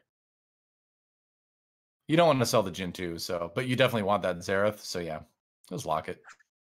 Oh, I think Curvo might actually be coming undone this game because his items are really suboptimal for his mech. Well, when you force it every game, you're going to run into that. I mean, if you go back and look at players like Kyun and Delicious Milk who have won other tournaments with it, they'll have a good amount of 7ths and 8ths in their games, as well as many as they have 1st and 2nds, right? So it's just kind of something you expect if you force it, where you'll overall be doing well because the 1st and the 2nds outweigh the last places. Oh, you're seeing one of the major issues with Jin on Balotelli's board right now. One of the big issues with Jin is dodge. Dodge is like the biggest counter to Jin because if he needs to hit those shots because he shoots so slowly and every shot is so big impact. If you dodge a Jin shot, it genuinely shuts down the Jin really hard. See, that's why I would really like the Jin to be next to the Karma instead, because you need to speed that up to kind of mitigate for it. Because that Xerath 1 just isn't going to be doing a ton of damage right now. At least that's my opinion. Obviously, Jin, a better player than me, but Jin doesn't get attack speed when Karma buffs him. Jin gets extra AD because his passive is basically he gets it. So the Karma going onto the Jin is just going to make him hit harder, and if it dodges, it just dodges, right? Sure. Yeah, my bad. Wow. Oh, AK Wonder's gone mech as well. They're actually hand-holding. They're actually hand-holding this game. We've got some hand-hold mech players. Well, this is what we talked about. If 2 players go mech, usually one of them will do very poorly, or in this case, yeah. And so in this case, it's Curvor. Yeah, and I think, he's out, unfortunately. Balotelli out. I just think, unfortunately, Dark Stars is just not a very strong comp in the meta right now. No. I completely agree. I think Dark Stars is rough. And actually, if you look at Curvo, he's 1 Rumble away from Rumble 3. So that means AK Wonder cannot actually physically hit Rumble, I think, if he tried. But Curvo just needs that to actually get to get back online here. Some choices to be made. Wonder, yeah, I like the cloak. I think late game, a lot of times, unless you are really needing like a specific defensive item or a specific offensive item to power up your team, just something that messes with your opponent is a good choice. He's kind of circling that Frozen Heart. A lot of times putting Frozen Heart on an Infiltrator is really strong in Mech Infiltrator because it can slow down the carries on the other side. But I think Cloak is a perfectly serviceable item as well. He has no items on his Kaisa. That is wild. That is something you almost never see. It's very interesting, and it shows you the flexibility of this comp. I think people sometimes think it's a bit one-dimensional. It needs to be Kaisa and it needs to be the mech with perfect items, but his Shaco is doing a lot of work with this Hurricane and this Infinity Edge, plus the Swordbreaker, which you talked about. Hey, look, you mentioned it. It's the Swordbreaker Hurricane combo. It can be very strong in the right circumstance. Yeah, I think it's an underrated combo in the meta right now, and obviously, you know, it wouldn't be anybody's first choice, but I think Wonder's going to benefit from it for sure. Yeah, you can see just disabling the front line, and the mech just basically gets a bunch of free attacks, gets to live and get to the back line.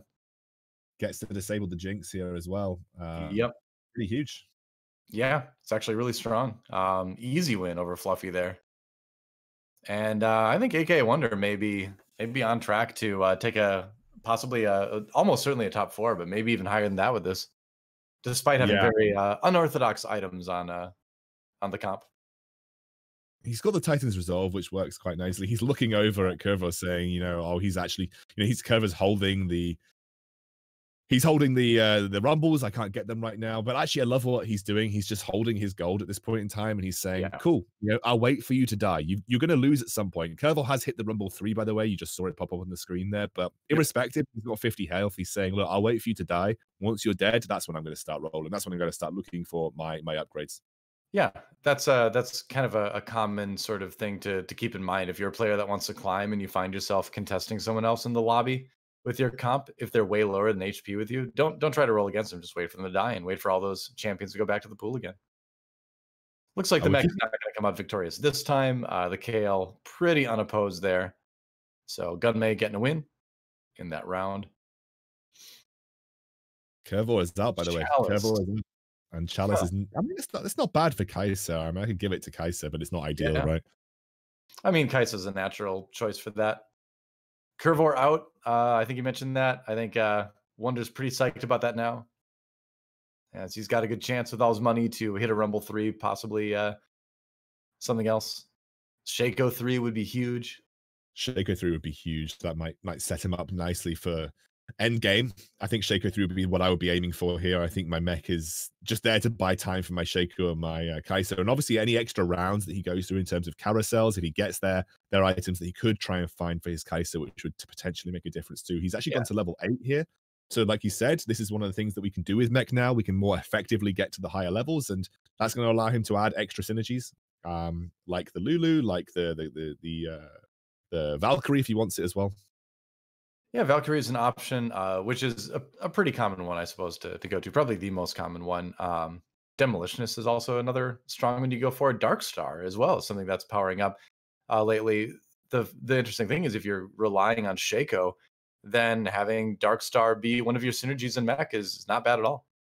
The only problem with it is that it's more likely that your Shaco dies before your Lux and your Karma, versus a lot of people. Now, obviously, the Aurelia is doing some good work for him here, but the Darkstar, I think, makes less impact overall than the Valkyrie would for your Kaisa.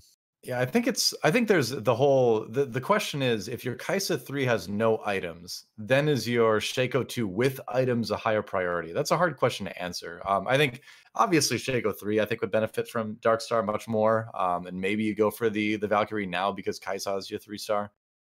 But I would just, if I'm playing Darkstar, I'm just going to frontline my Karma. Just let all my Lux just die. I think if you're putting them on the back line, your Shaco is not going to benefit from it, right? Right. At least not now. At least not with a 3-star Shaco anyway. It's definitely one of the less orthodox versions of doing it, but again, like with his itemization, it's more tempting than it usually would be, I suppose. But Valkyrie probably going to get you more mileage right now with the current star levels. Sorcerer is another thing to kind of consider because Sorcerer just buffs everybody's damage, right?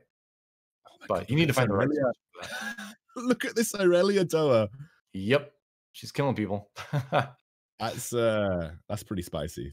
Yeah, he's got and also he's got the Vi 3 too. Did I see that right? Yeah, and the funny thing is Vi 3 with items is actually incredibly strong. You almost never see it, And I've actually done a lot of thinking about ways to maybe make sort of like a Vi 3 carry comp because she does so much damage with her ultimate if she runs through the team and she just basically one shots whoever she hits. And she's so tanky that finding a Vi carry build has been one of the things I've been thinking about for a long time.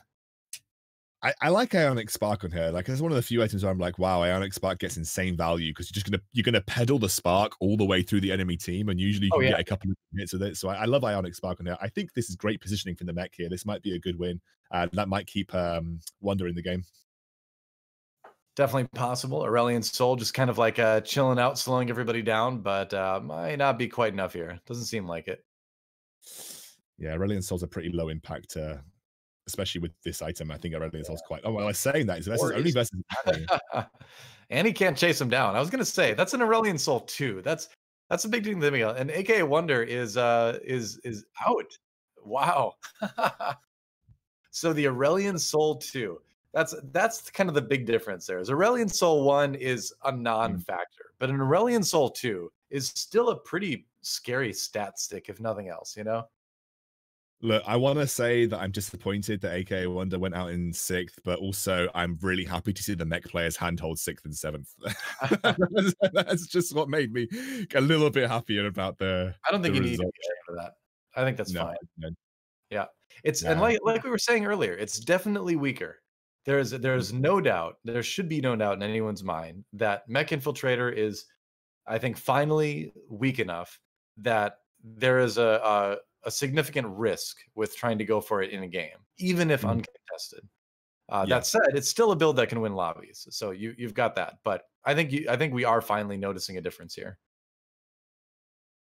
I think I you think saw in Kervor's gonna prove that for us. We'll see. yeah, exactly. Curvor and AK Wonder approved it. I think just in terms of their items, like they neither of them had good items for their build, and you can see that it is still a pretty item dependent build. And if you don't get the right items, it can be pretty difficult for you to get a win. Speaking of Yeah. good builds, Sunny Lou with Shredder here, and he's got a pretty solid setup with the Lulu too. Also, I mean, dude, that Lulu's gonna be attacking so fast. She's gonna get ults off every single round. They're gonna be good ults, and even that Aurelia too, not gonna be enough to handle it. I like it. He's got he so knocked many him good down. items, so many good champions. He Yeah, just he, loves he out knocked out on Galaxy as Ashes, well, but by the way. yeah. He knocked out who had the really strong Kale build that we saw earlier, and Snooty Boo, the other Kale player, has been knocked out. And I Mm. think we've just got the cybernetics player of Higa, and we've got Fluffy who's playing Rebels again. So Shredder once more proving that it's a very consistent top four build though. Yep, I would say so.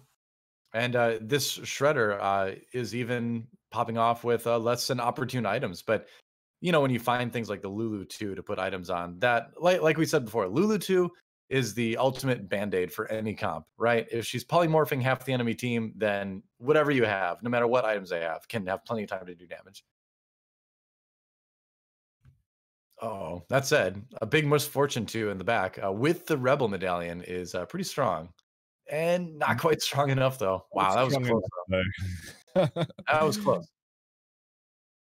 It's a good build. It's a good rebel build, of course, but it's just not quite strong enough to deal with the shredder in the place that it's in. I think the Lulu too is just such a good splash in any composition as well. Like if you don't have QSSs, she's gonna like ultimately she's gonna hit a really good ult. And also what I really like about the fact that he's got a bramble vest on it is that if the Aurelia gets pegged onto the going for the ultimate onto the Lulu, Mhm. then she's not going to deal a massive amount of crit damage, which means Lulu's probably going to survive, and also means she's going to potentially she's going to pop the Aurelia, which is going to allow you to focus her down a bit more effectively. Yeah, Lulu too is a shockingly good late game tank item holder because as long as she gets her ult off, that's fine. The longer you can make her survive to do that, the better. He's actually got a one away from a Soraka 3, which is an insane amount of healing, but generally not a high priority champion. Um, Even in games where I've seen Soraka 3 obtained and I've obtained it myself, it didn't seem like it made that much of a damage, a difference rather, because having a big heal is great, but there's so much burst in TFT right now that even if everyone gets healed to full against the wrong comps, you're just gonna have your team get instant slaughtered, right? So I think as far as 3-star forecasts go, Soraka probably the bottom of the barrel with that. Soraka 2 generally heals your team to full anyway, right? Yeah, exactly. It's just unnecessary. It's overhealing, right? Exactly. Soraka 3, no one's got 20,000 HP.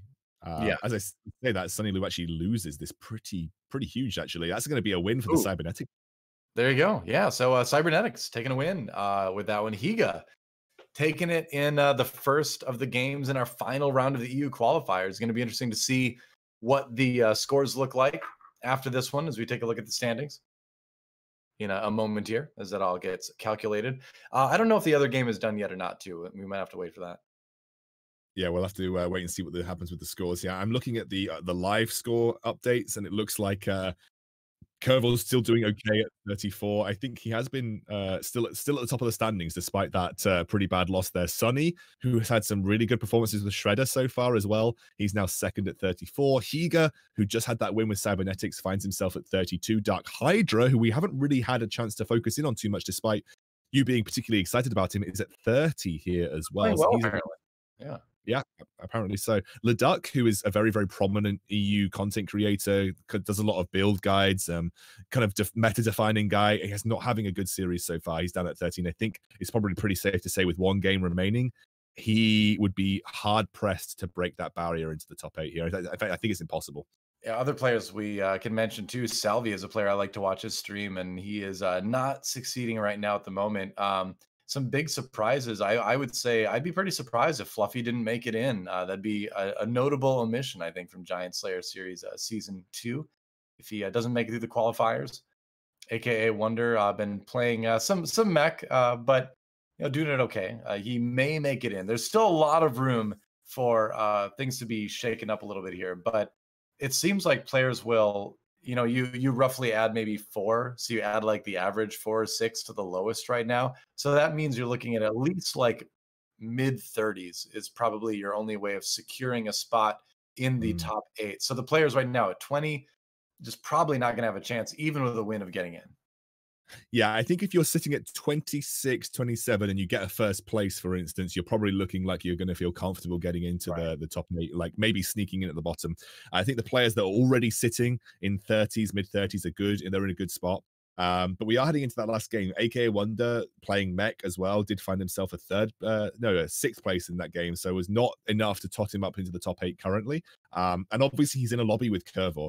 So both of them are mech forces. So it's not a good ending lobby to be in if you're playing that mech forcing style. Well, it's funny to see because Curvor hasn't really been like a mech forcing player before. So I'm a little bit surprised to see him do this. He's played a pretty wide variety in the past. But yeah, just today seems like he's electing to believe that mech is the way. It's hard to argue with that if you're uncontested, but I don't know. We might need to see something else out of him. It's interesting because it brings a mind game strategy into the tournament in the sense that the thing is, like, I always take Kiyun as the example because for me, he's like one of the most prominent mech players in the Western world, right? Yeah. You go into a lobby with Kiyun, you know that he's playing mech. So do you contest and int it, or do you try and just let him do his build, but then ultimately you're going to give him a good placement most of the time, right? Well, it's a point. The same Q, you know that if you contest him, he's going to play it better than you because he just has more experience. And so even if you get good items and you feel like you've got a good start, that thought is always there too, where it's like, well, this guy has played like hundreds more mech games than I have, So he's going to be able to keep up no matter what.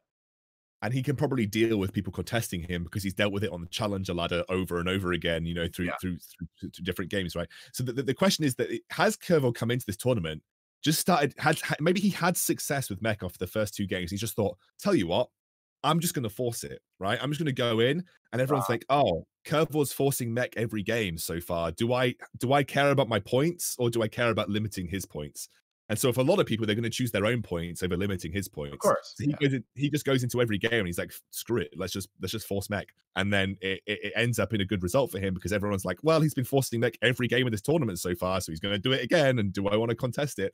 Yep, and that is the essence of the mech issue right now, is the mind games with it, right? The penalty for contesting versus the benefits for forcing. So that said, we haven't seen it's not like mech have won most of the lobbies today or anything like that. They haven't even won half of the lobbies. So I will reiterate that I think that mech is finally weakened to the point that even if you're uncontested, there's still a bit of a risk going for it. You aren't guaranteeing yourself a win at all, and you're not even necessarily gaining or guaranteeing yourself a top four. So I I'm really agree. looking forward to when the tournament proper starts and we see players playing on a weekly basis and trying it out. But at least for the qualifiers, it's maybe not a bad decision to force it, but No, it's not going to have the same results it used to. I completely agree. I think it's no longer a build that is going to net you top one, top two every game if you just hit the right units. Right now, it requires a bit more substance to actually get a good finish. And actually, one of the most important, if you listen to mech players, very high elo mech players, one of the most important things about mech, especially late game, is predicting who you're going to play and positioning accordingly for them. All It's right. one of the most positioning dependent, at least offensive positioning dependent builds in the game. Well, that's Um, why that's also why it's hard to contest it against a really good mech player because they're going to be making better decisions generally as far as that positioning goes, in the late yeah, game. Like yeah. even if I have perfect items for mech, like I know that I'm probably going to miss a couple of things positioning wise that might cost me a couple rounds, and then that all adds up, right? Completely agree. But I think we need to focus on other builds that have been successful too, because I feel like For sure. we can devolve so easily into like debating about mech forever. It's one of those conversations that, again, like you said, has so much substance to it. It's very difficult to ignore. But Shredder has been consistent again this tournament. Yeah. Cybers have been pretty solid. Kale Carry has been very good as well. So there are a lot of other good builds that have netted consistent wins for people. Brawler Blasters and Rebels for Fluffy has had some solid performances. So there are a lot of, I think there's quite a varied meta right now in terms of what can easily top four. And what I've actually been surprised to see is we haven't seen many sorcerer builds like at all. We haven't seen many poppy sorcerers. We've only seen that from very early on from, I believe it was Gunmay. We were following him playing it a little bit earlier on. I We mean, haven't seen many poppy sorcerer builds or GP sorcerer builds at all. right now the fact is that anything sorcerer related is just weak. Sorcerers is a weak synergy. Star Guardians is almost non-existent at this point in terms of power in the meta. So yeah, I mean, until sorcerers or Star Guardians or something gets a buff again, we're probably just not going to see a lot of sorcerers play it. The only people that are really playing it on ladder are people that have played it so much that they know how to min max it and get good placements with it anyway. Players like Great Lakes and NA. But yeah, in a tournament situation like this, I'd honestly be really surprised if anyone even tried sorcerers. I think we saw it like once and it didn't Yeah. great. So yeah, I think it's unfortunately because I'm a sorcerer player. I love sorcerers, but it's just super weak in the meta right now, you know? I think one of the most important things about dealing with sorcerers is that Hmm. you need to know exactly when your build is Oh, strong, and I think yeah. sorcerers is one of the more difficult builds to really assess that with, and already committing a Seraphs and a Jeweled Gauntlet straight off the bat here is unique. That's insane. Yeah, that is really crazy. I am honestly very shocked that he did that because so Jeweled Gauntlet on TF is I mean on Vel'Koz great. TF, you're going to be missing a lot of those cards, so you're just not going to get the benefit of maybe critting with them anyway. So whereas I feel like Jeweled Gauntlet is just a item in general that you don't build early because you don't get a lot of benefit from it. But he did find that TF2. I feel like he's feeling weak in the early game because he hasn't found two Vanguards, and so he's trying to find a way to make up for that. He finds a Leona, but yeah, I don't know. That is a really surprising item build decision for him to make. If he hits all the cards, it's great, but you're usually not going to, right? Like watch this all. It's going to be pretty good because he's got two people in a row. But beyond that, I don't know. I don't know. In this case, I it's think fine. I think what he's But thinking about is he's actually thinking about Bomberman. I genuinely think he's thinking about the Bomberman Shaq and Kobe build because yeah, it's it like possible. double Seraphs and Jeweled Gauntlet is a decent item setup for a Ziggs 3. Yeah, that is true. He finds a sorcerer. Okay, there you go. Finds another Darius. So he's thinking possibly he can put that Jewel Gauntlet on like the Darius as well. That's another kind of like off meta item for Darius if you're going Space Jam. Mhm. He is saving the Ziggs too, so you might be right with that. I mean, you could put Seraphs and Darius. It's suboptimal, but it's okay. It's just the only problem. The only problem with Seraphs is that it's like it's a fail-safe item for Darius. If you don't get the kill, if you don't get the dunk, it can help you reset the dunk quicker. But it is fail-safe. It's like you would rather not for the most part. Yeah, there's just a lot better items to put on him. I wonder. I mean, these are definitely sorcerer items, and we talked about how going sorcerer is really difficult right now in the game, and is not that great. Um, I think if you are, and we did see you need play sorcerers a little bit earlier today, so I Mhm. think he's one of the few players we have that may actually entertain that. And I will say this: I think if you hit the right sorcerers and you really have a strong, like if you have two-star vanguards and you have a Lux and you have a 2-star TF, you can go to Vanguard for sorcerer in the mid game and perform well and maybe even win streak. But there's a lot of ifs around that, you know? Do So you we'll do see. you remember do you remember traditional Void brawler? It would Yeah, run I was the playing it double. at 10.6. Do you remember it ran double Seraphs on Vel'Koz?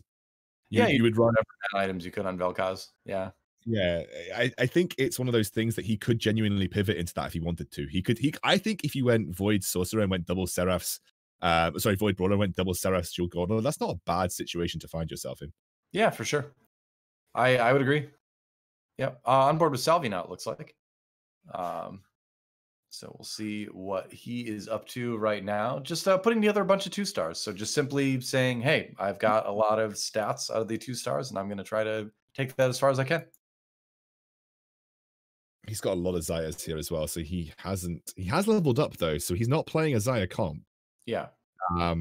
Because you would never level up if you're looking to play a hyper role variant. So he's leveled up here, which makes me feel like he's changing the way he's thinking about this build. I mean, he's Well, gone thief.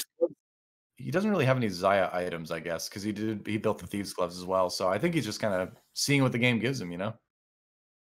The game has not given him much so far, unfortunately. Gave him a lot of stats at least, but not a lot as far as items go. Yeah, man, hitting a Lux early is so good if you're going for any sort of sorcerer comp because she does a lot of damage, but the amount of crowd control you get out of that is really, really beneficial. Yeah, I like Lux a lot early on. I think she's pretty solid. Um, yeah, I feel like I feel bad for Salvi. He's Yeah, he's not really been given anything here that I would think is particularly good. I Like mean, I'm he's looking got at time though. Like this is a yeah, game that feels bad, but you have to kind of take a step back if you're the player and talk about the positives for a second. Where it's like, all right, I have a lot of 2-stars. I can build synergy easily. He's going to go Dark Star for the moment, but the biggest thing is that he's got 92 HP. So even if everything else in the game is going poorly, you've been able to maintain your HP fairly well going into the Terror Bursters, and that gives you a lot of flexibility in round 3. So even though it feels bad, and I hate being in this position as a player, you do kind of have to tell yourself that everything is not as bad as it seems, despite this loss right now. can Lux get a big ulti off here? That's the question. Not big enough. Yeah. If that was a Lux 2, he might have been able to win that, but Lux 1 not going to do enough damage. So, finding the Soraka doesn't really do anything for you here. You just kind of, I think you just kind of wait and see, wait and see what you get out of the Terror Bursters and kind of tailor your plans around that. I think that's the case. I think you have to look at the items and say, what can I combine here in the mid game, and then choose your build from that point forward. I'm looking at this rod. I'm looking at this. I'm thinking Kale could be on the cards. You know, if I get a bow, I can make a Ginsus. If I get a BF sword, I can make a GA. Like Yeah, Kale could be on the cards for me if I'm playing from this totally position. depends on what he gets here. Nico's, all right. Hmm. It's good, but it doesn't help you answer that question. There's a death cap, possibly. And okay, so Ionic All Spark, three. death cap, and the Swordbreaker are his item options if he chooses to combine anything right now. None of that is really super inspiring, though. No, I think you play with if you've got a Nikos here. If you can hold the mid game, we could look towards a GP6 Orc because you have the Nikos. Yeah, there you do have the Nikos, and you do have part of a GA. And if you're going to play Gangplank 6 Sorcerer, you need to have a Guardian Angel or you will lose. So if that's the plan, I would say absolutely find a sword on the carousel, buy that Ari, sell the Soraka. But the fact that he's not picking up the Ari and he's keeping the Soraka makes me think he's probably not thinking that. I agree that that's maybe a desperation option, but we'll see. Okay, so he did do it. Okay, yeah, there we go. I think because you're looking at a Rabadon's and you're looking at a GA, like you said. I think those are two of the most important items that you could get in this scenario. To be honest with you, I would cull the Dark Star. I really don't think it's doing anything for you. I would 100% put the Jace 1 in over the Jarvan 2 right now. Yeah, and I might be wrong on that. Or I'd even just get rid of the Mordekaiser and put it in over the Mordekaiser, and then I would put the Rabadons on the Jace. Yeah, that's possible. I mean, your comp isn't going to benefit a lot from attack speed right now, but I suppose it might be better than nothing, which would be the alternative. But he's just kind of biding his time for the moment. He sold the Ari, I believe. Yeah. Okay. He's looking towards Dark Star, I guess, because he's keeping the Shaco on board. I'm surprised about this, but I do want to see more good players play Dark Star, because my impression of it from the games I've watched, from my own games, is that Dark Stars feels very weak right now, despite the Karma buff. So I kind of hope he does it, because I want to see, what the result is. I want to see what he can do with it. He's looking at you're looking at the Fizz and the Annies, and you're like, do I do it? No, it's too late. Don't do it. It's bait. It's a trap. He's seen someone already committed to it, and he's like, I don't know if I can. No, you're no. I would recommend against that course of action. He's hurting though, for sure. He needs to do something. He is taking a lot of damage. Yeah, he is. I would actually say that 4 Sorcerer, 2 Vanguard is his strongest option right now. Just from what he's got. 3 Dark Stars is not going to help him at all. Whereas 4 Sorcerers at least gives him a buff for the Mordekaiser that makes his AoE actually legitimate damage. Lux gets a big buff from 4 Sorcerers. So I think if you're going to go anything right now, you sell the Shaco, pick up an Annie, and try to find another Sorcerer. Wow, that's just me. I'm always thinking about ways to go Sorcerers, though. I know you are. I know it's your favorite comp. For me, I would be thinking like 4 Vanguards, 2 Snipers, maybe. Like that would be my way. Bad though. Like Vanguard Sniper just gets wrecked in this meta, though. It does, because of the Shredder and Last Whisper.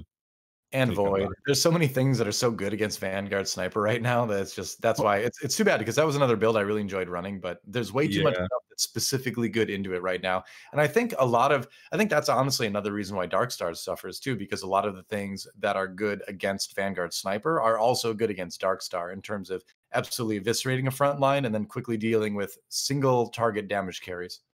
Mm-hmm. I feel for I've been in this scenario so many times for Salvi. I feel for him. His face kind of tells you the story. He knows this isn't a miracle game for him to come back from. He's actually now picking up the mechs. He's picking up those. I think we've switched over now, so we can't follow him, but he's now picked up mechs, just to let you know. Yes, he is. He actually has mech pilot, but we've swapped over to Dasik at this point, who has Chrono Brawler Blaster. So just a good, strong set of early synergies. The thing that he's kind of lacking right now is 2 stars, though. Doesn't really have many meaningful 2 stars here. He has got a Deathblade Lucian with Runans, though, which I think makes up for it a little bit.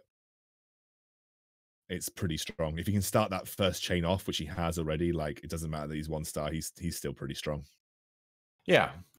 It'll sustain you for a little while, but you're like 3 rounds away. Basically 4-1 is where this comp is going to start to lose pretty hard if he doesn't find 4 stars. Or more meaningful synergy. Meanwhile, quick Salvi update, because his stream is still on in my other monitor. He's actually sold all his mech stuff, and he's doubling down on a Dark Star Vanguard Chrono right now. So best of luck, Salvi. Yeah, good luck, friend. Godspeed. It's a tough build to make. It's a dark day for Dark Stars. This is interesting, because Wukong is really strong. Could you drop the Blitzcrank and add the Wukong in, because you still have the 2 Brawler bonus, and you or drop the Vi and go 4 Chrono, because if you drop the Vi here, you get 4 Chrono with the Wukong. Yeah, I mean, you're not going to lose a brawler buff. I would do that. Or the Malphite, I guess. Malphite's also an option. I mean, not to mention Wukong just has strong crowd control too. So I think there's something to be said for, if you're not losing rounds, don't mess with it. But you do kind of have to think ahead a little bit and see, like, can I make this change and not really change what my comp was doing? But as you can see, he's winning rounds, so that does make you resistant to making any sort of changes. Yeah, if it ain't broke, don't fix it. Is the way of talking about it, I guess. But Salvi's pretty broke, so he needs to fix it. He loses another round here with his Vanguard. Yeah. Sniper for this composition that's going on. I totally agree with Salvi that mech was not the way to go. It was too late, and he didn't have the items. But I think it's just kind of a low roll game for Salvi in general, and I'll have to find a way to salvage it. Salvage it. I'm so sorry, but I'm not. God, even my producer trash talking me now, man. It hurts. It hurts bad. I was silently laughing. I was laughing in my head, Doa. That's really what counts, I think. I believe you. Well, Basic, picking up mostly gold, which is not the worst thing ever, honestly. He's got pretty decent items already. He's got the chance to pick up a red buff as well if he wants to focus into the Brawler Blaster side of things, which after finding the Cho'Gath, that seems pretty tempting, doesn't it? I think that's the indication that you go for it with the four brawlers here. Like four brawlers, is a very, very strong front line, especially versus the meta of Armor Shred. So you throw that on, and you're in a good spot right now. He's even got the red buff for the Ezreal, which is just insane. Yep. He just needs to find the Jinx, and this puzzle is complete for him. Seems that way. Meanwhile, on the other side, we do have the Kha'Zix 3 jumping in. So it's a void direction from his opponent anyway at some point. Not finding it just yet, though. That Kha'Zix is scary right now.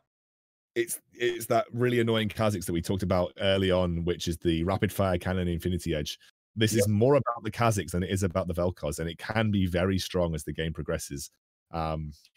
So the only problem with and actually this got a slight buff on 10.10. The reason being is that they changed infiltrators to always jump regardless of where they are, right? They always jump to the back line. The problem with this build previously is that you would have Kha'Zix and his rapid fire cannon would allow him to hit the front line. So he wouldn't actually jump to the targets that you actually wanted to kill. So positioning of Kha'Zix was very, very awkward as the game progressed because he would never jump to the back line. He would just sometimes, or not always, sometimes he would start attacking the front line. So versus Mech, it became a real issue because especially if you had Bramble Vest and you weren't running Last Whisper on Kha'Zix, he would just hit the Mech and sit there for the entire game and never win. But now they've changed that he always jumps to the back. This build is actually significantly stronger because this beefy, annoying Kha'Zix gets to the back line and actually starts tearing your backline apart.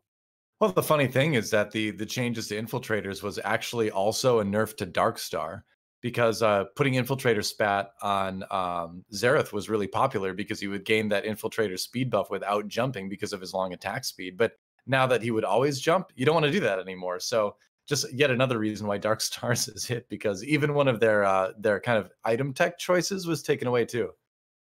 Yeah, and it's actually a small hit to Kale carry for the same reason because you didn't get the Kale infiltrator spat was really big. So you can see there's a 2-star Kale here for Daisy, and he's like, I don't really want the 2-star Kale. I want the Jinx. It's hard to say no to a 2-star Kale because it's just so strong, on its own as well. But I guess why not? You've got the Chrono buff, just go for it. And then you get the Blade Master spat, right? And then you make Ezreal a Blade Master, and then you're getting both the Blade Master and the Blaster buff. Oh God, what happened to Unid here? He's got the Ziggs, but he's level 5 and he's not found Ziggs 3. Yeah, trying to just hyper roll it. But the surprising thing is he's still got a good amount of HP actually. I mean, Ziggs 2 with those items still will one-shot a lot of units, especially with Jeweled Gauntlet. Yeah. Being level 5 at 4/4, that's risky territory because you can see Take 6 level 8. There's a lot of level 8s on the field right now. You have to be very careful. He is 1 or 2 rounds away from falling off really, really hard in most cases. So Raikou Mastery finds the Demolitionist spat. So I wonder if that's going to be our resident mech infiltrator player in this lobby. Haven't seen him for a little while yet. I think Loilo was the one that was playing it previously. I don't know what Riker Mastery was doing, but I remember Loilo was the one that was kind of forcing it early on. Hmm. I think demo spat is quite universally useful because of how prevalent Gangplank is in compositions. So, like Gangplank demo spat is always a really nice 1-2 combo to add to a lot of comps, regardless. Very true. And Rebel Medal is incredible for Brawler Blasters because obviously if you get Rebel Medal onto like a Misfortune, you just run the Malphite, the Jinx, and the Misfortune in a little triangle, and suddenly you've got an insanely strong backline blaster set. Yeah. The tricky part is finding the Jinx, because right now that's what he's looking for. The Rebel Metal not doing anything for him until he finds another Rebel. Going up against Raikou Mastery, and it is the GP. So the demo spat on Graves is actually really strong. He's going to hit a lot of people with his ultimate and get pretty big stun there. Interesting. Yeah, I think this is a Kale carry attempt for Riker Mastery. He just hasn't found the Kale 2, and he's looking at Dasik, who's got a Kale 2 and a completely he's looking at Dasik with the Kale 2 in a completely unrelated comp, and he's probably feeling just as bad as Dasik is about not having the Jinx, which is crazy. Oh, there's another Kale. Yeah, and this is the thing. Like, grief it as much as you can, you know? Hold on to that Kale for as long as possible. Oh, and Rebel Kale. Oh, I love this. That is nice. That is a good option, actually. Because Yeah. I actually think that I genuinely do feel that 4 blasters is overrated. I think that you do totally. not need blasters in the Brawler Blaster comp. I think 4 Brawlers is good because 4 Brawlers is tanky and it's a lot of health, and that's important for protecting your Jinx for long enough. I think that 4 Blasters is a little bit overrated, and I actually love this. He's keeping in the Shen, which keeps his frontline safer for a bit longer. He gets the Chrono bonus, and he's now distributing some items onto the Kale. This is a super interesting hybrid build that we're seeing coming out from Basic right now. You know, and this is kind of, I think, one of the things Dasik is known for, right? Where he does love Kale builds. And he's also been one of the players that for a very long time, as he takes out Salvi, he's one of the players for a very long time that has been doing what's becoming the popular way of playing TFT, which is just focusing on your HP and your strongest board and worrying less about things like synergies and what the traditional quote unquote good synergies and good comps are. And also So, just splashing little synergy, you know, splashing like 1 or 2 synergies here and there is really nice, you know. 2 yeah. Chrono is great. 2 Chrono, because you get the attack speed right at the start, is great for Jinx. Like, why not add it? 3 Rebel, you love it when you're in a Jinx composition because it adds a little bit of shielding and damage to her. For sure. So I think this is kind of the way that the TFT meta is evolving right now, and yeah, I think it's a really intelligent way to play the game. Just a quick update from some of the other things going on in the other game right now. Snooty Boo is actually running GP6 Sork, and he has found a GP2 really early. He's at 4-6, and he's got a GP2. So, Oh my gosh, got a chance of doing well with that, interestingly enough.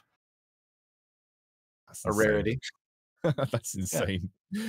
He's had to go Ionic Spark Kale here, which I actually don't mind. It's good against infiltrators, for instance, Right. and it can be clutch because they have their magic resist lowered when they get to you and cast an ability. So Kale obviously deals magic damage with her waves. So if you get that magic damage or magic resistance reduction, it's actually pretty clutch for Kale. But he's moving everything to the front, too. He's really trying to capitalize on that Ionic Spark now.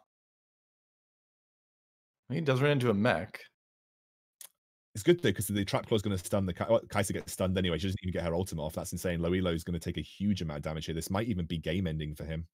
Well, he's going to be like 1 or 2 HP remaining at something like this. Yeah, 9 HP. My math is bad, but the point is he's on 1 life left, which is never good. That's never a good position to be in as a mech player, especially when you're not super strong. Yeah. And so let's see what Lev D. Trotsky is doing in the lobby right now. A little bit tough to see. Looks like he's going for a little bit of everything here. So Kale carry. I can see on his stream he's playing Kale carry. He's got a Kale with a Rabadon's death cap as well. So she's running the Ginsu's Rabadon's death cap. She's going to hit really hard, and he's now going against Loilo. Yeah. All right. Runs into the mech here. Let's see. Loilo does get onto the Kale very quickly. That GA was popped very fast, but the MF ult is quite good. And it looks like that's going to be enough. 2 MF ults, actually. Oh, but it's so close. Here comes the Annie 3. Oh, no. And MF can't quite finish her. Oh, and Rumble's right there as well. MF barely does it. He got it. I can't believe he won that, actually. That was like 3 MF ults. That Shojin's was put to incredibly good use because none of the infiltrators ever got in there. Shojin's MF is pretty pog. It's actually It is. pretty because you managed to get that, especially with Chrono. She's going to start generating that ultimate really quickly after the first one. So I like that. It's a good. Also, I just like seeing mech players lose. So no offense to no offense to Loelo. You know, So and you this brings up an important late game positioning thing to kind of think about if you're running the MF and the Kale is you want them on opposite sides of the board because if one gets jumped on, the other is capable of carrying, even if it is just an MF1 with like light items, right? So important note if you want to play this comp is split your carries. He's going up against Unid, who's got the Bomberman online. But now you're seeing one of the problems with Bomberman in the late game is that it doesn't have legs. Like if you don't get to level 8 and find the gangplank, which I know that Unid is trying to go for, and he's going to have to go to 8 and roll down, I think, at this point. But this is the problem with Bomberman. If you don't find a way to capitalize and get into the later stages of the game, it just doesn't have legs. He has got a gangplank with a Hand of Justice, which is actually a pretty good item. I would be taking that if I was Unid, and he does. That might give him an out here. That might give him a way to sort of find his way back into this. This carousel is crazy though. 2 GAs, 2 Rebel medals, Morella Nomicon, so many good items for people to pick up. I think nearly everybody's going to be happy here. I mean, I'd be happy. Those Rebel medals are huge for people like Brawler Blaster players. Yeah. It's good for Dasic, who's obviously got an insane, weird hybrid Rebel Kale comp going on right now. That's another gangplank. Wait, did he just? No, we're not following the same. We're not following Unid. I saw him roll past the gangplank, and I thought, oh my god, that's another gangplank. It's going to be on board with Lev D. Trotsky right now, who did find another GA. So I wonder if he's just going to drop it on the Misfortune for just a little bit more reliability for that unit. Waiting to see if he hits an MF2. There's a Wukong 2 possibility. He goes. Yeah, tosses that in there for Chrono. Again, I think he swapped an Ezreal out, if I recall correctly. I don't think the blaster bonus is getting huge benefit right now. He's put in Vanguard, which is good for the Jace, for instance, who's in a pretty good solid carry position, but he's going up against, I believe, day 6, so he's in a rough spot. Yeah, no kidding. GPL comes in, doesn't really matter. That is an enormous Kale on the other side. Sorry, that was Raikou Mastery. You remember Raikou Mastery picked up the demolition spat in the earlier carousel. He's now put it on the MF with the GP. MF demolition spat with GP is like one of the most disgusting combos in the game. It's a stun that hits everybody basically, because it's 2 stuns that hit everybody basically if they both get their ultimates off. So Trotsky right now trying to figure out what his positioning should be. A little bit worried about his backline there. I kind of like putting the Cassin in the back. You get the benefit of disabling whoever jumps on your carries. And here comes Echo and Aurelia. Wow, that's a strong board for Hydra, actually. Infiltrator Aurelia, so good. Lulu also. Oh, but not enough. I love Static Shiv on Echo because every single one of his hits from his ultimate counts as a basic attack. So you can actually proc Static Shiv quite nicely through his ultimate, which gives you a burst of magic damage, which is pretty solid. So he doesn't go out here, but he gets taken very low. And actually, this is a pretty close upper end of the lobby as Dasic's starting to lose. And I think Leduc, is Leduc playing that Infiltrator Kha'Zix Rapid Fire Cannon Infinity Edge build? Possibly. We'll see when the scouting goes through, if he decides to scout that. Leduc, I believe one of our players that was a little bit too low to make it into the tournament, but hey, a win is a win, right? Going out with a bang, mate. Going out with a bang. Yeah. So Ionic Spark is going to be the pickup for Lev Trotsky. And he's already got one, so I suppose this is the point where you probably put one in your backline, maybe? Yeah, I'd throw it on the MF or anything like that, to be honest with you. Yeah, it's a little bit more damage, at least on the ultimate, because there's a rod in there. He's had a couple opportunities to pick up the Karma too. He finally does it, throws it in over the Kassadin instead. So he's going to have the Zaya for Celestial and Blade Master, I guess. Interesting. Well, he's trying to avoid Leduc here. He doesn't want to get his Kale hit by the Infiltrator spam. Hits Dasic instead. Rebel Kale, Rebel MF, so a strong little sort of Rebel package in the backlines there. MF goes off, a lot of damage actually. That Kale ripping Dasic apart. And Dasic's going to take a big shot there. So that was a win that Lev Trotsky really needed. Obviously, any loss he takes is going to eliminate him, but he's managed to secure top 4. Yeah, and So he's there at is 28 points. And 28 points right now on his last game with a top 4 is a Yeah. really good result for him because that's going to allow him to potentially get into the top 8. Raiko Mastery, who was on now 31 confirmed, might actually lose out ever so slightly at just 31 points. Yeah, it's quite possible. I mean, Lev Trotsky has guaranteed himself at least 34, and we did talk about the mid 30s being sort of the cutoff for a lot of these players in top 8. So playing for his tournament life right now before the tournament even begins. And Leduc, yeah, indeed, going for the Void build, like you mentioned, ended up getting really good items on his Vel'Koz as well. Yeah, this is a really nice space for Leduc to be in, but you're seeing the damage that the Kazakhs can do to the backline. It is almost impossible to position versus him. And it's a very strong build to deal with versus certain people. And Leduc does knock out Lev Trotsky. Oh, and he died right before Dasic did. You know, that's one of those moments when you're like, maybe I could have ran just a little bit farther away because that was like milliseconds between 3rd and 4th. And that might actually be hugely impactful in terms of Lev Trotsky's chances of getting to the tournament. We're going to jump over to Dark Hydra now, but oh man, Trotsky going to be sitting on the edge of his seat for the rest of this game. I believe that both Trotsky and Dasic were on 28 points. They were both on 28 before this started, as far as I'm aware. Yeah. That's right. Trotsky is at 34 for his final count right now. We will see if that ends up being enough. We got to finish this game first. Dark Hydra fighting for his life right now. That Void build, though, is so good. That might just be our lobby winner. It's difficult to deal with, isn't it? Dark Hydra loses another one here. Yeah. I've got to say that Dark Hydra has been one of the players that has piloted Cybernetics really well. And I feel like Cybernetics are one of the highest skill cap builds in the meta. StarCraft player, yeah, I got to say. There you go. There you go. Yep. StarCraft guys, man, they know. They can handle managing a billion things at once. Knows how to handle an economy, spending versus saving. Knows how to position, has that APM built in. Just wait. When more StarCraft players start picking up TFT, you're going to see a shift in the pro scene for sure. I'm telling you. Oh, he finds the KL2. I don't know how much of a difference that's going to make. He's backlined everything to try and prevent some isolation on key units, which is important. Right. But I don't know if it's enough versus how strong this build looks coming out from the Duck right now.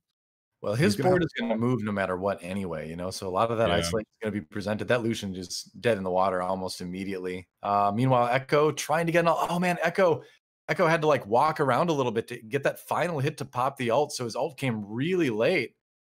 And it's barely enough, though. That was so close. Leduc takes some damage, so Dark Hydra staying alive, and next round is going to be the last round. Somebody's going to die, and we're going to find our winner for the final game here.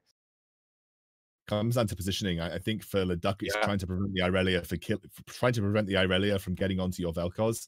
And for Leduc, it's trying to get that Kha'Zix onto the backline. If Kha'Zix gets a few good crits at the start, he can start to snowball.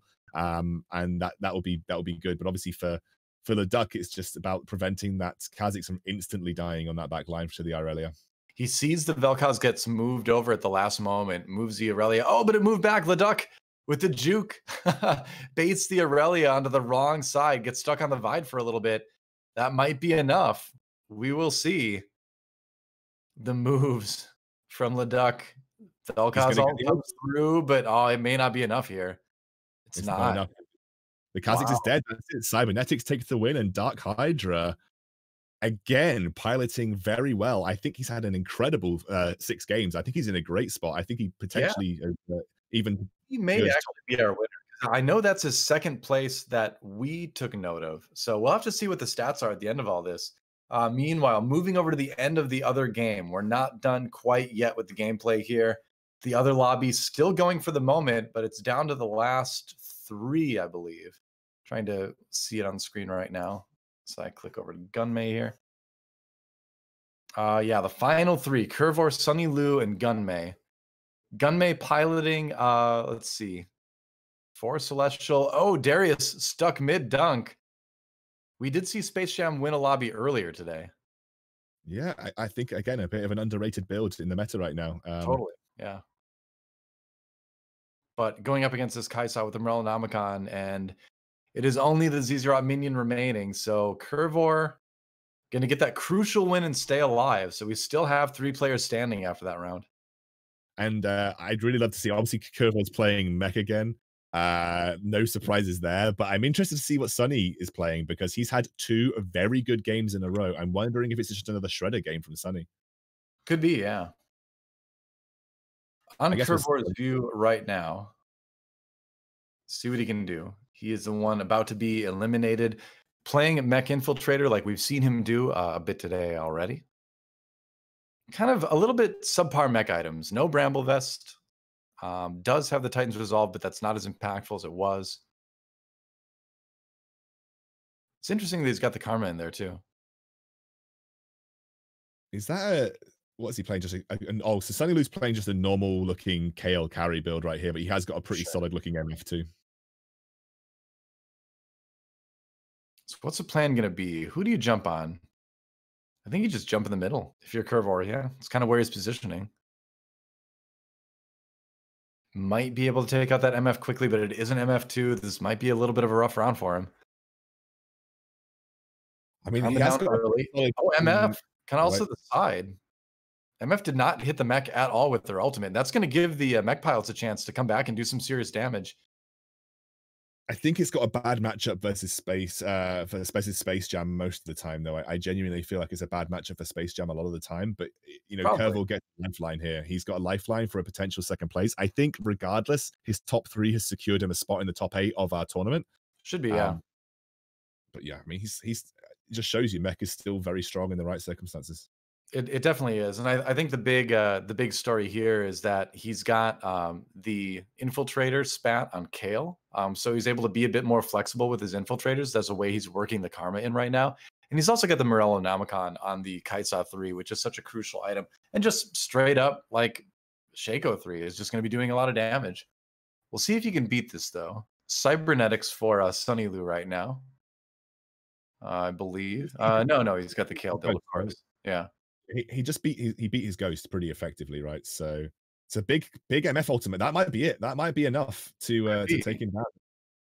Yep, another LMF ult comes through, and yeah, that is going to be enough. Curvor goes out in, I believe, 3rd place with that. Tried to run away at the end, but it didn't really matter. Gunmei is still fighting his fight right now, actually. It's coming down to the Zezerot minion, and Curvor has to. Oh, that's just Sunny Lou with the win then. Isn't it? Yeah, I believe so. No way. Sunny Lou, he just popped off the last few games. I think he's taken a few first places in a row.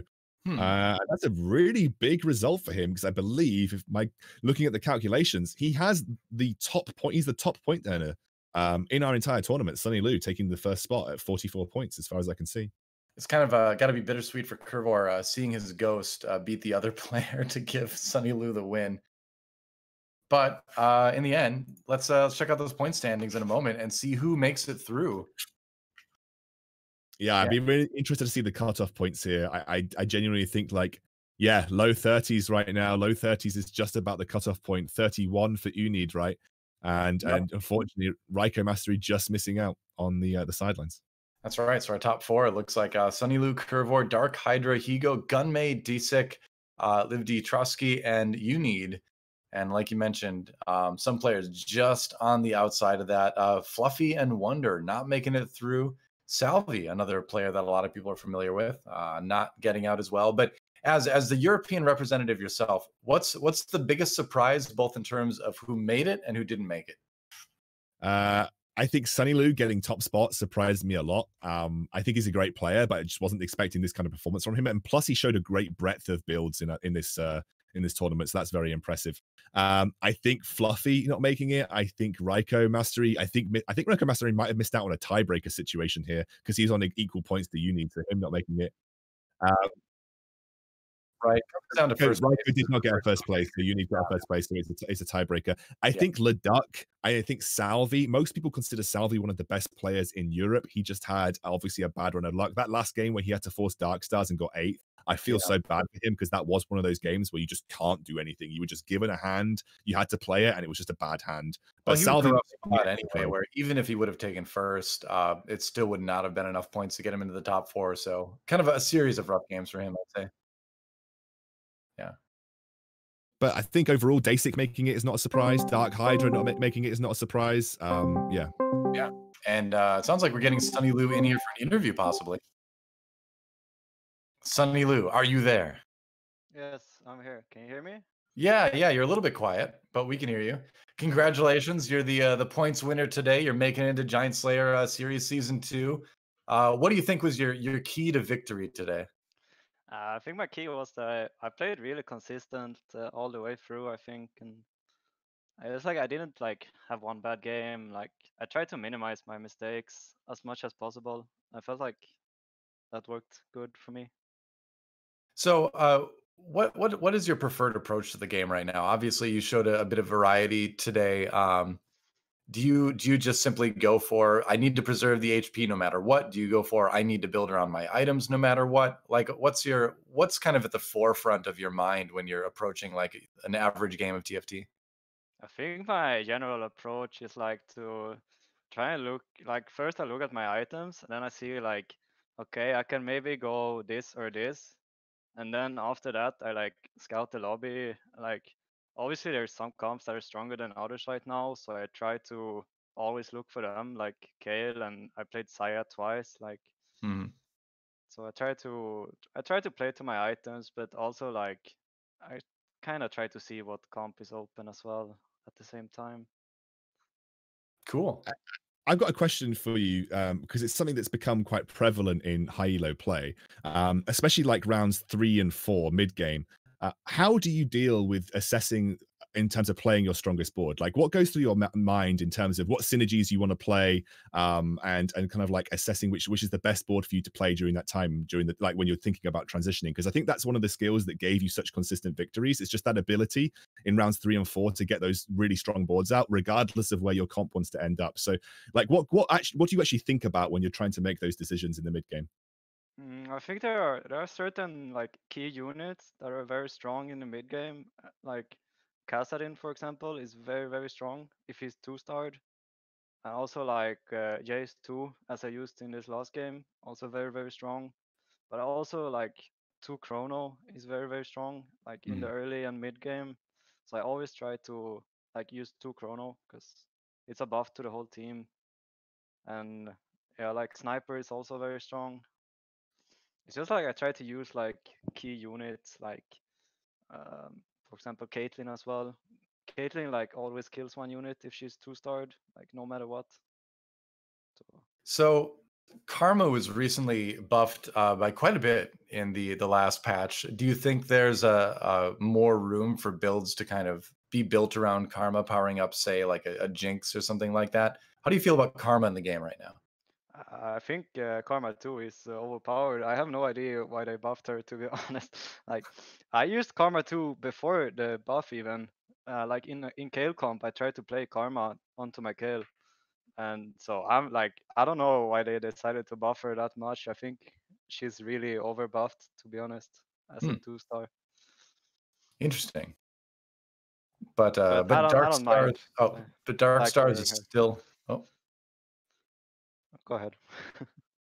I was going to say, but Dark Stars in general is a weak comp as well. So it wasn't enough to bring that back. But we've seen comps like Vanguard Sniper, Dark Stars kind of fall off in this patch a little bit. Do you think it's a lot because of the frontline damage, or what's the reason why we saw a comp, especially like Dark Stars, that was so strong for so long, fall off here?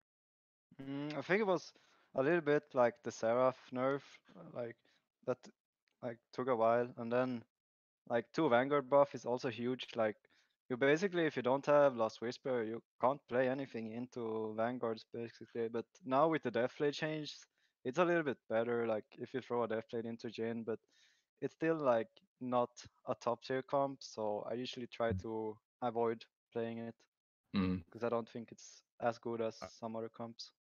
Are there any Are there any comps that you were surprised that you didn't see more of in the competition, for instance? Like, I know we still saw a lot of mech spam, but are there any comps that you didn't see, or you were surprised that we didn't see more of during these series? Mm, not really. I think all the like top comps were played. I was surprised to never see Candyland. Or actually, it was played one game, I think, maybe. I thought I Yeah, would Gun may played it. see more Candyland and maybe like some Vel'Koz build as well, a little bit more, because like today I found out that Vel'Koz is actually really strong in a specific comp, but I didn't see it played here. So I don't know. He's good as long as I'll he save hits it for someone. another one. Yeah. Well, awesome. Thank you for joining us for the interview afterwards. Congratulations on winning the qualifiers. And we're really looking forward to seeing what you can do in Giant Slayer series. Yeah, thank you. All right. Thanks, man. See ya. Cool. So, Excoundrel, we have completed our first day of qualifiers here for Giant Slayer series. What's your big takeaway for today after seeing those games? Mech still strong, Shredder still strong. Kale Carry is one of the best comps piloted in the right hands, and mid game's really important. That's my my takeaway from today. I think my takeaway is that there's some possible strong comps coming up that just need a little bit more tweaking, need a little more development. Things like Sure. Ziggs carry possibly, and maybe there's even an option with some sort of Dark Star centric comp, but seems pretty reliant on Zerath. Either way, I like to theory craft. I think we're going to see things switch around a little bit, and it was interesting to see Mech be honestly in a pretty good place today. I gotta say, where it won some lobbies, but it also bombed out. It performed like dare we say, a normal comp did for once. So maybe people don't need to be super worried about it. I'm just excited to kind of see what people bring to a Giant Slayer series later. Yeah, absolutely. I'm looking forward to it, and congratulations to our top 8 players that made it through. That's Europe, the Europe side done. We've just got North America to conclude tomorrow. Yeah. And let's take a look at one more time of our North American players for tomorrow's qualifier. You can see there is quite a stacked list on that one. A lot of notable names. To me, the name that jumps out more than anything right now is my old StarCraft 2 buddy Polt. I used to be Excoundrel and I were talking about this earlier, but I used to hang out at the StarCraft 2 house that Polt was living in Korea in like 2011. So I've known this guy for like 10 years. He is a brilliant, brilliant gamer. It does not surprise me at all that he's been dominating the NA ladder right now. And I would love to see him make it through the Giant Slayer series. Yeah, I think there is a lot of really, really recognizable names here. Nature's, Jinxed, Polt, Aegon, Kiting is Hard, Ine, Soju, Kiyun, Becca is there as well. Grand Vice, who's got a very, very popular stream too. This has got a lot of recognizable names from North America. Yeah. I'm very, very much looking forward to seeing how they sort of match up against each other in a competitive setting. Yep, should be really, really fun to watch. That's going to be tomorrow, guys. So do not miss that. I'm sure we'll have like a little schedule thing coming up soon to show you exactly that. But I think the tragic thing about looking at that list is knowing that some of those players are not going to make it to Giant Slayer series.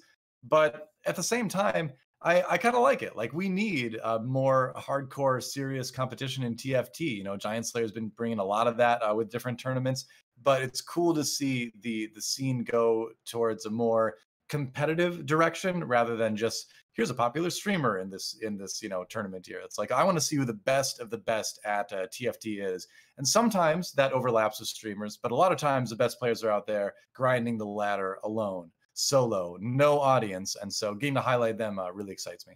I mean, Sunny was moderately low viewership for Europe. I mean, he was streaming to 20 to 30 viewers for the most part today. He's not an incredibly well-known name, but he dominated. I mean, he really had an insane game. Yeah, exactly. Yeah. He's probably going to benefit from the rewards of winning the European qualifiers in lots of respects, but it's incredible to see some of these players pop up and do well like that. And again, like, I think I agree with you. I love the fact that TFT is taking a more competitive direction. Look, there has to be losers, there has to be winners. I wish we could include everybody, but again, at the end of the day, it's about proving who is the best. And although TFT does have elements of randomness to it, a lot of it is about risk assessment and decision making. And I think that's one of the things that you see over the course of 6 to 8 games. You see the people who make the best decisions and they make the best risk assessments. I think overall TFT is a very low variance game compared to a lot of other strategy games out there right now. So it's been a joy to cast. It's been a joy to cast with you today, Excoundrel. We're gonna wrap it up. Any last thoughts before we close it for today? I just really loved casting. It's the first time I've got to cast TFT outside of a kind of a rivals event, so I've been really excited to sort of jump onto it and do it in a setting where I feel more comfortable analyzing as well, because it's been a while since I've been kind of like in an analyst role. I've really loved it. Thanks for having me, Doa, and I'll be back for tomorrow for North America. Son of fun. Well, that will do it today for us for the Giant Slayer Series qualifiers. The European delegation has been decided. We will be back tomorrow, same time, to see who from North America makes it through. It's going to be great. Don't miss it. We'll see you then.